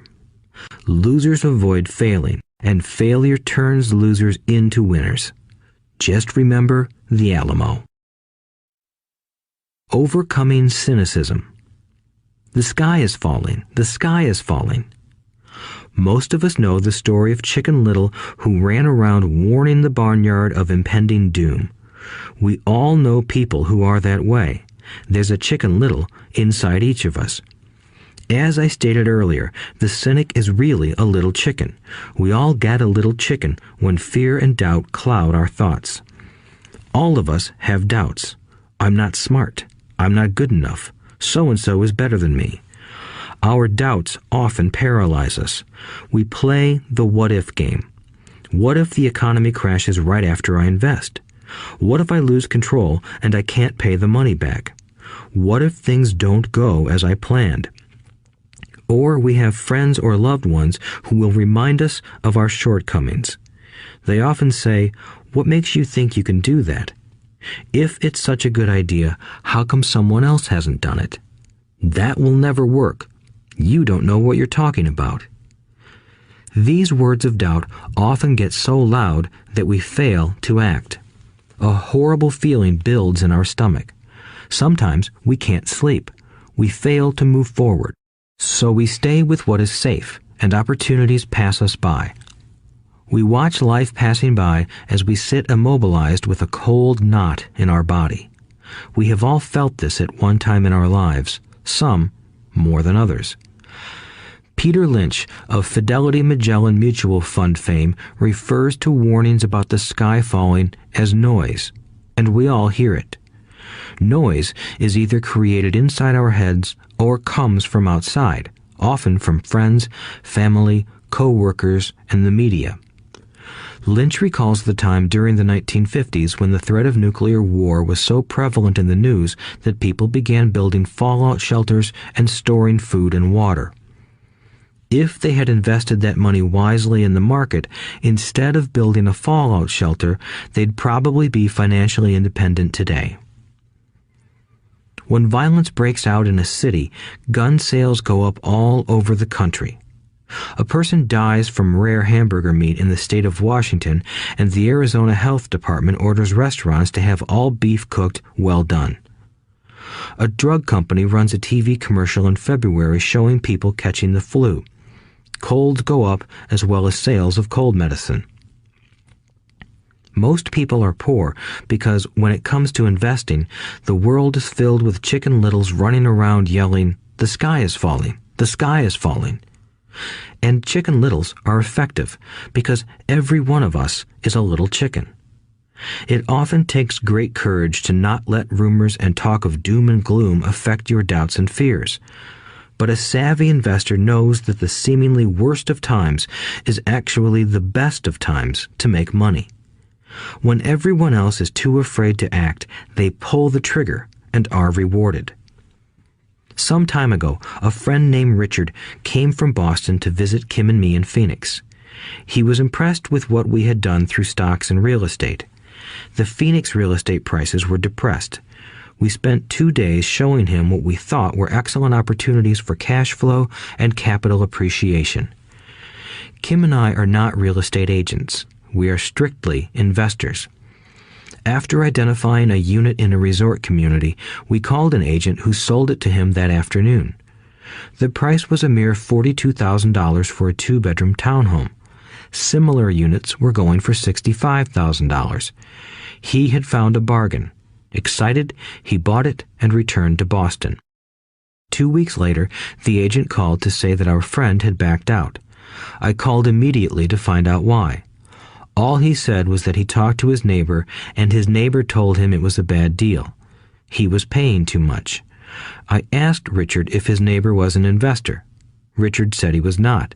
When I asked why he listened to him, Richard got defensive and simply said he wanted to keep looking. The real estate market in Phoenix turned, and a few years later, that little unit was renting for $1,000 a month, $2,500 in the peak winter months. The unit was worth $95,000. All Richard had to put down was $5,000, and he would have had a start at getting out of the rat race. Today, he still has done nothing. Richard's backing out did not surprise me. It's called buyer's remorse, and it affects all of us. The little chicken won, and a chance at freedom was lost. In another example, I hold a small portion of my assets in tax lien certificates instead of CDs. I earn 16% per year on my money, which certainly beats the interest rates banks offer on CDs. The certificates are secured by real estate and enforced by state law, which is also better than most banks. The formula they're bought on makes them safe. They just lack liquidity. So I look at them as 2 to 7 year CDs. Almost every time I tell someone that I hold my money this way, especially if they have money in CDs, they will tell me it's risky. They tell me why I should not do it. When I ask them where they get their information, they say from a friend or an investment magazine. They've never done it, and they're telling someone who's doing it why they shouldn't. The lowest yield I look for is 16%, but people who are filled with doubt are willing to accept a far lower return. Doubt is expensive. My point is that it's those doubts and cynicism that keep most people poor and playing it safe. The real world is simply waiting for you to get rich. Only a person's doubts keep them poor. As I said, getting out of the rat race is technically easy. It doesn't take much education, but those doubts are cripplers for most people. Cynics never win, said Rich Dad. Unchecked doubt and fear creates a cynic. Cynics criticize and winners analyze was another of his favorite sayings. Rich Dad explained that criticism blinded while analysis opened eyes. Analysis allowed winners to see that critics were blind and to see opportunities that everyone else missed. And finding what people miss is key to any success. Real estate is a powerful investment tool for anyone seeking financial independence or freedom. It is a unique investment tool. Yet every time I mention real estate as a vehicle, I often hear, "I don't want to fix toilets."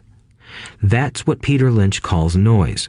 That's what my rich dad would say is the cynic talking, someone who criticizes and does not analyze, someone who lets their doubts and fears close their mind instead of open their eyes. So when someone says, "I don't want to fix toilets, I want to fire back," what makes you think I want to? They're saying a toilet is more important than what they want.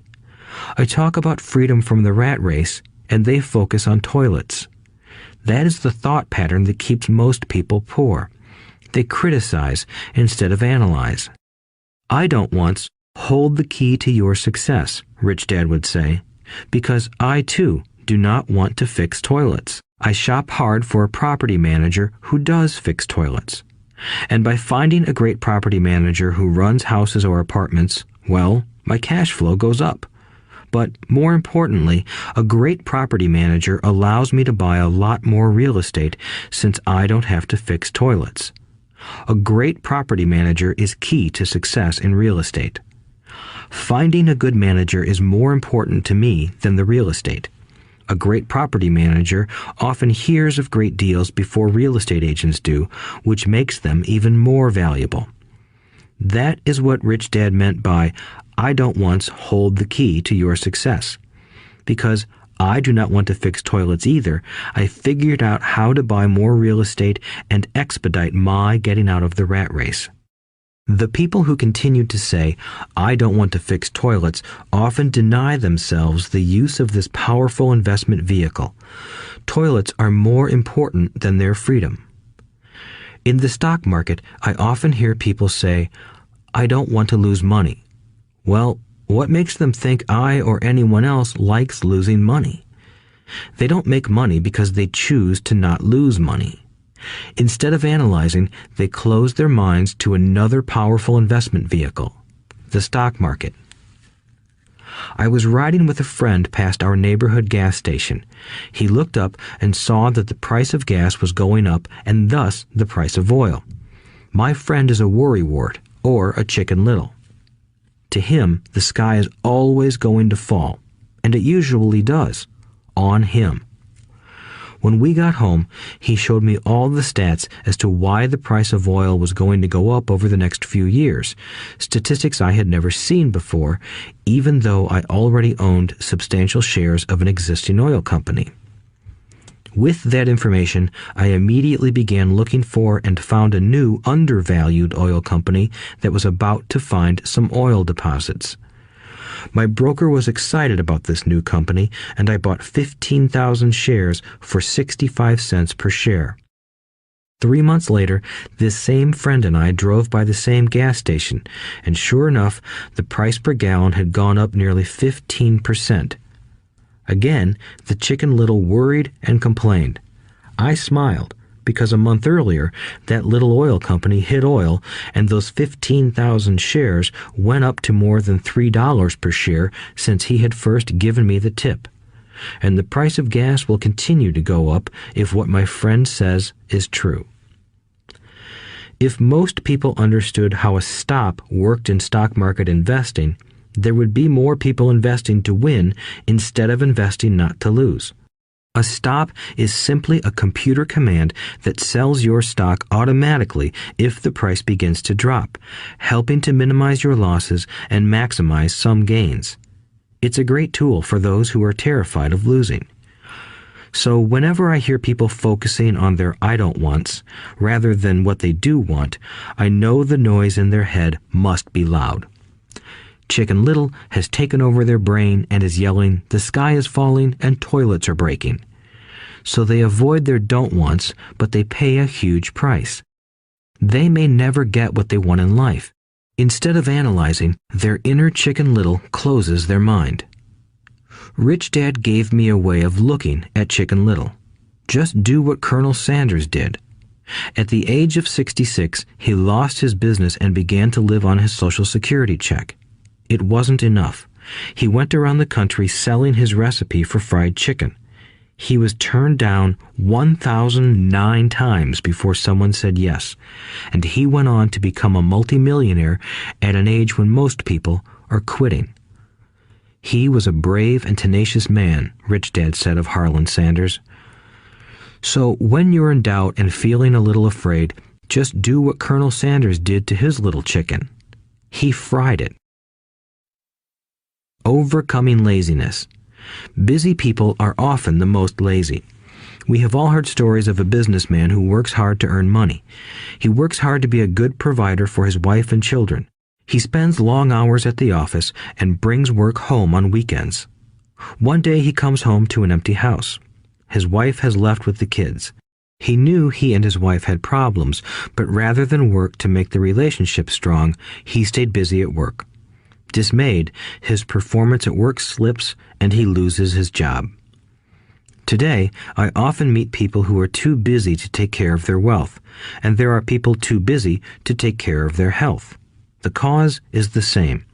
They're busy, and they stay busy as a way of avoiding something they do not want to face.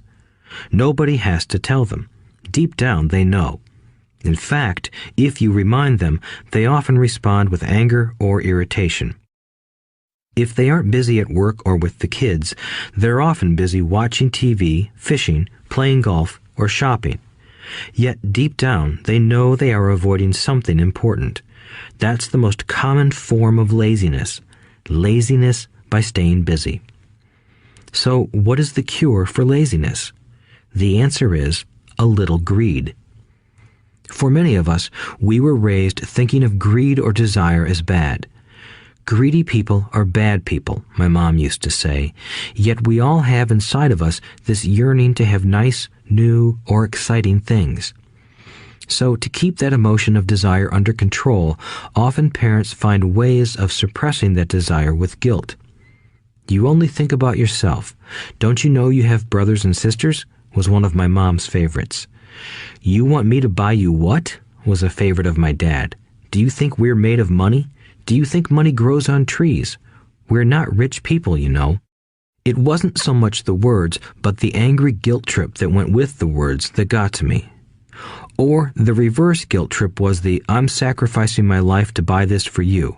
I'm buying this for you because I never had this advantage when I was a kid. I have a neighbor who is stone broke but can't park his car in his garage. The garage is filled with toys for his kids. Those spoiled brats get everything they ask for. I don't want them to know the feeling of want are his everyday words. He has nothing set aside for their college or his retirement, but his kids have every toy ever made. He recently got a new credit card in the mail and took his kids to visit Las Vegas. I'm doing it for the kids, he said with great sacrifice. Rich Dad forbade the words, I can't afford it. In my real home, that's all I heard. Instead, Rich Dad required his children to say, how can I afford it? He believed that the words, I can't afford it, shut down your brain. It didn't have to think anymore. How can I afford it opened up the brain and forced it to think and search for answers. But most importantly, he felt the words, I can't afford it, were a lie, and the human spirit knows it. The human spirit is very, very powerful, he would say. It knows it can do anything. By having a lazy mind that says, I can't afford it, a war breaks out inside you. Your spirit is angry, and your lazy mind must defend its lie. The spirit is screaming, come on, let's go to the gym and work out. And the lazy mind says, but I'm tired. I worked really hard today. Or the human spirit says, I'm sick and tired of being poor. Let's get out there and get rich. To which the lazy mind says, rich people are greedy. Besides, it's too much bother. It's not safe. I might lose money. I'm working hard enough as it is. I've got too much to do at work anyway. Look at what I have to do tonight. My boss wants it finished by morning. I can't afford it also causes sadness, a helplessness that leads to despondency and often depression. How can I afford it opens up possibilities, excitement, and dreams. So Rich Dad was not so concerned about what we wanted to buy as long as we understood that how can I afford it creates a stronger mind and a dynamic spirit. Thus, he rarely gave Mike or me anything. He would instead ask, how can you afford it? And that included college, which we paid for ourselves. It was not the goal, but the process of attaining the goal that he wanted us to learn. The problem I see today is that there are millions of people who feel guilty about their desire or their greed. It's old conditioning from their childhood. While they desire to have the finer things that life offers, most have been conditioned subconsciously to say, I can't have that, or I'll never be able to afford that. When I decided to exit the rat race, it was simply a question of how can I afford to never work again? And my mind began to kick out answers and solutions. The hardest part was fighting my real parents' dogma. We can't afford that. Stop thinking only about yourself. Why don't you think about others? And other similar sentiments designed to instill guilt to suppress my greed. So, how do you beat laziness? Once again, the answer is a little greed. It's that radio station WIIFM, which stands for What's in it for me? A person needs to sit down and ask, what would my life be like if I never had to work again? What would I do if I had all the money I needed? Without that little greed, the desire to have something better, progress is not made. Our world progresses because we all desire a better life. New inventions are made because we desire something better. We go to school and study hard because we want something better. So whenever you find yourself avoiding something you know you should be doing, then the only thing to ask yourself is, what's in it for me? Be a little greedy. It's the best cure for laziness. Too much greed, however, as anything in excess can be, is not good. But just remember what Michael Douglas said in the movie Wall Street. Greed is good. Rich Dad said it differently. Guilt is worse than greed, for guilt robs the body of its soul. I think Eleanor Roosevelt said it best. Do what you feel in your heart to be right, for you'll be criticized anyway. You'll be damned if you do, and damned if you don't. Overcoming bad habits. Our lives are a reflection of our habits more than our education. After seeing the movie Conan the Barbarian, starring Arnold Schwarzenegger, a friend said, I'd love to have a body like Schwarzenegger. Most of the guys nodded in agreement. I even heard he was really puny and skinny at one time, another friend added. Yeah, I heard that too, another one said. I heard he has a habit of working out almost every day in the gym. Yeah, I'll bet he has to. Nah, said the group's cynic. I'll bet he was born that way. Besides, let's stop talking about Arnold and get some beers. This is an example of habits controlling behavior. I remember asking my rich dad about the habits of the rich. Instead of answering me outright, he wanted me to learn through example, as usual. When does your dad pay his bills? Rich Dad asked. The first of the month, I said. Does he have anything left over? He asked. Very little, I said. That's the main reason he struggles, said Rich Dad. He has bad habits. Your dad pays everyone else first. He pays himself last, but only if he has anything left over. Which he usually doesn't, I said. But he has to pay his bills, doesn't he? You're saying he shouldn't pay his bills? Of course not, said Rich Dad. I firmly believe in paying my bills on time. I just pay myself first, before I pay even the government. But what happens if you don't have enough money? I asked. What do you do then? The same, said Rich Dad. I still pay myself first, even if I'm short of money. My asset column is far more important to me than the government. But, I said, don't they come after you? Yes, if you don't pay, said Rich Dad. Look, I did not say not to pay. I just said I pay myself first, even if I'm short of money. But, I replied, how do you do that? It's not how. The question is why, Rich Dad said. Okay, why? Motivation, said Rich Dad. Who do you think will complain louder if I don't pay them? Me or my creditors?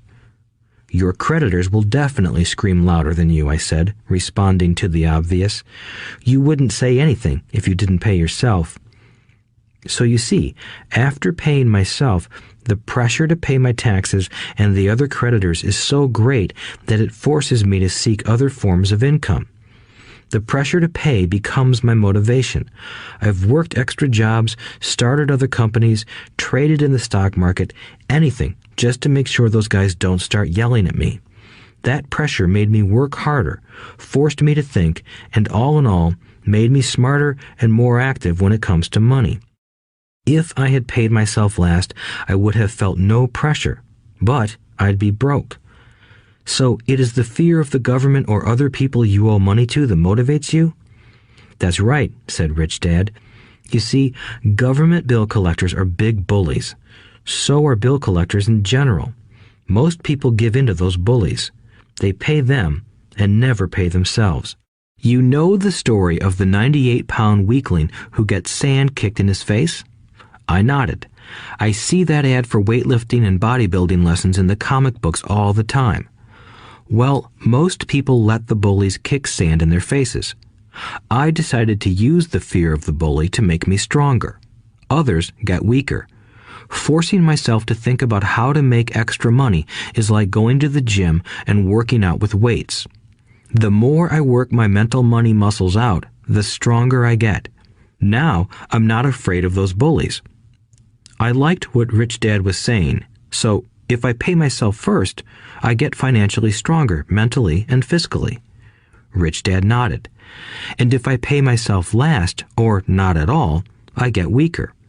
So, people like bosses, managers, tax collectors, bill collectors, and landlords push me around all my life just because I don't have good money habits. Rich Dad nodded, just like the 98-pound weakling. Overcoming arrogance. What I know makes me money. What I don't know loses me money. Every time I have been arrogant, I have lost money. Because when I'm arrogant, I truly believe that what I don't know is not important, Rich Dad would often tell me. I have found that many people use arrogance to try to hide their own ignorance. It often happens when I am discussing financial statements with accountants or even other investors. They try to bluster their way through the discussion. It is clear to me that they don't know what they're talking about. They're not lying, but they are not telling the truth. There are many people in the world of money, finances, and investments who have absolutely no idea what they're talking about. Most people in the money industry are just spouting off sales pitches like used car salesmen. When you know you are ignorant in a subject, start educating yourself by finding an expert in the field or a book on the subject. Chapter 8. Getting Started. There is gold everywhere. Most people are not trained to see it. I wish I could say acquiring wealth was easy for me, but it wasn't. So in response to the question, how do I start, I offer the thought process I go through on a day-to-day basis. It really is easy to find great deals. I promise you that. It's just like riding a bike. After a little wobbling, it's a piece of cake. But when it comes to money, it takes determination to get through the wobbling. That's a personal thing. To find million-dollar deals of a lifetime requires us to call on our financial genius. I believe that each of us has a financial genius within us. The problem is that our financial genius lies asleep, waiting to be called upon. It lies asleep because our culture has educated us into believing that the love of money is the root of all evil. It has encouraged us to learn a profession so we can work for money, but failed to teach us how to have money work for us. It taught us not to worry about our financial future because our company or the government would take care of us when our working days are over. However, it is our children, educated in the same school system, who will end up paying for this absence of financial education. The message is still to work hard, earn money, and spend it. And when we run short, we can always borrow more. Unfortunately, 90% of the Western world subscribes to the above dogma, simply because it's easier to find a job and work for money. If you are not one of the masses, I offer you the following 10 steps to awaken your financial genius. I simply offer you the steps I have personally followed. If you want to follow some of them, great. If you don't, make up your own. Your financial genius is smart enough to develop its own list. While in Peru, I asked a gold miner of 45 years how he was so confident about finding a gold mine. He replied, "There is gold everywhere. Most people are not trained to see it." And I would say that is true. In real estate, I can go out and in a day come up with 4 or 5 great potential deals. while the average person will go out and find nothing, even looking in the same neighborhood. The reason is that they have not taken the time to develop their financial genius. I offer you the following 10 steps as a process to develop your God-given powers, powers over which only you have control. 1. Find a reason greater than reality, the power of spirit. If you ask most people if they would like to be rich or financially free, they would say yes. But then reality sets in. The road seems too long with too many hills to climb. It's easier to just work for money and hand the excess over to your broker. I once met a young woman who had dreams of swimming for the U.S. Olympic team. The reality was that she had to get up every morning at 4 o'clock to swim for 3 hours before going to school. She did not party with her friends on Saturday night. She had to study and keep her grades up, just like everyone else.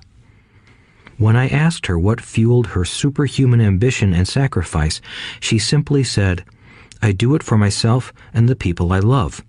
It's love that gets me over the hurdles and sacrifices." A reason or a purpose is a combination of wants and don't wants.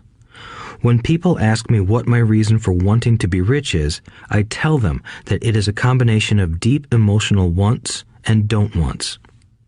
I will list a few.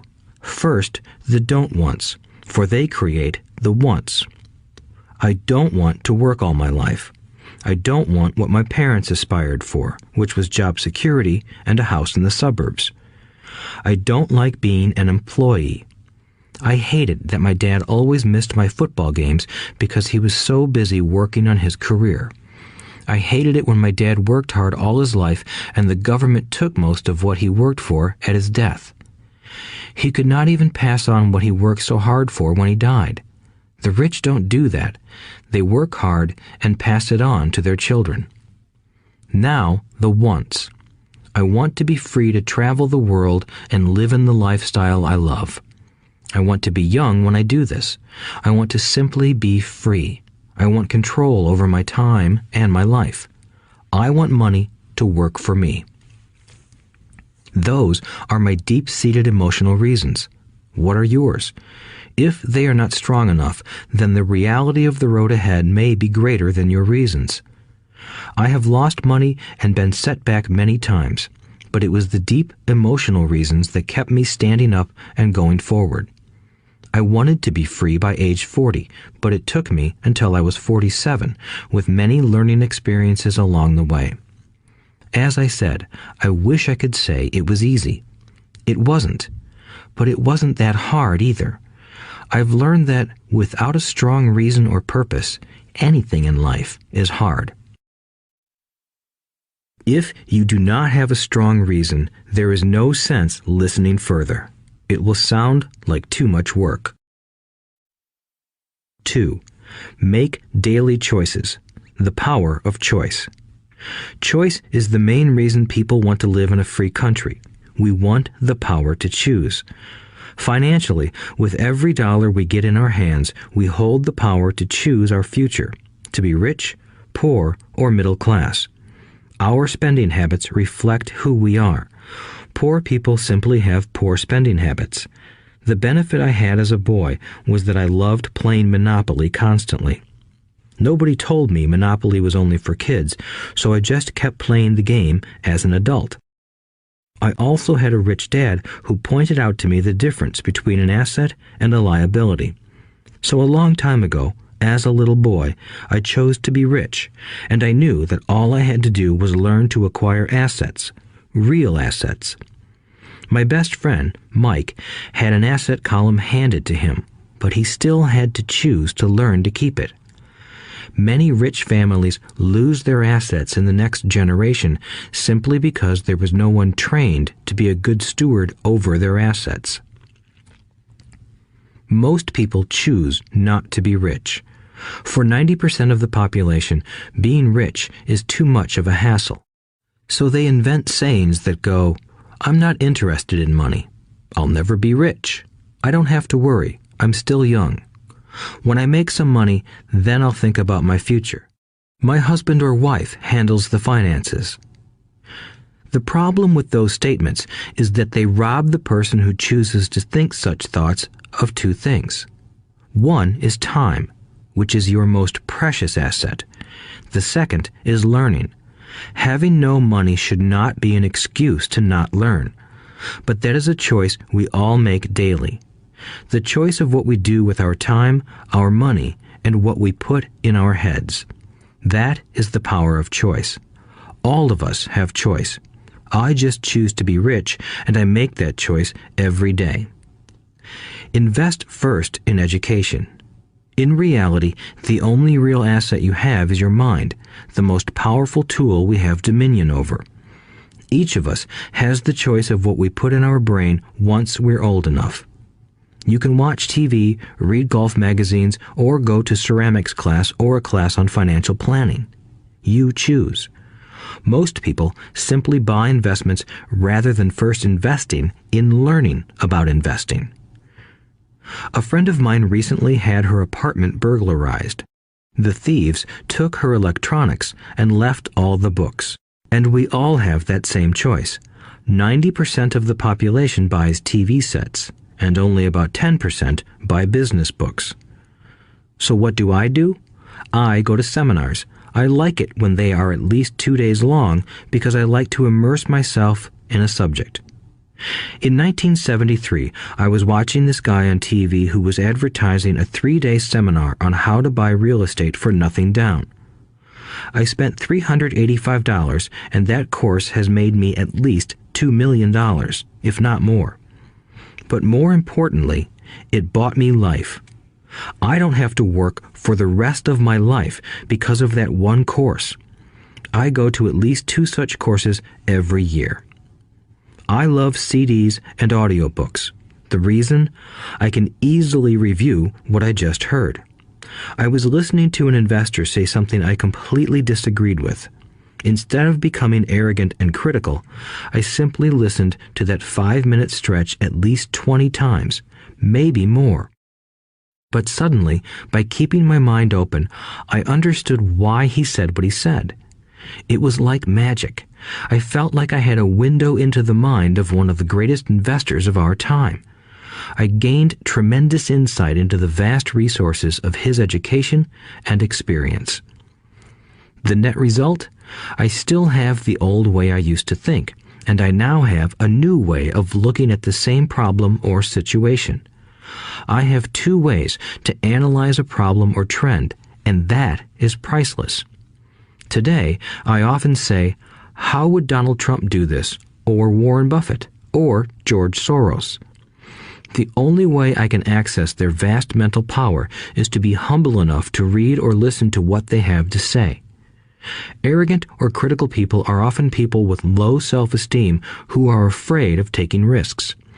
That's because if you learn something new, you are then required to make mistakes in order to fully understand what you have learned. If you have listened this far, arrogance is not one of your problems. Arrogant people rarely read or listen to experts. Why should they? They are the center of the universe. There are so many intelligent people who argue or defend when a new idea clashes with the way they think. In this case, their so-called intelligence combined with arrogance equals ignorance. Each of us knows people who are highly educated or believe they are smart, but their balance sheet paints a different picture. A truly intelligent person welcomes new ideas, for new ideas can add to the synergy of other accumulated ideas. Listening is more important than talking. If that were not true, God would not have given us 2 ears and only 1 mouth. Too many people think with their mouth instead of listening in order to absorb new ideas and possibilities. They argue instead of asking questions. I take a long view on my wealth. I do not subscribe to the get-rich-quick mentality most lottery players or casino gamblers have. I may go in and out of stocks, but I am long on education. If you want to fly an airplane, I advise taking lessons first. I am always shocked at people who buy stocks or real estate but never invest in their greatest asset, their mind. Just because you bought a house or two does not make you an expert at real estate. 3. Choose friends carefully. The power of association. First of all, I do not choose my friends by their financial statements. I have friends who have actually taken a vow of poverty, as well as friends who earn millions every year. The point is that I learn from all of them. Now, I will admit that there are people I have actually sought out because they had money. But I was not after their money. I was seeking their knowledge. In some cases, these people who had money have become dear friends. I've noticed that my friends with money talk about money. They don't do it to brag. They're interested in the subject. So I learn from them, and they learn from me. My friends who are in dire financial straits do not like talking about money, business, or investing. They often think it rude or unintellectual. So I also learn from my friends who struggle financially. I find out what not to do. I have several friends who have generated over $1 billion in their short lifetimes. The 3 of them report the same phenomenon. Their friends who have no money have never come to them to ask them how they did it, but they do come asking for one of 2 things, or both, a loan or a job. Warning: don't listen to poor or frightened people. I have such friends, and while I love them dearly, they are the Chicken Littles of life. To them, when it comes to money, especially investments, it's always, the sky is falling, the sky is falling. They can always tell you why something won't work. The problem is that people listen to them. But people who blindly accept doom and gloom information are also Chicken Littles. As that old saying goes, birds of a feather flock together. If you watch business channels on TV, they often have a panel of so-called experts. One expert will say the market is going to crash, and the other will say it's going to boom. If you're smart, you listen to both. Keep your mind open because both have valid points. Unfortunately, most poor people listen to Chicken Little. I have had many close friends try to talk me out of a deal or an investment. Not long ago, a friend told me he was excited because he found a 6% certificate of deposit. I told him I earned 16% from the state government. The next day, he sent me an article about why my investment was dangerous. I have received 16% for years now, and he still receives 6%. I would say that one of the hardest things about wealth building is to be true to yourself and to be willing to not go along with the crowd. This is because, in the market, it is usually the crowd that shows up late that is slaughtered. If a great deal is on the front page, it's too late in most instances. Look for a new deal. As we used to say as surfers, there is always another wave. People who hurry and catch a wave late usually are the ones who wipe out. Smart investors don't time the markets. If they miss a wave, they search for the next one and get themselves in position. This is hard for most investors because buying what is not popular is frightening. Timid investors are like sheep going along with the crowd. Or their greed gets them in when wise investors have already taken their profits and moved on. Wise investors buy an investment when it's not popular. They know their profits are made when they buy, not when they sell. They wait patiently. As I said, they do not time the market. Just like a surfer, they get in position for the next big swell. It's all insider trading. There are forms of insider trading that are illegal, and there are forms of insider trading that are legal. But either way, it's insider trading. The only distinction is, how far away from the inside are you? The reason you want to have rich friends is because that is where the money is made. It's made on information. You want to hear about the next boom, get in and get out before the next bust. I'm not saying do it illegally, but the sooner you know, the better your chances are for profits with minimal risk. That is what friends are for, and that is financial intelligence. 4. Master a formula and then learn a new one. The power of learning quickly. In order to make bread, every baker follows a recipe, even if it's only held in their head. The same is true for making money. Most of us have heard the saying, "You are what you eat." I have a different slant. I say, you become what you study. In other words, be careful what you learn, because your mind is so powerful that you become what you put in your head. For example, if you study cooking, you then tend to cook. If you don't want to be a cook anymore, then you need to study something else. When it comes to money, the masses generally have one basic formula they learned in school, and it's this: work for money. The predominant formula I see in the world is that every day millions of people get up, go to work, earn money, pay bills, balance checkbooks, buy some mutual funds, and go back to work. That is the basic formula, or recipe. If you're tired of what you're doing, or you're not making enough, it's simply a case of changing the formula via which you make money.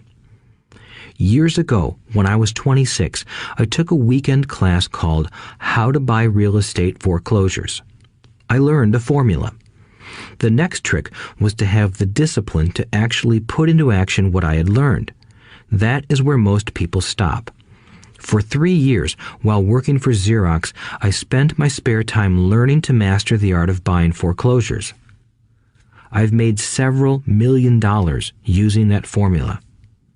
So, after I mastered that formula, I went in search of other formulas. For many of the classes, I did not directly use the information I learned, but I always learned something new. I have attended classes designed for derivative traders, commodity option traders, and chaologists. I was way out of my league, being in a room full of people with doctorates in nuclear physics and space science. Yet, I learned a lot that made my stock and real estate investing more meaningful and lucrative. Most junior colleges and community colleges have classes on financial planning and buying traditional investments. They are good places to start, but I always search for a faster formula. That is why, on a fairly regular basis, I make more in a day than many people will make in their lifetime. Another side note, in today's fast-changing world, it's not so much what you know anymore that counts, because often what you know is old. It is how fast you learn. That skill is priceless. It's priceless in finding faster formulas, recipes, if you will, for making dough. Working hard for money is an old formula born in the day of cavemen. 5. Pay yourself first. The power of self-discipline. If you cannot get control of yourself, do not try to get rich. It makes no sense to invest, make money, and blow it. It is the lack of self-discipline that causes most lottery winners to go broke soon after winning millions. It is the lack of self-discipline that causes people who get a raise to immediately go out and buy a new car or take a cruise. It is difficult to say which of the 10 steps is the most important, but of all the steps, this step is probably the most difficult to master if it is not already a part of your makeup. I would venture to say that personal self-discipline is the number one delineating factor between the rich, the poor, and the middle class.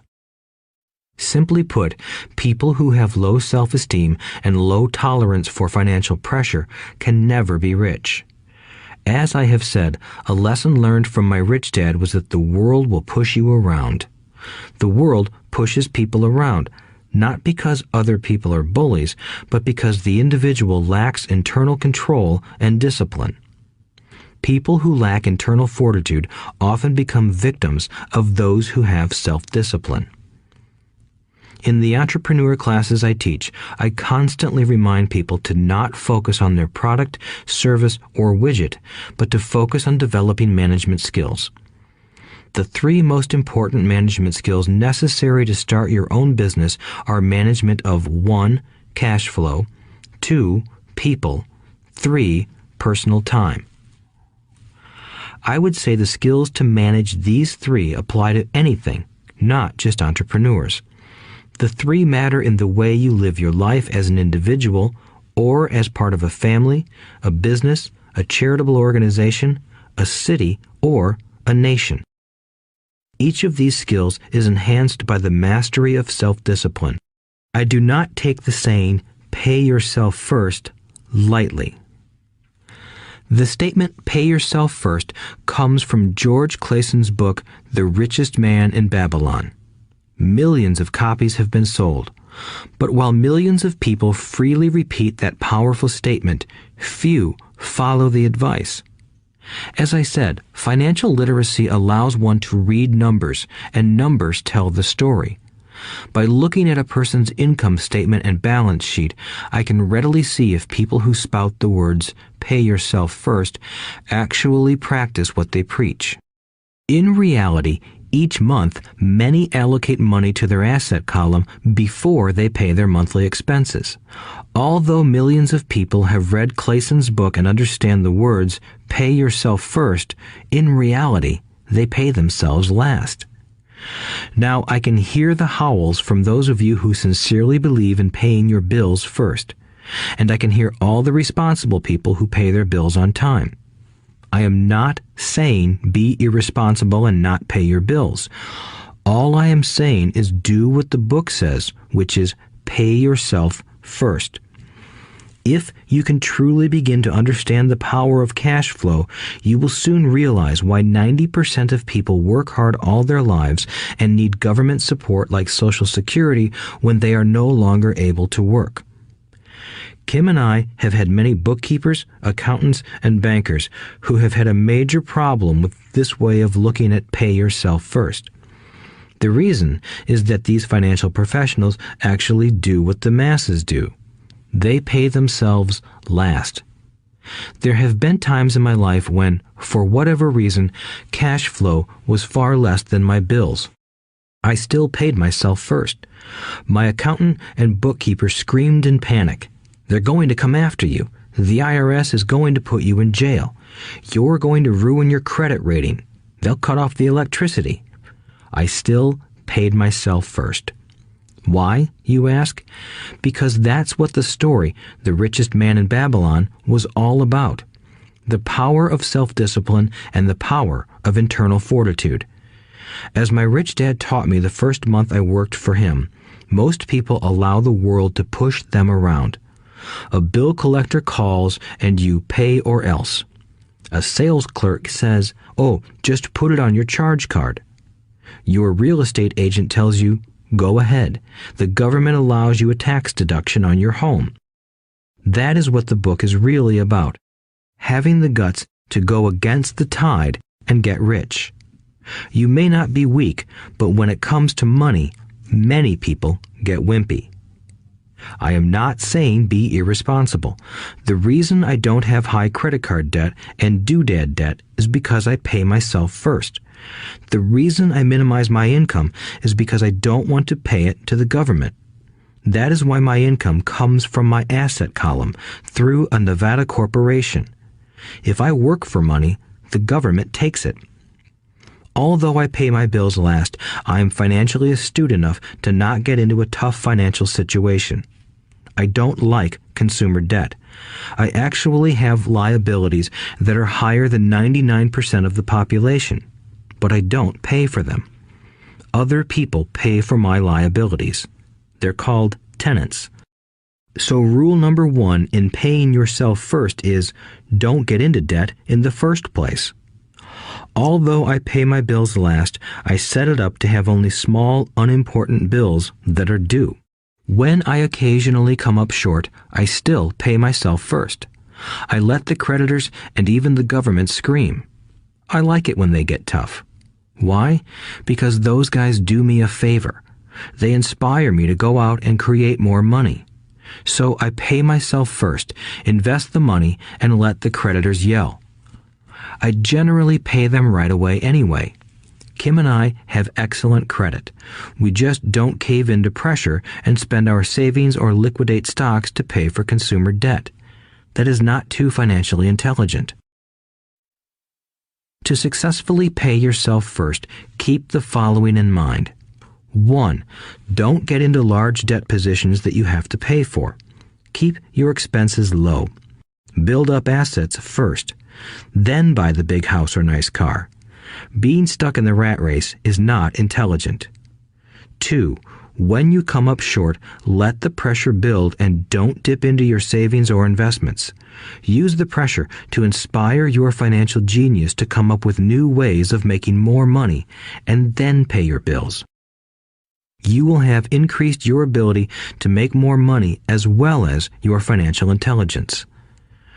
So many times I have gotten into financial hot water and used my brain to create more income while staunchly defending the assets in my asset column. My bookkeeper has screamed and dived for cover, but I was like a good soldier defending the fort. Fort assets. Poor people have poor habits. A common bad habit is innocently called dipping into savings.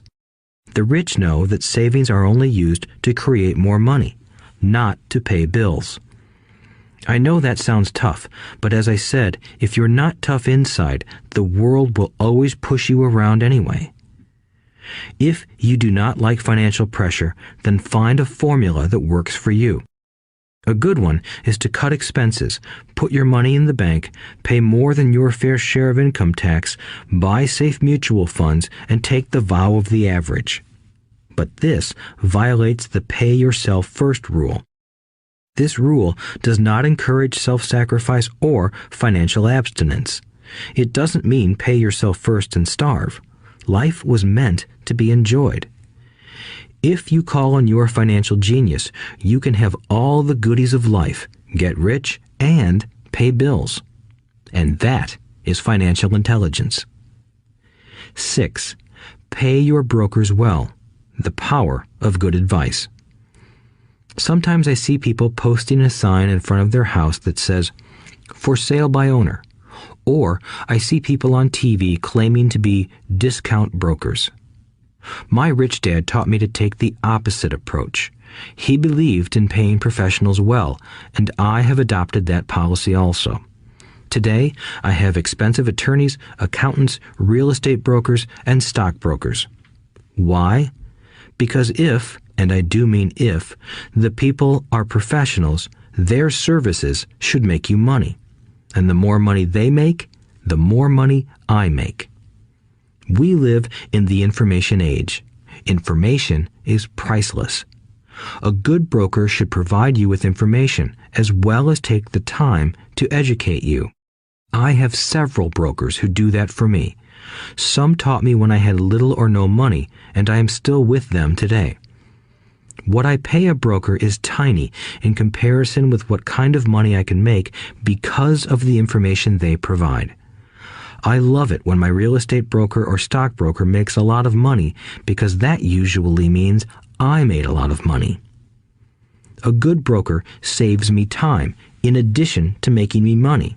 Like when I bought the vacant land for $9,000 and sold it immediately for over $25,000 so I could buy my Porsche quicker. A broker is my eyes and ears in the market. They're there every day, so I do not have to be. I'd rather play golf. People who sell their house on their own must not value their time much.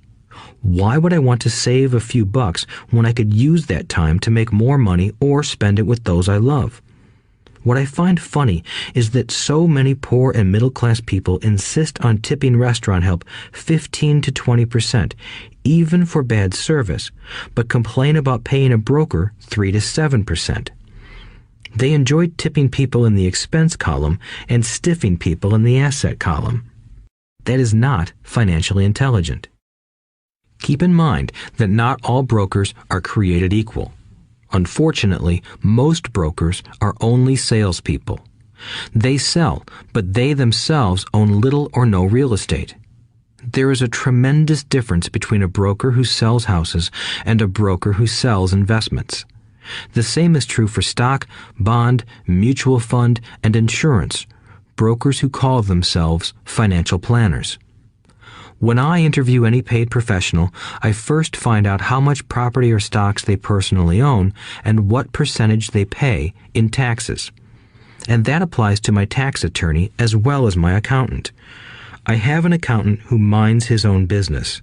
His profession is accounting, but his business is real estate. I used to have an accountant who was a small business accountant, but he had no real estate. I switched because we did not love the same business.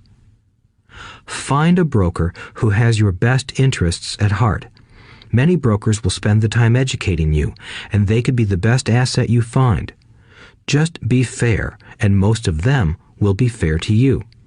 If all you can think about is cutting their commissions, then why should they want to help you? It's just simple logic.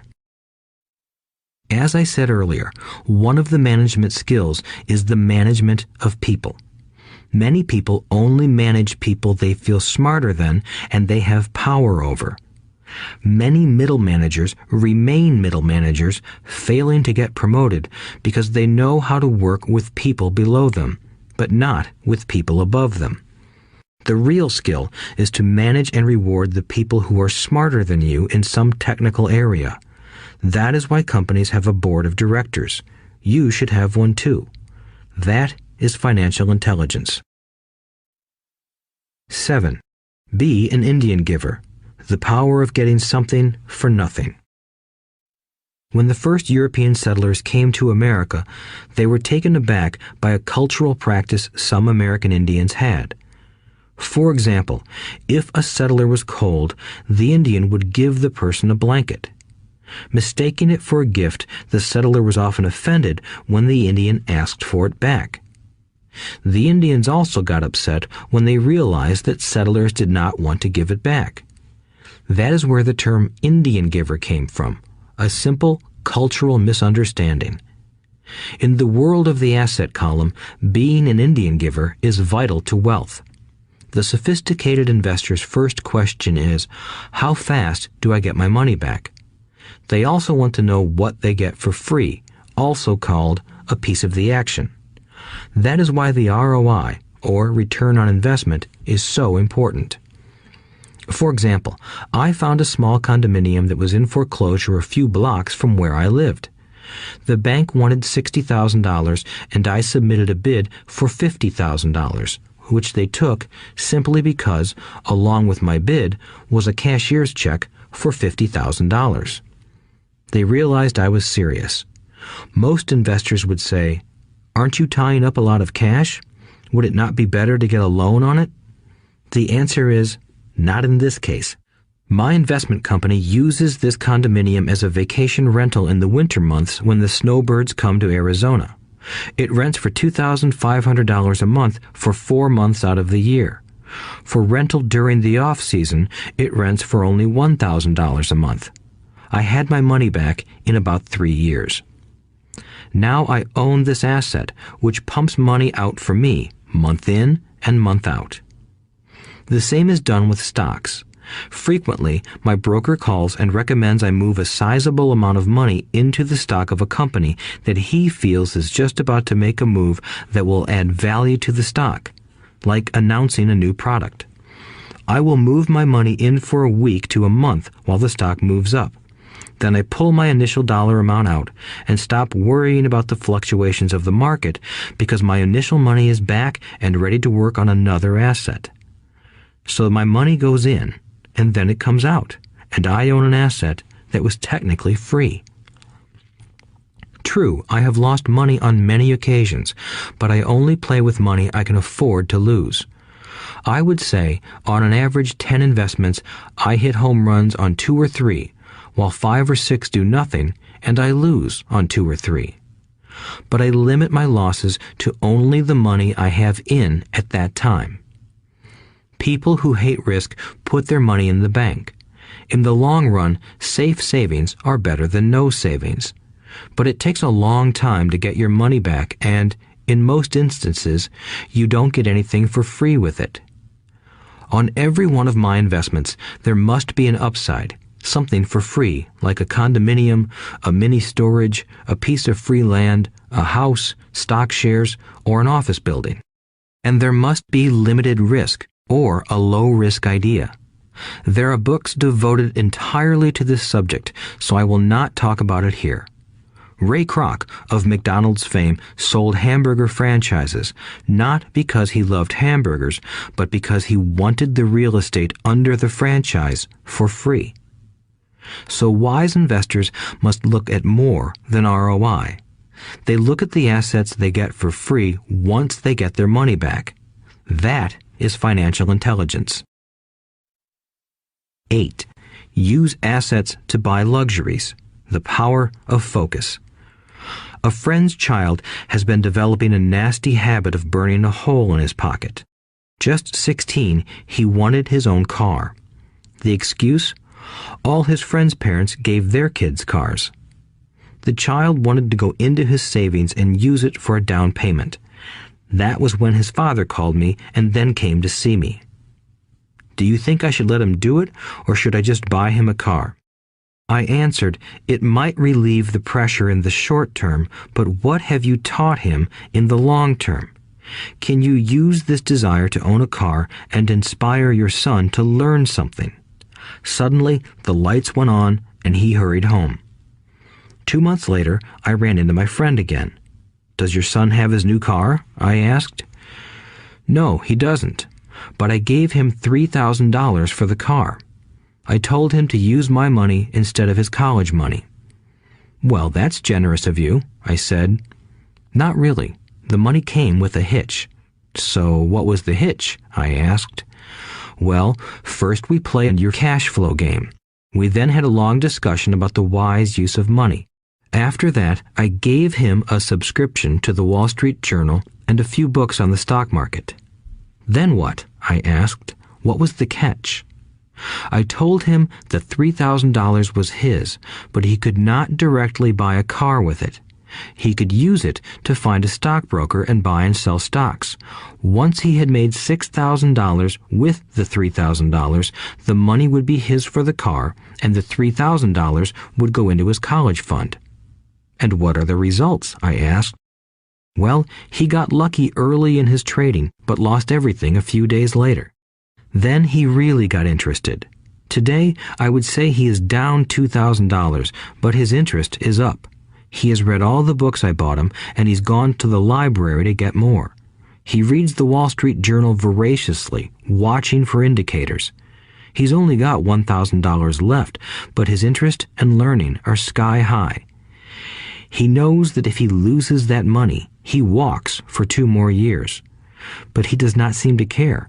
He even seems uninterested in getting a car because he's found a game that is more fun. What happens if he loses all the money? I asked. We'll cross that bridge when we get to it. I'd rather have him lose everything now than wait till he's our age to risk losing everything. And besides, that is the best $3,000 I've ever spent on his education. What he is learning will serve him for life, and he seems to have gained a new respect for the power of money.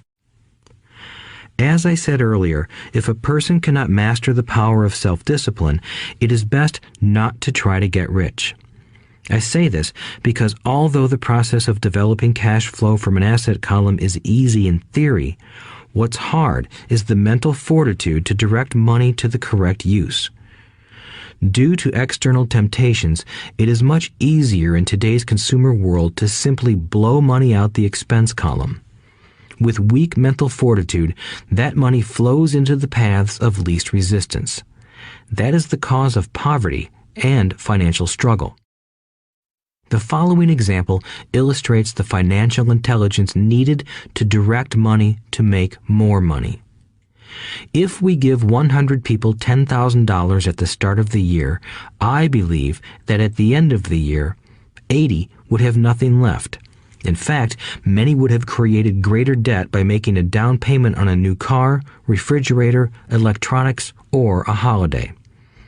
16 would have increased that $10,000 by 5 to 10%. 4 would have increased it to $20,000 or into the millions. We go to school to learn a profession so we can work for money. It is my opinion that it's just as important to learn how to have money work for you. I love my luxuries as much as anyone else. The difference is I don't buy them on credit. It's the keep up with the Joneses trap. When I wanted to buy a Porsche, the easy road would have been to call my banker and get a loan. Instead of choosing to focus in the liability column, I chose to focus in the asset column. As a habit, I use my desire to consume to inspire and motivate my financial genius to invest. Too often today, we focus on borrowing money to get the things we want instead of focusing on creating money. One is easier in the short term, but harder in the long term. It's a bad habit that we as individuals and as a nation have gotten into. Remember, the easy road often becomes hard, and the hard road often becomes easy. The earlier you can train yourself and those you love to be masters of money, the better. Money is a powerful force. Unfortunately, people use the power of money against themselves. If your financial intelligence is low, money will run all over you. It will be smarter than you. If money is smarter than you, you will work for it all your life. To be the master of money, you need to be smarter than it. Then money will do as it is told. It will obey you. Instead of being a slave to it, you will be the master of it. That is financial intelligence. 9. Choose heroes. The power of myth. When I was a kid, I greatly admired Willie Mays, Hank Aaron, and Yogi Berra. They were my heroes, and I wanted to be just like them. I treasured their baseball cards. I knew their stats, the RBIs, the ERAs, their batting averages, how much they got paid, and how they came up from the minor leagues. As a 9-year-old kid, when I stepped up to bat or played first base or catcher, I wasn't me. I pretended I was a famous baseball player. It's one of the most powerful ways we learn, and we often lose that as adults. We lose our heroes. Today, I watch young kids playing basketball near my home. On the court, they're not little Johnny. They're pretending to be their favorite basketball hero. Copying or emulating heroes is true power learning. I have new heroes as I grow older. I have golf heroes, and I copy their swings and do my best to read everything I can about them. I also have heroes such as Donald Trump, Warren Buffett, Peter Lynch, George Soros, and Jim Rogers. I know their stats just like I knew the ERAs and RBIs of my childhood baseball heroes. I follow what Warren Buffett invests in, and I read anything I can about his point of view on the market and how he chooses stocks. And I read about Donald Trump, trying to find out how he negotiates and puts deals together. Just as I was not me when I was up to bat, when I'm in the market or I'm negotiating a deal, I am subconsciously acting with the bravado of Trump. Or, when analyzing a trend, I look at it as though Warren Buffett were doing it. By having heroes, we tap into a tremendous source of raw genius. But heroes do more than simply inspire us. Heroes make things look easy. Making it look easy convinces us to want to be just like them. If they can do it, so can I. When it comes to investing, too many people make it sound hard. Instead, find heroes who make it look easy. 10. Teach and you shall receive. The power of giving. Both of my dads were teachers. My rich dad taught me a lesson I have carried all my life, the necessity of being charitable or giving. My educated dad gave a lot of his time and knowledge, but almost never gave away money. He usually said that he would give when he had some extra money, but of course, there was rarely any extra. My rich dad gave money as well as education. He believed firmly in tithing. If you want something, you first need to give, he would always say. When he was short of money, he gave money to his church or to his favorite charity. If I could leave one single idea with you, it is that idea. Whenever you feel short or in need of something, give what you want first, and it will come back in buckets. That is true for money, a smile, love, or friendship. I know it is often the last thing a person may want to do, but it has always worked for me. I trust that the principle of reciprocity is true, and I give what I want. I want money, so I give money, and it comes back in multiples. I want sales, so I help someone else sell something, and sales come to me. I want contacts, and I help someone else get contacts. Like magic, contacts come to me. I heard a saying years ago that went, God does not need to receive, but humans need to give.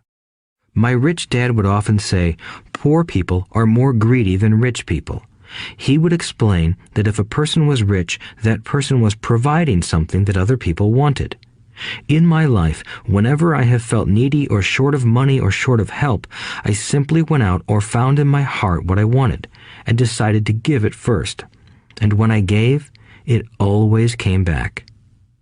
It reminds me of the story of the guy sitting with firewood in his arms on a cold, freezing night. He is yelling at the pot-bellied stove, "When you give me some heat, then I'll put some wood in you." And when it comes to money, love, happiness, sales, and contacts, all one needs to remember is to give first. Often, just the process of thinking of what I want and how I could give that to someone else breaks free a torrent of bounty. Whenever I feel that people aren't smiling at me, I simply begin smiling and saying hello. Like magic, the next thing I know, I'm surrounded by smiling people. It is true that your world is only a mirror of you. So that's why I say, teach and you shall receive. I have found that the more I teach those who want to learn, the more I learn.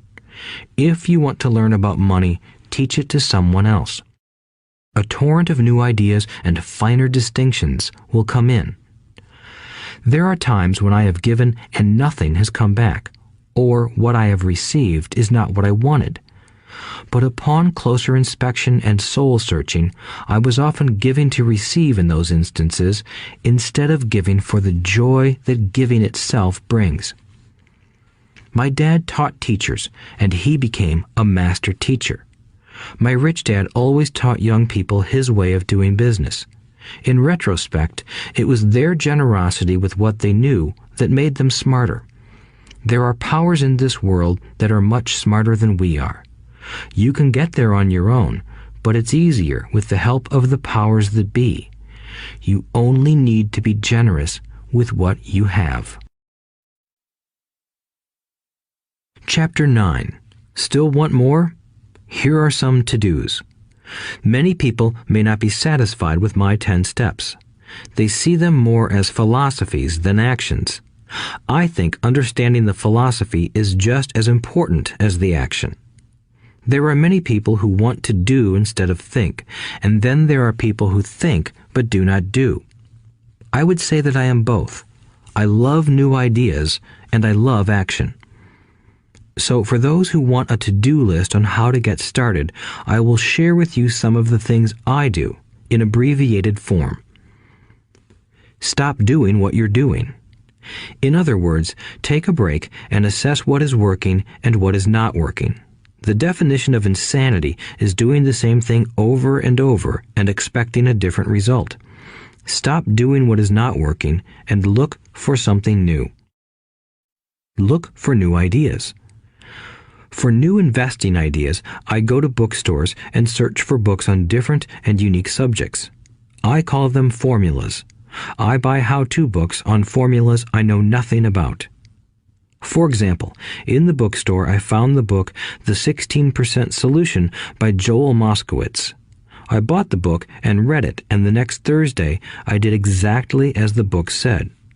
Most people do not take action, or they let someone talk them out of whatever new formula they are studying. My neighbor told me why 16% would not work. I did not listen to him because he's never done it. Find someone who has done what you want to do. take them to lunch, and ask them for tips and tricks of the trade. As for 16% tax lien certificates, I went to the county tax office and found the government employee who worked in that office. I found out that she, too, invested in the tax liens. Immediately, I invited her to lunch. She was thrilled to tell me everything she knew and how to do it. After lunch, she spent all afternoon showing me everything. By the next day, I found 2 great properties with her help that have been accruing interest at 16% ever since.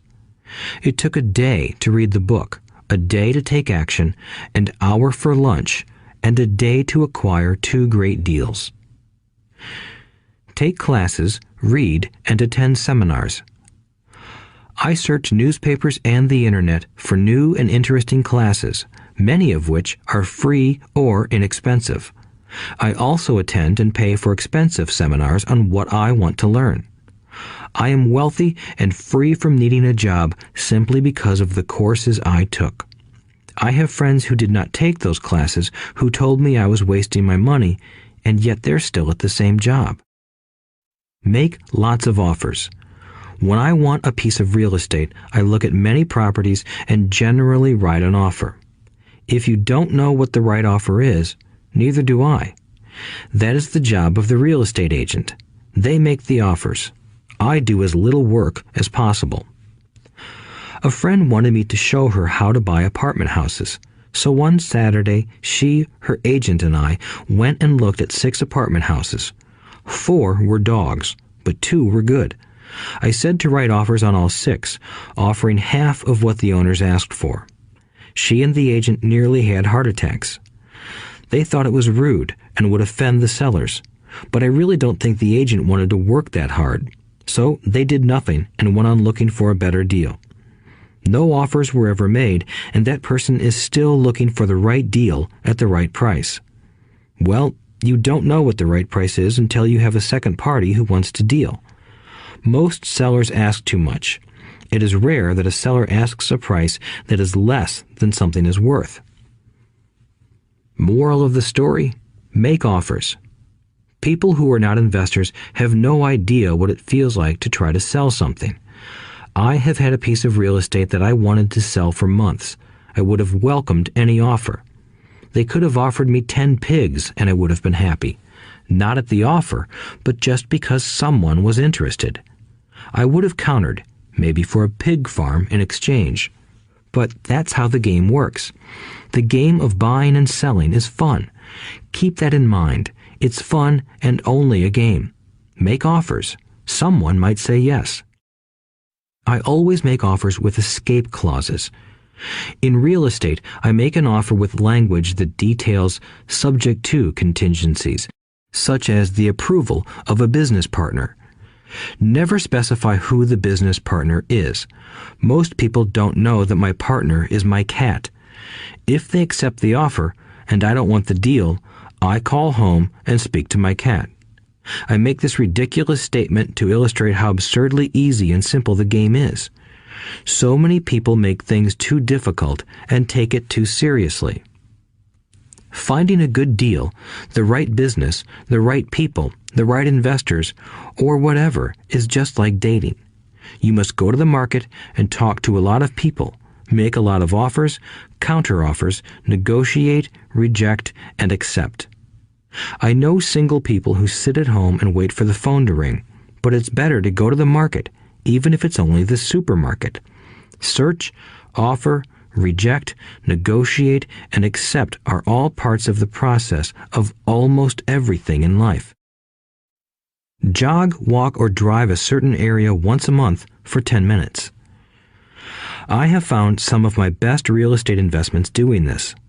I will jog a certain neighborhood for a year and look for change. For there to be profit in a deal, there must be 2 elements, a bargain and change. There are lots of bargains, but it's change that turns a bargain into a profitable opportunity. So when I jog a neighborhood I might like to invest in.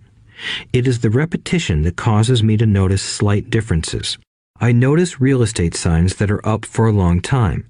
That means the seller might be more agreeable to deal. I watch for moving trucks going in or out. I stop and talk to the drivers. I talk to the postal carriers. It's amazing how much information they acquire about an area. I find a bad area, especially an area that the news has scared everyone away from. I drive it for sometimes a year, waiting for signs of something changing for the better. I talk to retailers, especially new ones, and find out why they're moving in. It takes only a few minutes a month, and I do it while doing something else, like exercising or going to and from the store. Shop for bargains in all markets. Consumers will always be poor.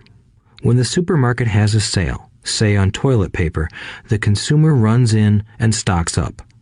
But when the housing or stock market has a sale, most often called a crash or correction, the same consumer often runs away from it.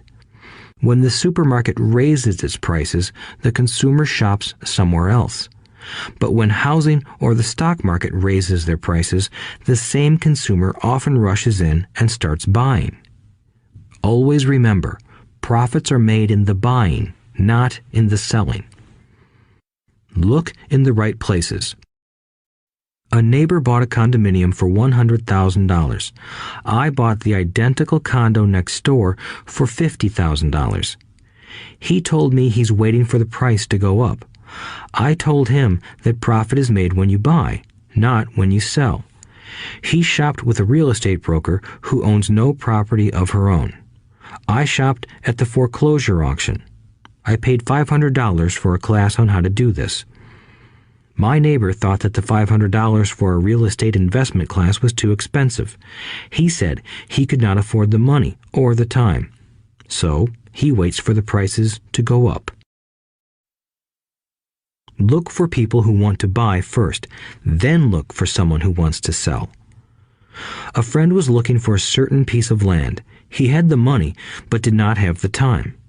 I found a large piece of land, larger than what my friend wanted to buy, tied it up with an option, called my friend, and he said he wanted a piece of it. So I sold the piece to him and then bought the land. I kept the remaining land as mine for free. Moral of the story: buy the pie and cut it in pieces. Most people look for what they can afford, so they look too small. They buy only a piece of the pie, so they end up paying more for less. Small thinkers don't get the big breaks. If you want to get richer, think big. Think big. Retailers love giving volume discounts simply because most business people love big spenders. So even if you're small, you can always think big. When my company was in the market for computers, I called several friends and asked them if they were ready to buy also. We then went to different dealers and negotiated a great deal because we wanted to buy so many. I have done the same with stocks. Small people remain small because they think small, act alone, or don't act at all. Learn from history. All the big companies on the stock exchange started out as small companies. Colonel Sanders did not get rich until after he lost everything in his 60s. Bill Gates was one of the richest men in the world before he was 30. Action always beats inaction. These are just a few of the things I have done and continue to do to recognize opportunities. The important words are have done and do. As repeated many times throughout this audiobook, you must take action before you can receive the financial rewards. Act now. Final thoughts. I would like to share some final thoughts with you. The main reason I wrote this book, and the reason it has remained a bestseller since 2000, was to share insights into how increased financial intelligence can be used to solve many of life's common problems. Without financial training, we all too often use the standard formulas to get through life. Work hard, save, borrow, and pay excessive taxes. Today, more than ever, we need better information. I use the following story as an example of a financial problem that confronts many young families today. How do you afford a good education for your children and provide for your own retirement? It requires using financial intelligence instead of hard work. A friend of mine was griping one day about how hard it was to save money for his 4 children's college educations. He was putting $300 away in a college fund each month and had so far accumulated only about $12,000.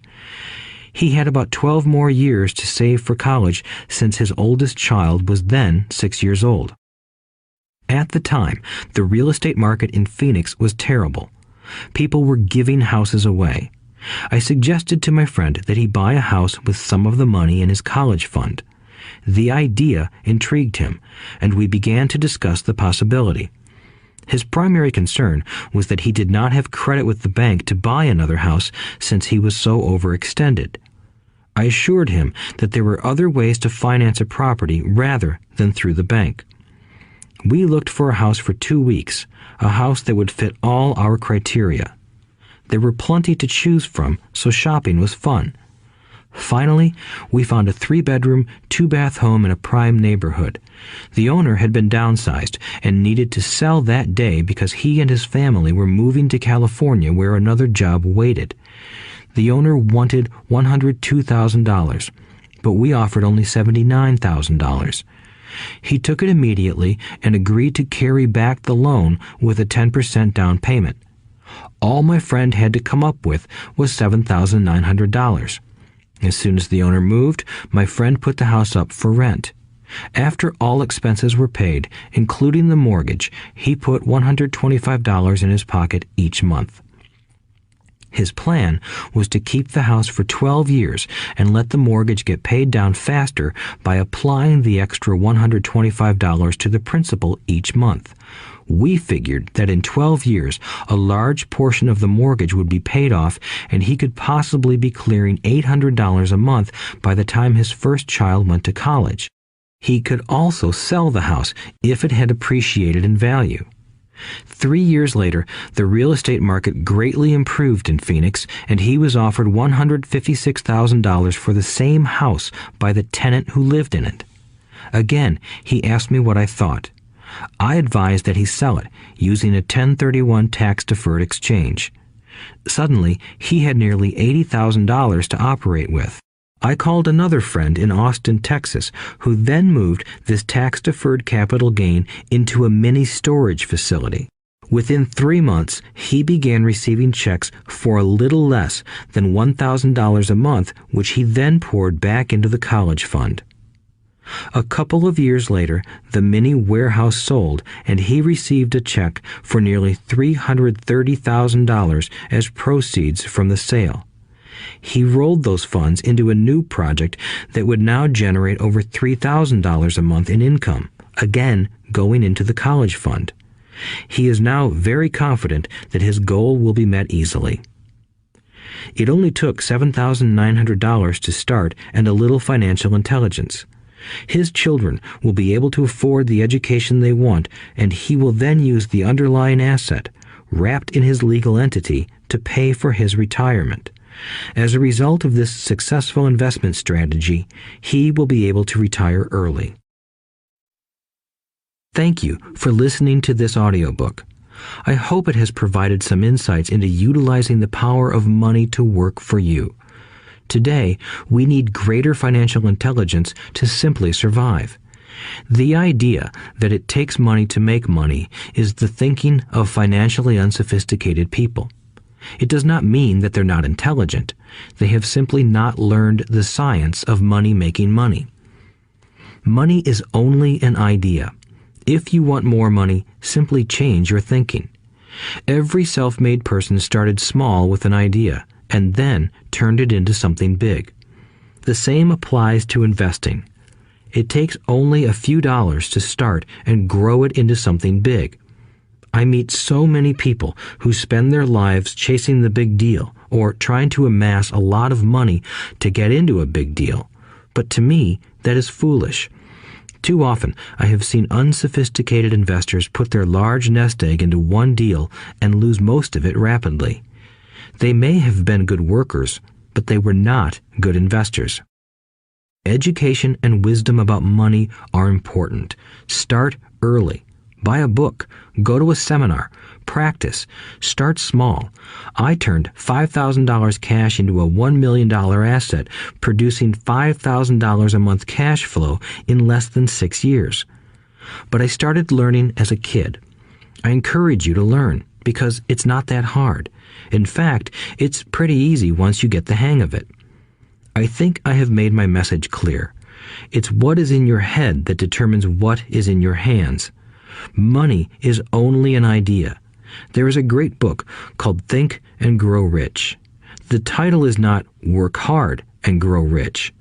Learn to have money work hard for you, and your life will be easier and happier. Today, don't play it safe. Play it smart. The 3 incomes.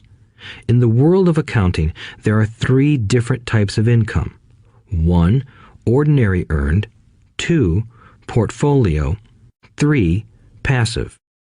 When my poor dad said to me, "Go to school, get good grades, and find a safe, secure job," he was recommending I work for earned income. When my rich dad said, "The rich don't work for money, they have their money work for them," he was talking about passive income and portfolio income. Passive income, in most cases, is income derived from real estate investments. Portfolio income is income derived from paper assets such as stocks and bonds. Portfolio income is the income that makes Bill Gates the richest man in the world, not earned income. Rich Dad used to say, the key to becoming wealthy is the ability to convert earned income into passive income or portfolio income as quickly as possible. He would say, taxes are highest on earned income. The least taxed income is passive income. That is another reason why you want your money working hard for you. The government taxes the income you work hard for more than the income your money works hard for. In my second book, Rich Dad's Cash Flow Quadrant, I explain the 4 different types of people who make up the world of business. They are E, employee, S, self-employed, B, business owner, and I, investor. Most people go to school to learn to be an E or an S. The cash flow quadrant is written about the core differences of these 4 types and how people can change their quadrant. In fact, most of our products are created for people in the B and I quadrants. In Rich Dad's Guide to Investing, book number 3 in the Rich Dad series, I go into more detail on the importance of converting earned income into passive and portfolio income. Rich Dad used to say, all a real investor does is convert earned income into passive and portfolio income. If you know what you're doing, investing is not risky. It's just common sense. The key to financial freedom. The key to financial freedom and great wealth is a person's ability to convert earned income into passive and/or portfolio income.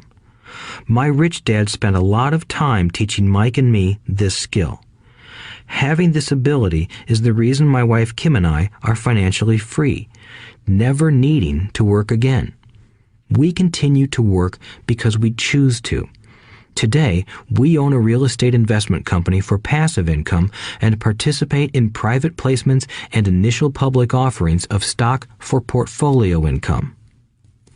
We also went back to work to build a financial education company so that we can continue to create and publish books and games. All of our educational products are created to teach the same skills my rich dad taught me, the skills of converting earned income into passive and portfolio income. The games we create are important because they teach what books cannot teach. For example, you would never learn to ride a bicycle by only reading a book. Our cash flow games for adults and cash flow for kids game are designed to teach players the basic investment skills of converting earned income into passive and portfolio income. They also teach the principles of accounting and financial literacy. These games are the only educational products in the world that teach people all of these skills simultaneously. Cashflow 202 is the advanced version of Cashflow 101 and requires the game board from 101 as well as a full understanding of 101 before it can be played. Cashflow 101 and Cashflow for Kids teach the principles of fundamental investing. Cashflow 202 teaches the principles of technical investing. Technical investing involves advanced trading techniques such as short selling, call options, put options, and straddles.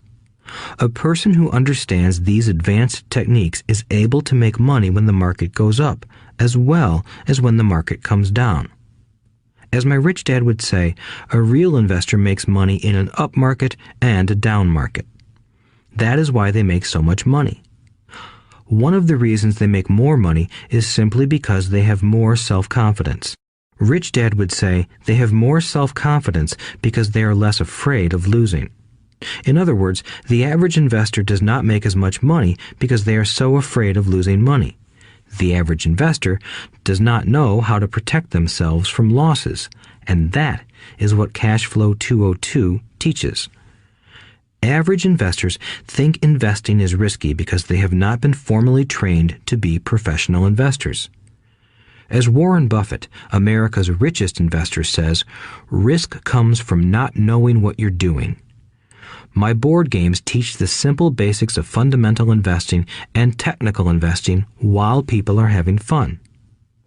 I occasionally hear someone say, your educational games are expensive, which poses the question of ROI, the return on investment, or the value returned for the price paid. I nod my head and reply, yes, they may be expensive, especially when compared to entertainment board games. But my games are not as expensive as a college education, working hard all your life for earned income, paying excessive taxes, and then living in terror of losing all of your money in the investment markets. When someone walks away mumbling about the price, I can hear my rich dad saying, if you want to be rich, you must know what kind of income to work hard for, how to keep it, and how to protect it from loss. That is the key to great wealth. Rich Dad would also say, if you do not understand the differences in those three incomes and do not learn the skills on how to acquire and protect those incomes, you will probably spend your life earning less than you could and working harder than you should. My poor dad thought a good education, a good job, and years of hard work were all you needed to be successful. My rich dad also thought a good education was important. But to him, it was also important that Mike and I know the differences in the three incomes and what kind of income to work hard for. To him, that was basic financial education. Knowing the differences in the three incomes and learning the investment skills of how to acquire the different incomes is basic education for anyone who strives to acquire great wealth and achieve financial freedom, a special kind of freedom that only a few will ever know. As Rich Dad states in lesson number 1, the rich do not work for money. They know how to have money work hard for them. Rich Dad said, earned income is money you work for, and passive and portfolio income is money working for you. Knowing that little difference has been significant in my life. Or, as Robert Frost ends his poem, and that has made all the difference. Take action. All of you were given two great gifts, your mind and your time. It is up to you to do what you please with both. With each dollar bill that enters your hand, you and only you have the power to determine your destiny. Spend it foolishly, and you choose to be poor. Spend it on liabilities, and you join the middle class. Invest it in your mind and learn how to acquire assets, and you will be choosing wealth as your goal and your future. The choice is yours, and only yours. Every day, with every dollar, you decide to be rich, poor, or middle class. Choose to share this knowledge with your children, and you choose to prepare them for the world that awaits. No one else will. You and your children's future will be determined by choices you make today, not tomorrow. I wish you great wealth and much happiness with this fabulous gift called life.